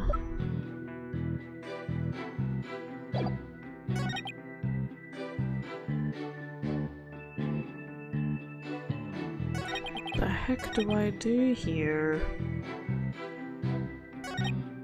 Dun, dun, dun, dun, dun. Dun, dun, dun, dun, dun, dun.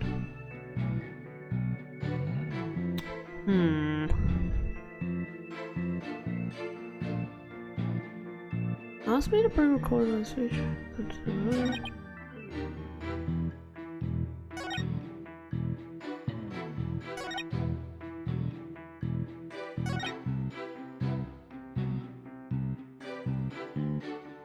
What?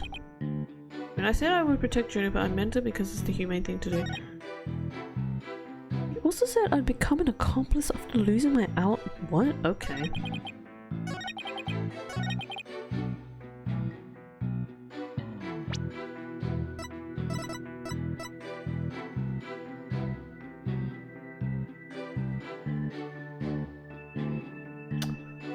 Oh, you passed it to Hugh to pass it on to the police.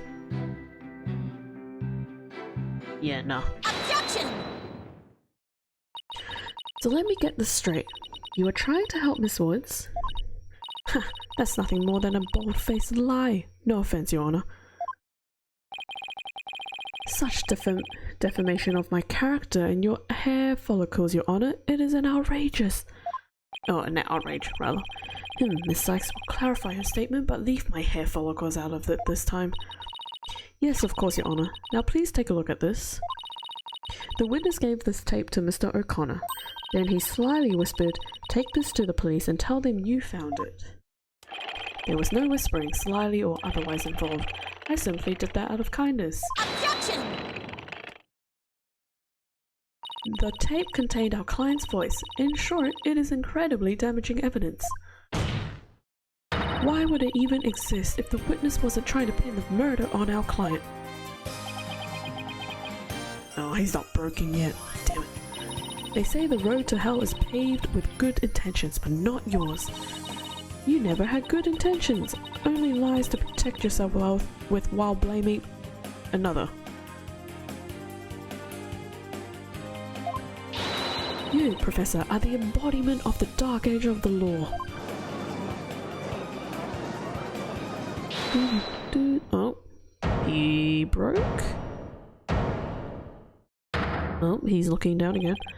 Why, you little... You dare call my teachings and methods lies?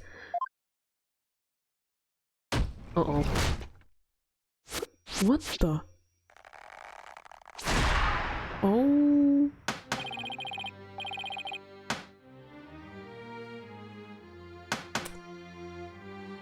Nice mohawk, dude. Demas Legal Academy is a proud institution. It is the most powerful in the world. You'll never forget what true education and lawyering means once I threaten you. Huh? Professor Mees? What's with your hair? Quiet! No talking in class! Oh my gosh, he just threw chalk. Ow. Homeroom. Eyes and ears up, everyone. Homeroom is now in session. We will begin with roll call. Athena Sykes. Yeah? Here? Apollo Justice. I'm fine. I mean here. Fool! The proper response is here, without any extraneous information. Ouch! I mean, here. Next, Your Honor. Here. See, class? That's the proper way to answer. Simon Blackwell. Same. I said Simon Blackwell. Are you here or not? There's always one, isn't there? Yes. Yes, there is always one. Well then, I'll just mark you absent. Now get out of my class this instant. Get out? Very well, if that is your wish. Who am I to defy my homeroom teacher? Is that such a good idea? Prosecutor Blackwell is free of his shackles. Oh, he just got shocked. Hahaha. It just so happens I was a member of my high school's disciplinarian committee. But is that really so shocking? But psh. Him, constabulary lapdog to teacher's pet. What a malleable mutt you are, Fulbright. Very good, Bobby. You just earned a gold star and a promotion to head disciplinarian. Alright, class is now in session. Did you guys see what he did with that globe? I'm pretty sure that globe would already be broken, considering he just literally smashed it into the pole. Why do I have the sudden urge to go to the nurse's office with a stomachache? Main point, Juniper the killer. I am innocent. Pay attention, I am not the killer, Juniper is. This will be on the next test, so you had better be listening. Objection! But Professor, you created the phony tape to pin the blame on Juniper. I can't talk. Plus, you were the only one who could have moved the body during the mock trial.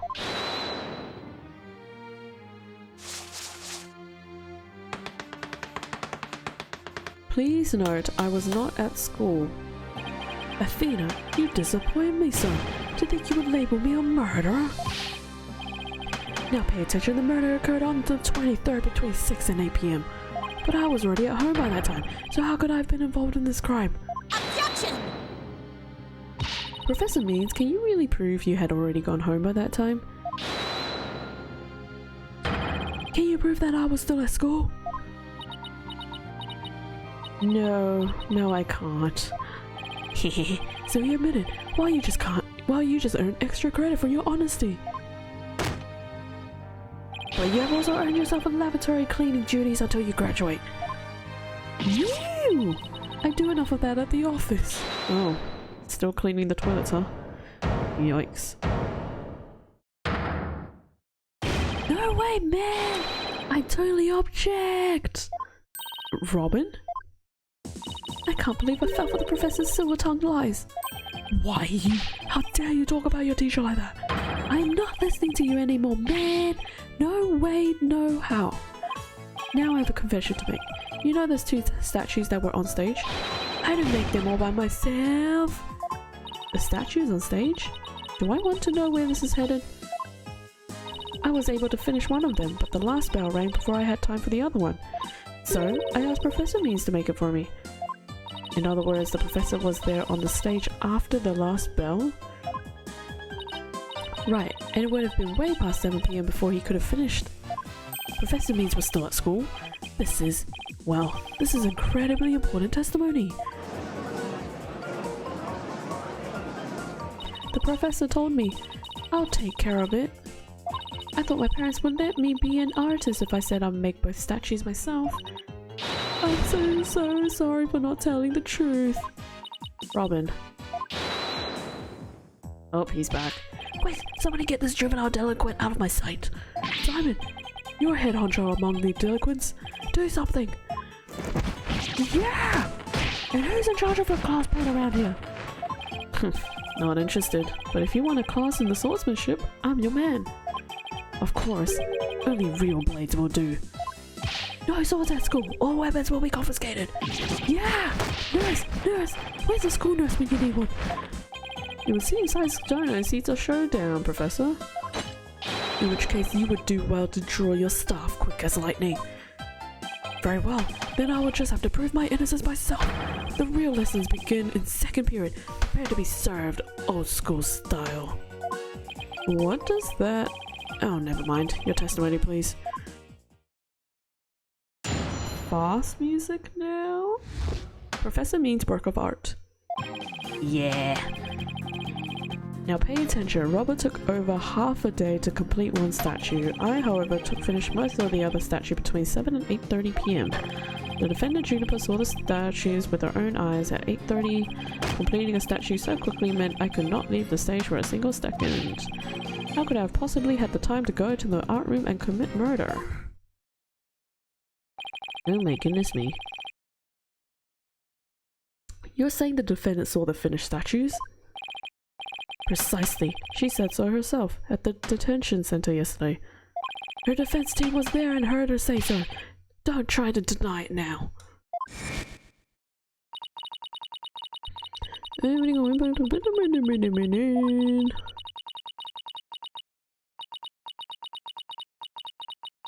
Ugh, excuse me. That was a big yawn.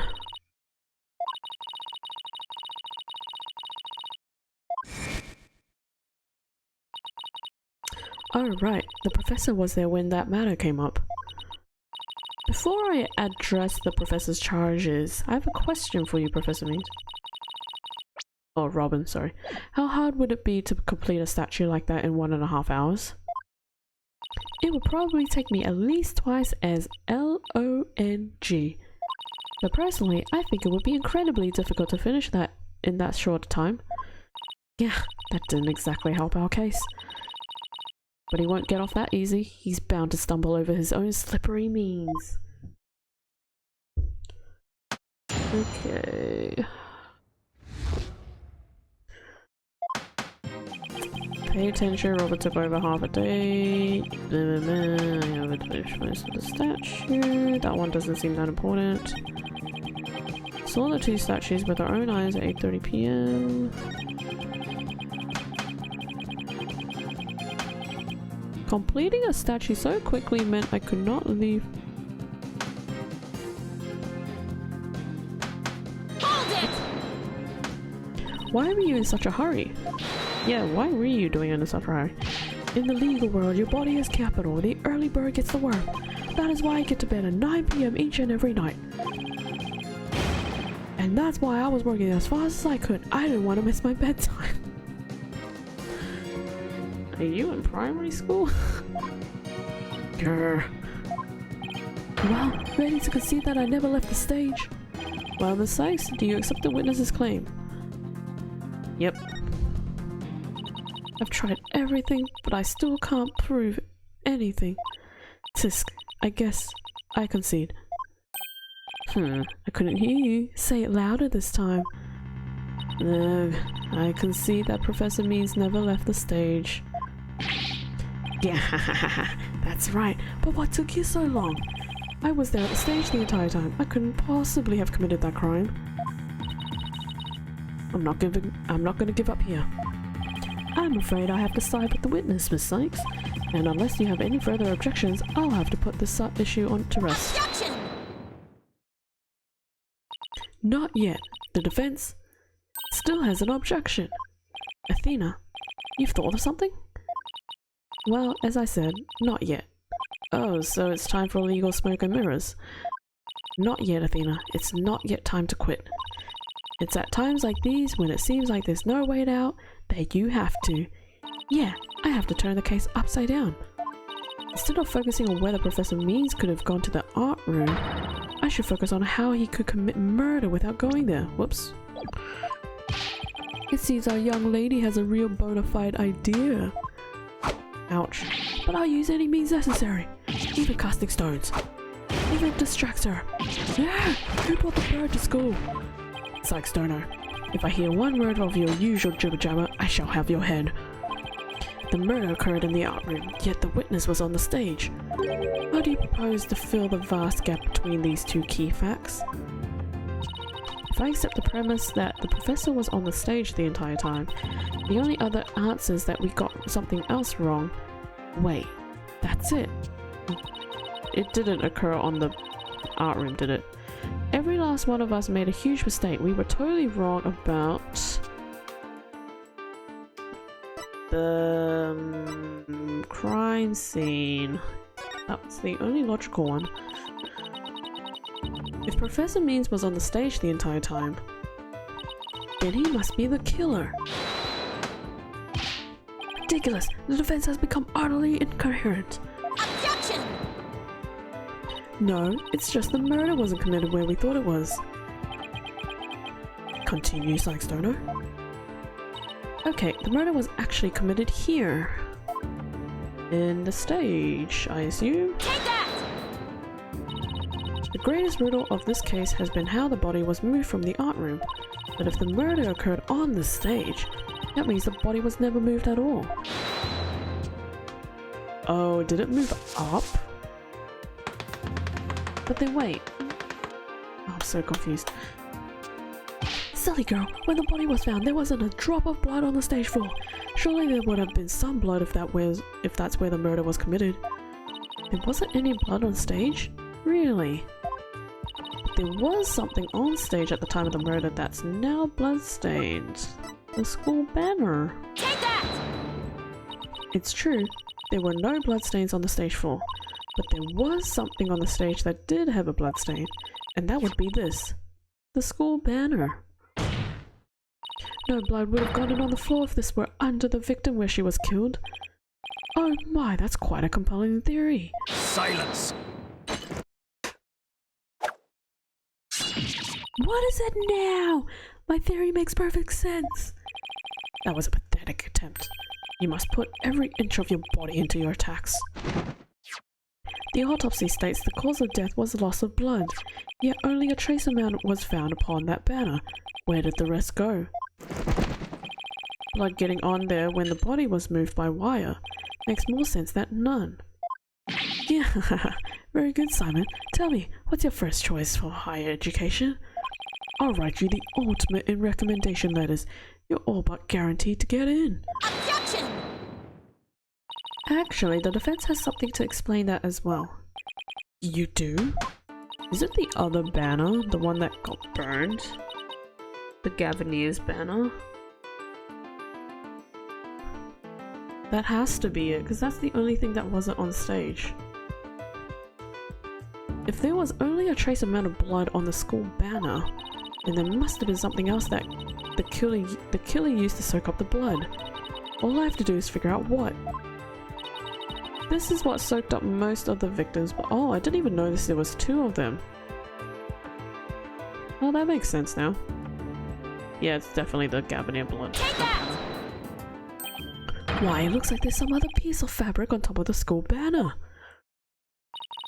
It's the Destinies banner that had been specially made for the school concert. Since it's on top of the school banner, the blood would have hit first. It could have easily absorbed most of the blood like a dishcloth, and only a small amount would soak through the school banner below. So it makes total sense for the school banner to only have a little blood on it. So that banner absorbed the blood like a dishcloth. Yes, that would explain it. The Destinies banner was like a dishcloth? Surely it was at least towel quality. Is that really important, guys? That's the last thing we'd be talking about. Simon, don't just stand there, do something. Silence! Sykes Stoner, you are learning to wield a blade quite well, but how will you respond when I come slashing at you like this? The remnant of a large bloodstain was detected in the art room, but why would there be blood if their murder occurred on stage as you claim? Objection! The bloodstain in the art room was faked. How? I'll tell you how. All that was needed was something that could transport the blood upstairs, and that something was a piece of evidence we just finished discussing. The killer used this to bring the victim's blood up to the art room. The cloth. Take that! To think you stooped so low as to present mere garbage to this court. It's only garbage because someone tried to destroy it by tossing it in the incinerator. That someone was most likely the killer seeking to get rid of the crucial evidence. The killer used the wire to bring the blood-soaked Destinies banner to the art room. Then, the blood was wiped onto the floor to complete the ruse. It makes perfect sense. Yeah. Ah!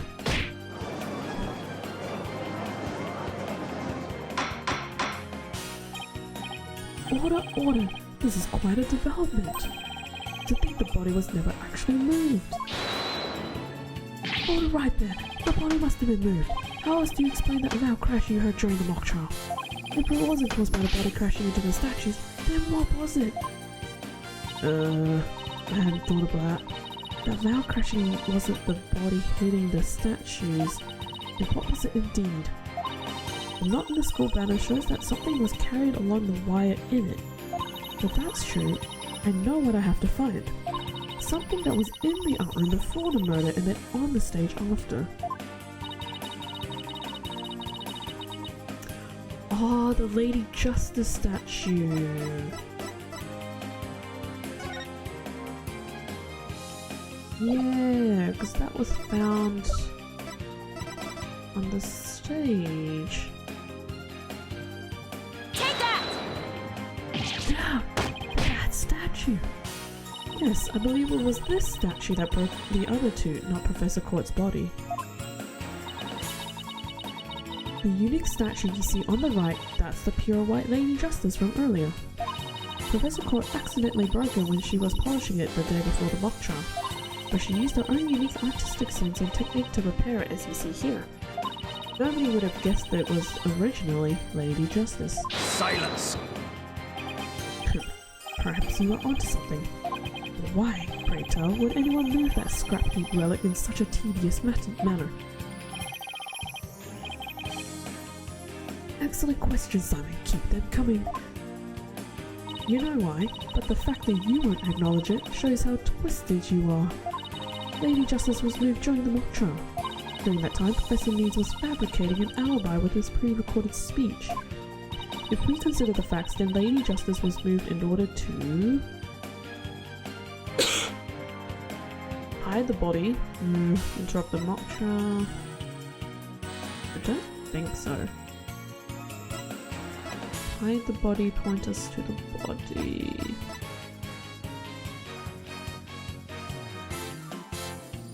It would have to be point. Why would you hide it? Professor Means used his pre-recorded speech to fake an alibi during the mock trial.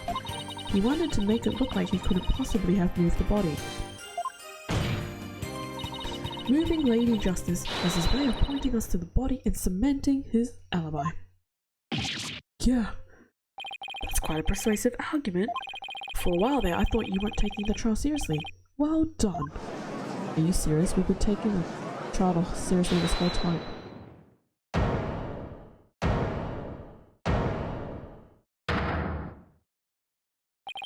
Hehehehe. You should never underestimate me. You should never underestimate me, Athena Sykes. I don't know why I just said that twice. Professor Means always means what he says and says what he means by all means. Fine then, say it already. I'm waiting. The murder occurred the night before, but the body wasn't found until late the next day. Countless students passed the stage till they met in the lecture hall for the mock trial. I'm going with time. Oh my gosh, it's nearly 10:30. And I don't know when this is ending.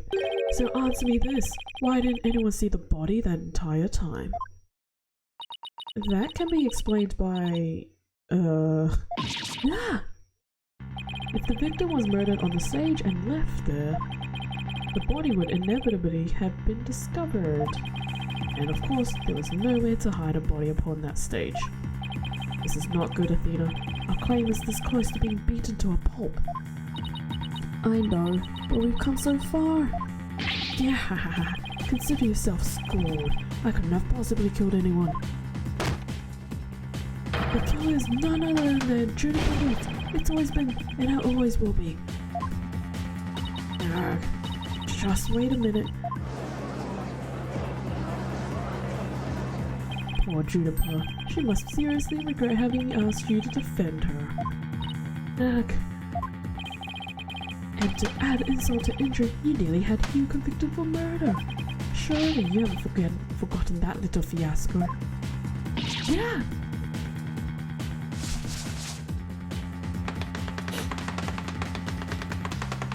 Athena Sykes' attorney badge is just for show. Dang. Not only did you fail to defend your client, you also raised false charges against her friend. You have no right to call yourself a lawyer.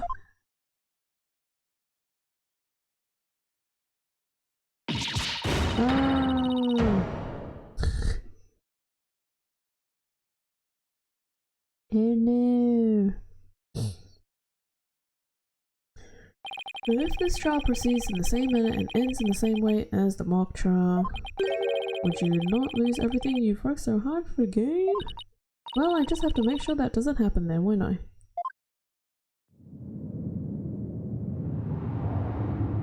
Don't tell me I failed once again. Failed to save someone near and dear to me. I've worked so hard to become a lawyer, even studied psychology. Has it all been for naught? Am I just doomed to relive that all over again?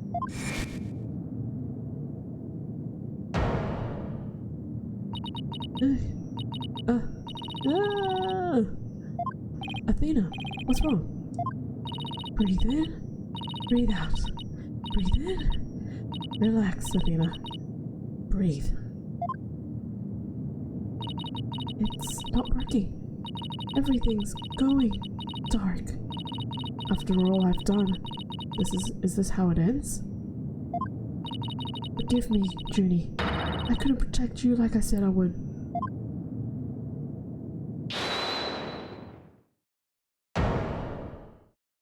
You leave Athena alone, man. She's the one who saved me. It was because of Athena that I could stop hiding and start living my life as a girl again.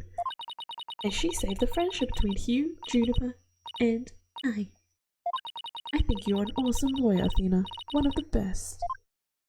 But I raised false charges against you. And that's not all. I've done some seriously unforgivable things.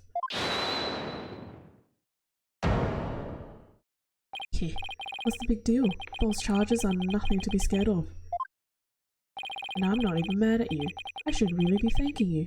You use legitimate means to expose my wrongdoings and give me a chance to re-examine what's important.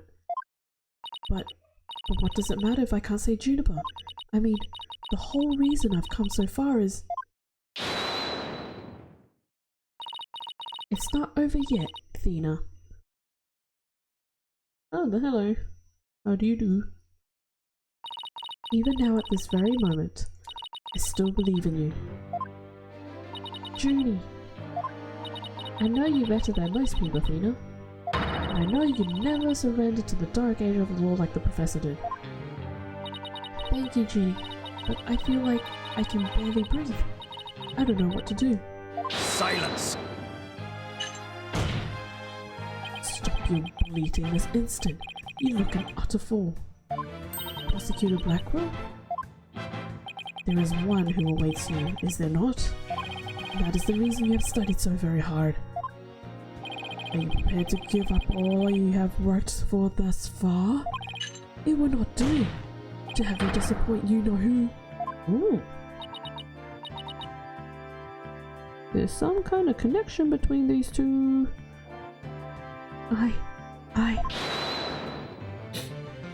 Yeah, you're wasting your time. You have nothing on me. No evidence or anything else to establish my guilt.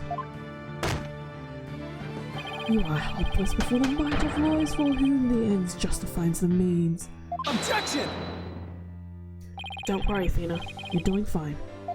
The truth will always win against people like him. But, Apollo, what am I supposed to do now?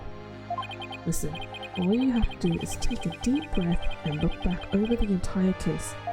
If there's a truth to be found, and there always is, you're sure to find it.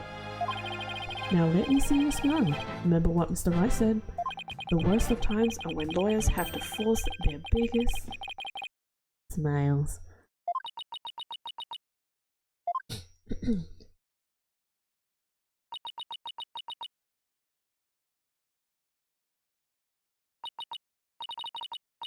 Thanks, everyone. You don't have to worry about me now.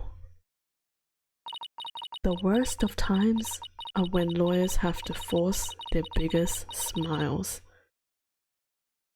That's not a smile.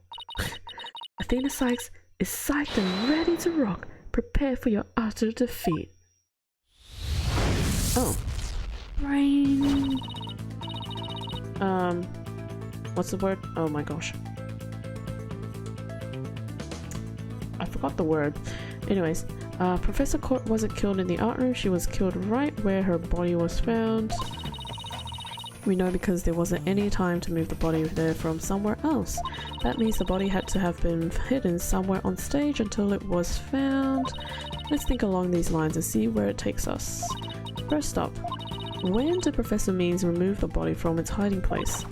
Well, let's see. What was he doing right before the body was discovered? He was using the span of time his fake alibi created to move the body to where it would be more easily spotted. Therefore, the only time Professor Means could have removed the body from its hiding spot is... yeah, during. Not after. Why would it move after? What word? I'm thinking of that thing that, you know, Jimmy Neutron, you know, he has that whole brain thingy, jiggy, what's it called? Oh my goodness. It's kind of like this. I think I said it last time when I did this, but I've completely forgotten the word. It was during the mock trial, specifically during the speech. Professor Means moved the body to an easily seen location during his long pre-recorded speech. The professor also moved something to a stage that wasn't there before, specifically the Wright statue.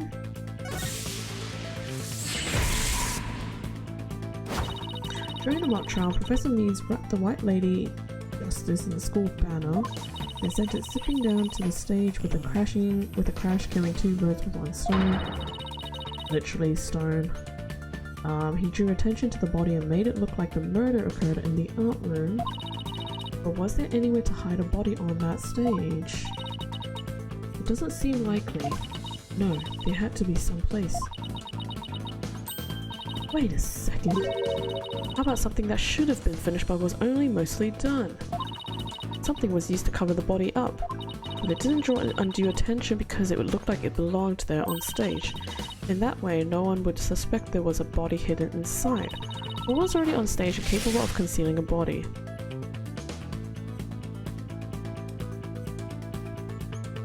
The banner? No. Oh, okay.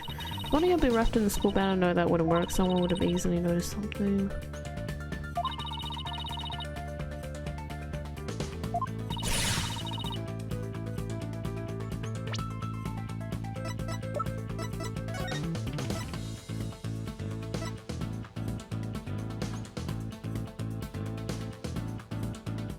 Phoenix statue? Surely not. Oh my gosh, it is the statue. The body was hidden by Wright statue. Oh, I know, the Mr. Wright statue was never actually finished. The body was wrapped under some cloth to hide what was really inside, cleverly disguising it as the boss's statue.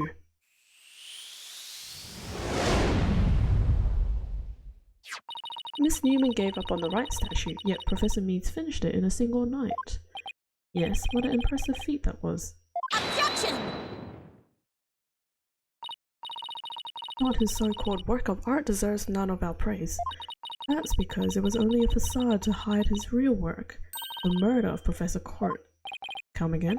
I'm afraid I don't follow. He hid the body by making it look like the statue of Mr. Wright.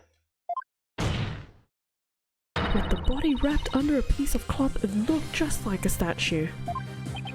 What? I second that. What? Now this is getting interesting.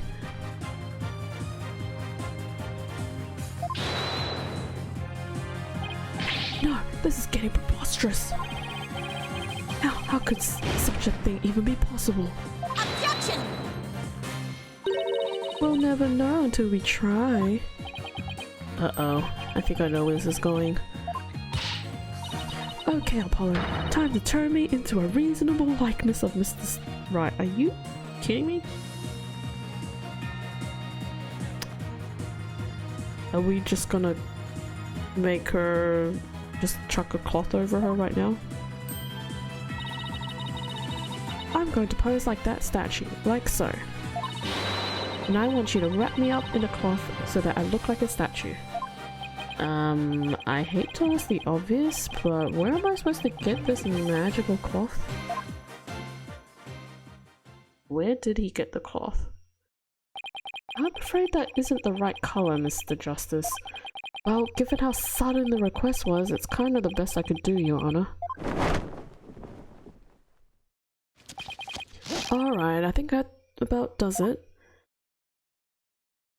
Oh my gosh.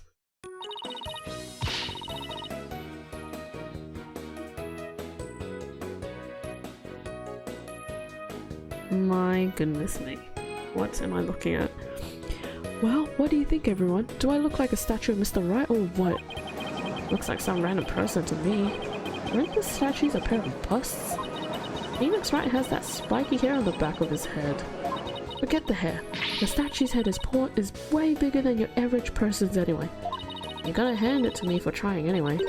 Wait, that's it. The hands.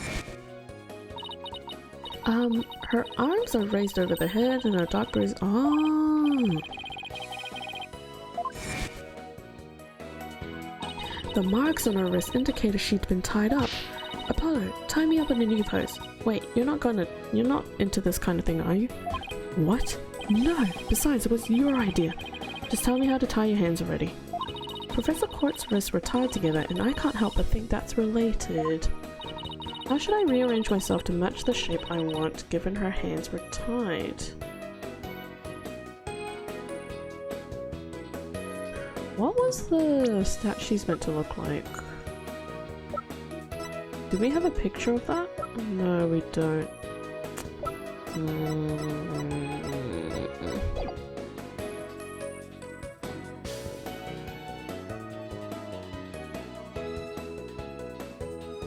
I'm assuming it'd be behind the head.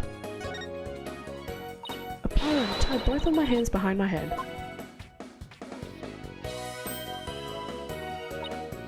See, this makes it possible to fake the spikes on the back of Mr. Wright's head. Sure, but then what about the statue's arm? With both arms behind your head, you can't exactly complete the pose. Yeah, it would be awfully hard to make the objection pose like this. I can't help thinking you've forgotten something, Athena. Something on the body that you don't have right now. What did the victim's body have that I don't? The arrow. Take that! Oh right, there was an arrow sticking out of her side. Okay, Apollo, take that and plunge it into my side. What, are you crazy? Just stab it in. Oh well, guess Apollo killed Athena. He's guilty. Fine, then go get some duct tape. Wrap it all, Schneal.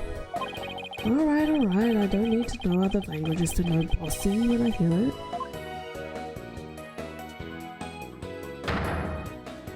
The fatal arrow to the side. Spiky hair created from 2 hands. Masterpiece in the making. Now cover me with that cloth. But remember to make the arrow stand out, okay?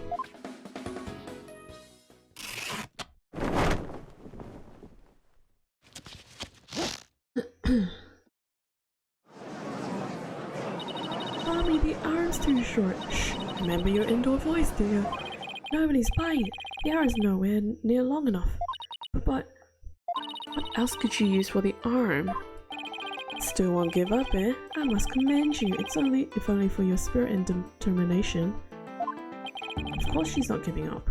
After all she's put me through, she's owed me an explanation, and one that makes sense. Oh my gosh, 2 penalty. Eek. Now disappoint me again and the penalty will be doubly painful.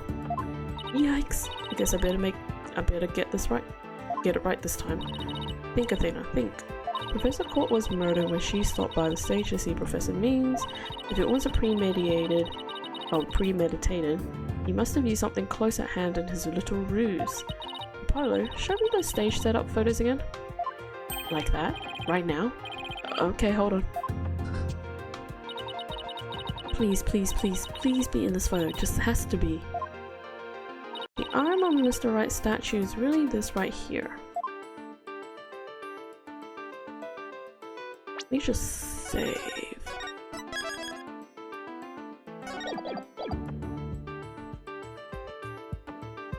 I mean, the only thing is this. There's nothing else is here. If we were to put into the perspective that Means did kill him, or kill her, which he did. I mean, I guess this is the thing then. It has to be. Take that! Got it! I know what he used for the arm on the statue of Mr. Wright. This is absurd! There's no such thing in this photo. Hehehe. Don't play dumb with me, Professor. It's the staff you have right there. Staff? This is the spear of a great legal warrior. Spear? Spear? Whatever, just hurry up and lend it to me.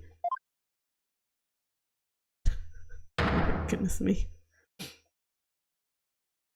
The length is perfect. Mr. Wright couldn't possibly object to such an awesome arm.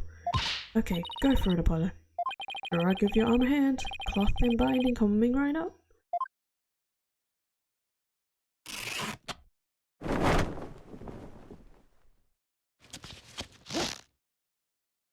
Objection! Oh, much better.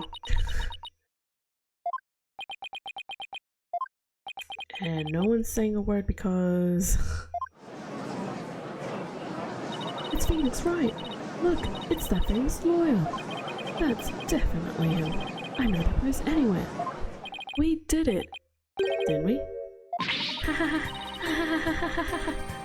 Well, am I not the spitting image of the legendary Phoenix Wright? The man who will bring us out of these dark ages and into an era of brilliant golden light. Golden light? All I see before me is the pink spectre of a man! That's just because Mr. Wright likes his statue. He's positively tickled pink. Get it, Apollo? He's tickled pink. Blah, that joke deserves a pink slip. What's with the pink jokes? It seems the gallery is quite impressed with the defense's sharp thinking. And the witness? The resemblance is nothing more than a coincidence. Objection! Not so fast there, Buster. Unfortunately for you, I can prove my theory to be more than mere coincidence. To prove that his spear was thrust into the victim, all I have to do is see if it's a stuff of spear. Blood! We had assumed the victim's jagged wound came from the arrow being forcibly shoved in. But if the wound was from this spear instead, then we should be able to detect traces of the victim's blood on it. Heck, Your Honor, a brief recess if you will. By any means possible. What if I get rid of my spear? Wait, what if I burn it?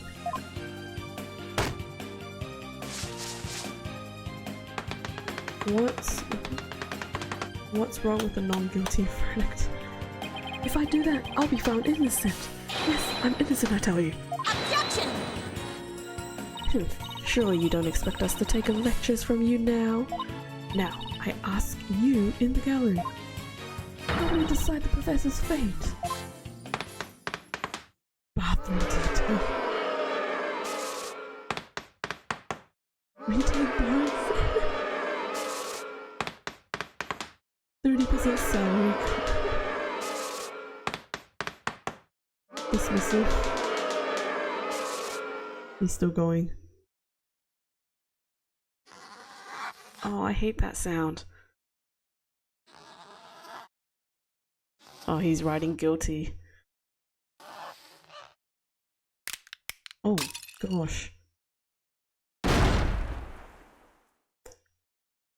Okay. Professor Blackwell, what has become of our witness Aristotle Means? It is as Sykes Donor suspected. Blood was detected on his staff. He has admitted to his heinous crime. All of it. He shall join us in the clink tomorrow. His teaching skills can be put to good use there. Great. He'll teach felons that the end justifies the means. So much for So much for rehabilitation. Can I ask what the professor's motive was? I could barely make a word, he said, on account of his shattered teeth. One of Blackwell's fellow inmates was once a surgeon. Why not a former dentist, too? I eventually had him put pen to paper. It turns out Professor Means was the one taking bribes. The victim had suspected him after a report from the class snitch that led her to question him at the length of the day of the killing, right there on that stage. The result? A heinous crime that was brought before this court. The fool, like Newman, had come to know of the script's contents via the victim's note. It seems that he came up with the plans to stab the victim with her own awl in order to make the killing look like the one in the script and thus frame the defendant. So elaborate. But that scrap of paper with Hugh's name had the same mark as Professor Court's planner. Yes, about that. Those planners are bestowed upon all students graduating at the top of their class. Really? So then... Indeed. Once upon a time, Professor Means was also awarded the same notebook. The handwriting is being analysed now, but like as not, the scrap belonged to him. This too was evidence of the bribery scheme that the victim had obtained. Knowing that Constance Court was clean, and that only Aristotle Means took the bribes. What? To think a professor would murder a colleague, then try to pin it on a student. If this is the dark age of the law, then we can only hope that a brighter future awaits. And the first step is to hand down my verdict for a promising young lady. This court finds the defendant, Juniper Woods, not guilty. Yay! Yes!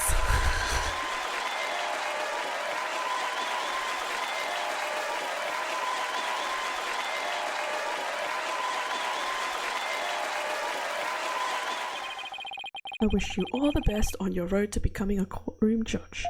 We will need young people like you, if we ever hope to restore the law to its former glory. Yes, Your Honor, I'll work as hard as I can. Maybe one day I'll be able to work with all of you to make a difference. Proudly serve Professor Court's memory. Do not let her death be in vain. That's the last thing I expected to hear from him today. Court is adjourned. And we are done with the case. Not with the episode, the case.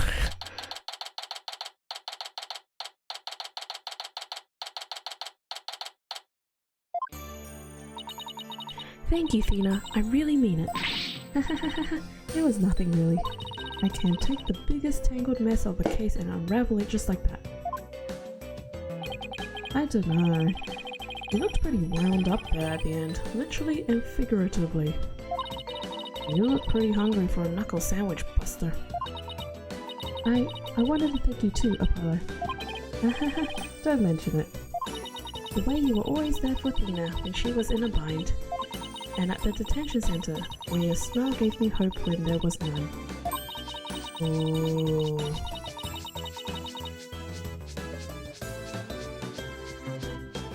Yeah, that's where the crush started, huh? It was like the warm rays of the sun shining down on peaceful woods. I think you're an absolutely amazing person. Thanks, Juniper. That means a lot to me. But I still have lots of work to do, and I can't wait until we see you on the judge's bench. Hahaha. I promise I'll get there someday. That's why until that day, I'll... Guys, I've got some big news. I mean, this is huge. Oh, am I interrupting something? No, it's okay, I think. So what's the big news? School festival. It was supposed to have been cancelled after what happened, but we just got a call in memory of Professor Constance Court, who worked so hard to make it happen. The festival is being extended one extra day until tomorrow. Really? All right. Cutscene?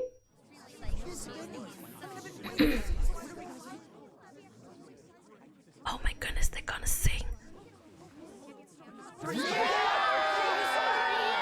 We've got a special treat for all of you. A love letter for Themis Legal Academy. Achtung, baby. It's time for the Guitar Serenade.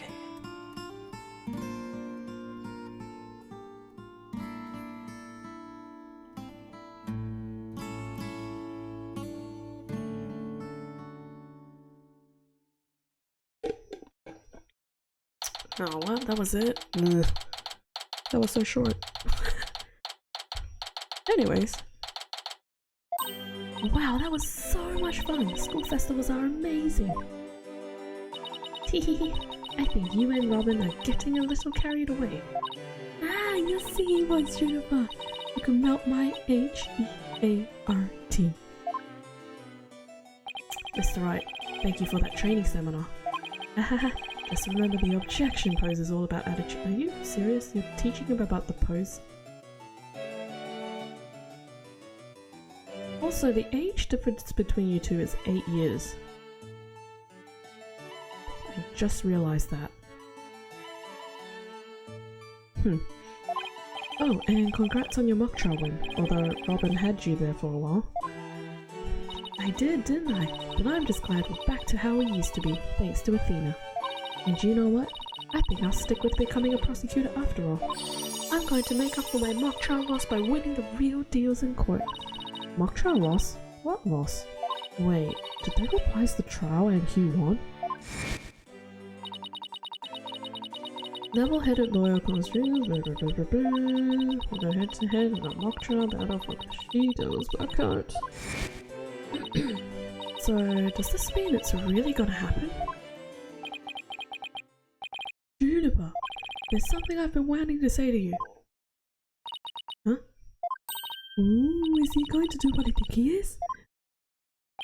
Juniper, can we still be friends? You know, best friends like we've always been. Huh? Best friends? You, weren't you going to profess your love for Juniper if you won the mock trial? No, I was going to confess that I'm not a genius and that I'm really 25 years old. But you already dragged it out of me during the trial. Whoops. Robin! Listen, Hugh. You too, Robin. Miriam. Miriam was there? Me too? Miriam's got this tactical espionage action stuff down to a science. I've been thinking, it's up to us to put an end to the dark age of the law if we can. Let's all work together to usher in a new age where winning only results from the truth. And the end never justifies the means. Count me in. I wouldn't have it any other way. A lot of hissing. Best friends forever, huh? No matter what anyone says, nothing beats true friendship. You bet. And what about your BFF, Apollo? Aren't you a bit old to be using that word? But yeah, he's the best friend a guy could have.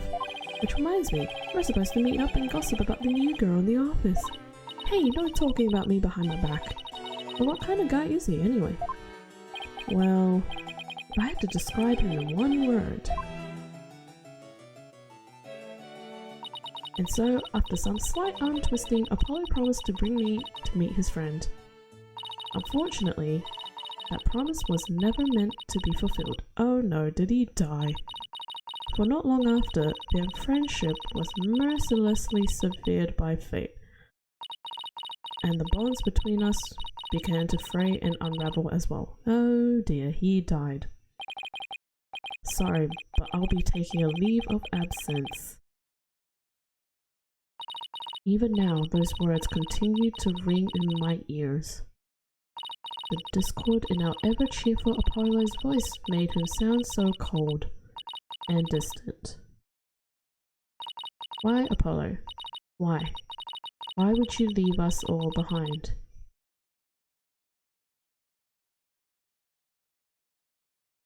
And we're done! It says end behind my head. But we're finally done with episode 3! Yeah, baby! Acton, baby! Oh, straight into a trial. Dang.